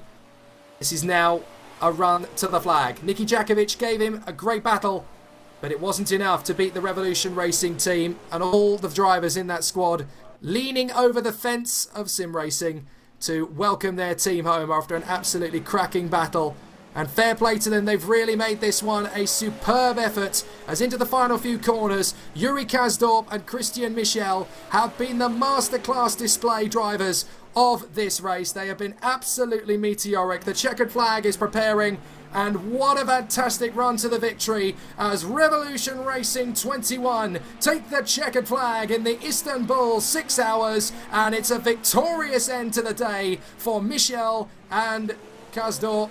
What a magnificent run. It was a close fight, but it was not going to be taken away from Revolution Racing. Superb. Absolutely superb. Speaking of that, we also have Capella now. He's heading up the backstretch now. Little over a lap for him remaining, or half a lap I should say. This is the LMP2 team, of course, of Scuderia GT Italia. And a fantastic job they have done, Jake. They've been very dominant in this LMP2 class. There's been ups and downs, of course, for them, but at the end of the day, they've come out on top. They come home with a 12-second gap over Atlantic Motorsports, who'll come home in second, and Revolution Racing will also get a podium in LMP2. It just won't be a win, it will be a third place for those guys, with Enzo Fazzi behind the wheel of that car. Through the final chicane now for Scuderia GT Italia, and the flags are waving over the fence because they're coming home with a victory.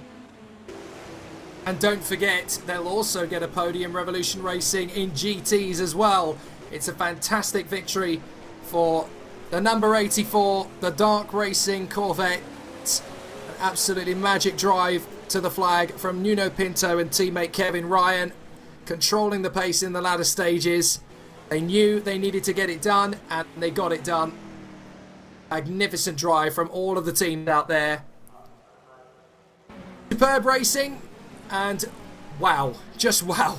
Those 3 or 4 battles between Michel and Jackovic were worth every single second of that race. An intriguing fight, but it's definitely a deserving victory for Revolution Racing in the Audi. Well done to the Pro 2 and GT winners as well. They've been absolutely magnificent. Great battles in every single class. And if that's what the rest of the season is going to be like, so glad I signed up for this. This is going to be amazing, Jake. It's a fantastic race.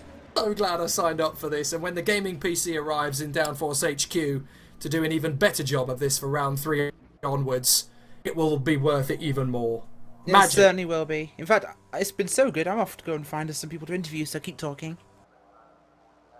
Well, I think Downforce Racing needs to have a race team in VEC. We may need to talk about this for the next season. I don't think we've got time to do it for season 9.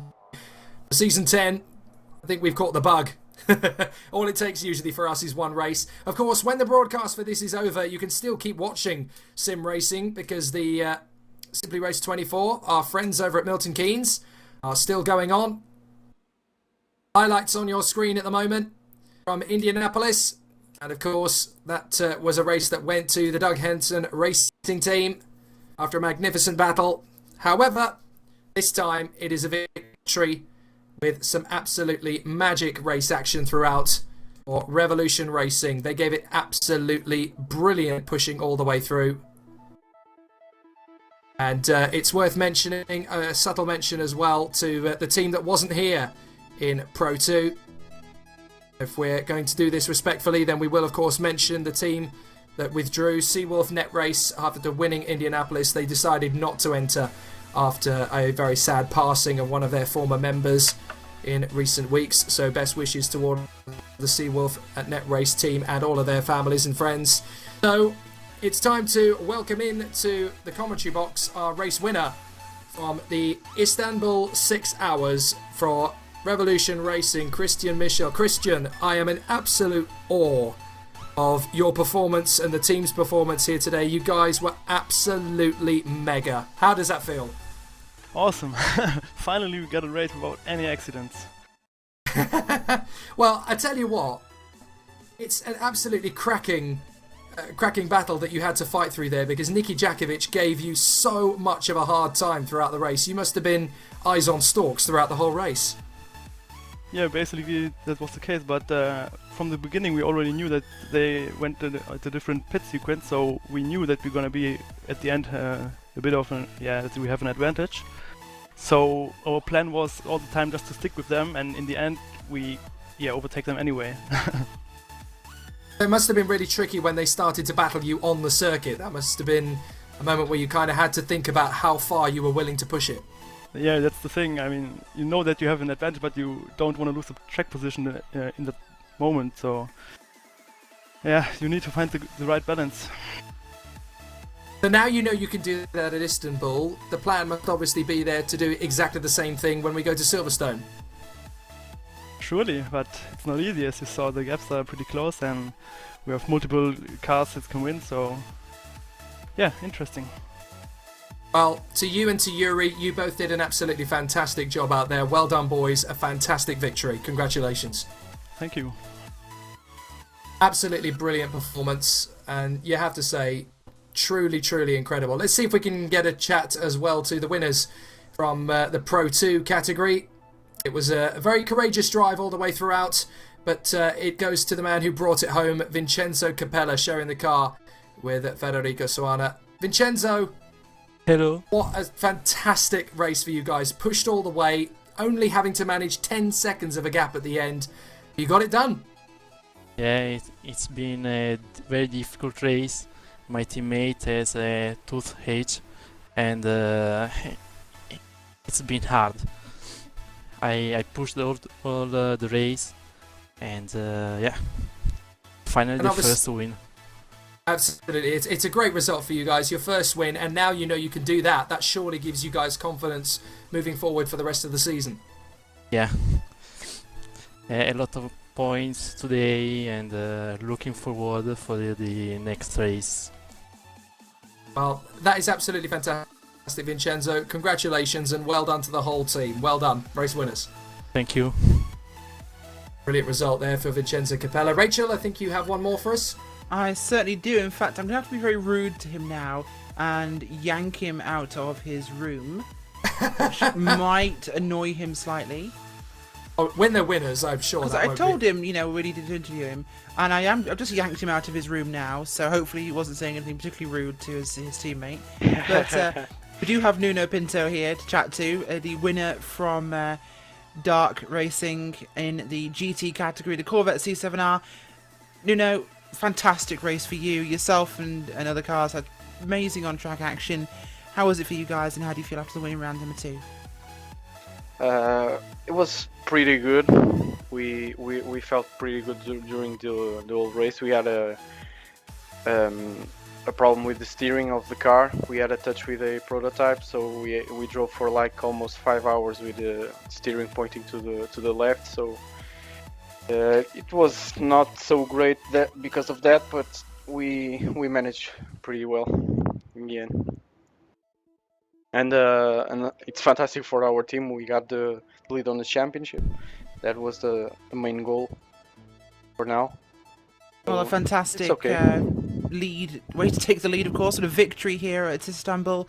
Silverstone coming up next. How do your team expect to fare? Sorry, I didn't hear the question. I said Silverstone is coming up next. How do you expect your team is going to fare? How are you going to do?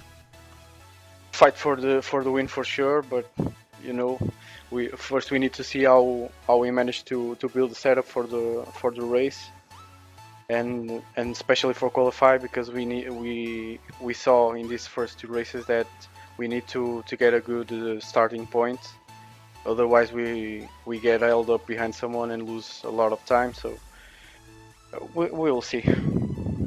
Just one last thing before we let you go. Of course, racing in Turkey is one thing, but how do you feel about racing in England in December? Do you like rain?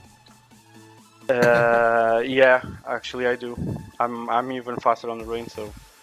Well, on that note, thank you, Nuno, for joining us, and congratulations on the win in the LMGT category. Thank you. Jake, back to you. Thank you very much. Well, how do we sum up those 6 hours? Magnificent, close, down to the wire, no nonsense motor racing. The Virtual Endurance Championship has been absolutely magnificent, and it looks as if we're in for a real treat throughout Season 9. Rachel, we have to say, we've got a front row seat for what's going to prove to be an incredible battle with so many chapters yet to be written. It certainly is, Jake, and we have had a spectacular day here today. Amazing racing, amazing competition from the drivers, and what an environment. This has been my first time here at the Virtual Endurance Championship, and you know what? I am so glad I have the rest of the season, because this is not going to be one to miss. Absolutely. Well, Rachel Whiteford, thank you very much for your cooperation in the commentary box, and a huge thank you as well to Jimmy Allison and Enzo Fazi for their work on the commentary booths around the circuit as well, and congratulations to Enzo for then hopping into his own car and bringing their Pro 2 car home on the podium as well. An absolutely cracking race. Hope you've all enjoyed it. There is more where that came from, folks. December the 3rd on the Silverstone Grand Prix circuit for round 3. 6 more hours of magnificent racing. For the teams, a chance to get testing and to see if they can eke that little bit more out. And I hope that a lot of the gremlins and bad luck will dissipate. For us, a preparation for a championship that still has no clear leader in either of the 3 championships. It's game on 4 weeks from now. For myself, Jake Sanson, and on behalf of the whole VEC and Sim Racing Club team and the Downforce Radio commentary team, thank you for listening, thank you for watching, take care, and see you next time.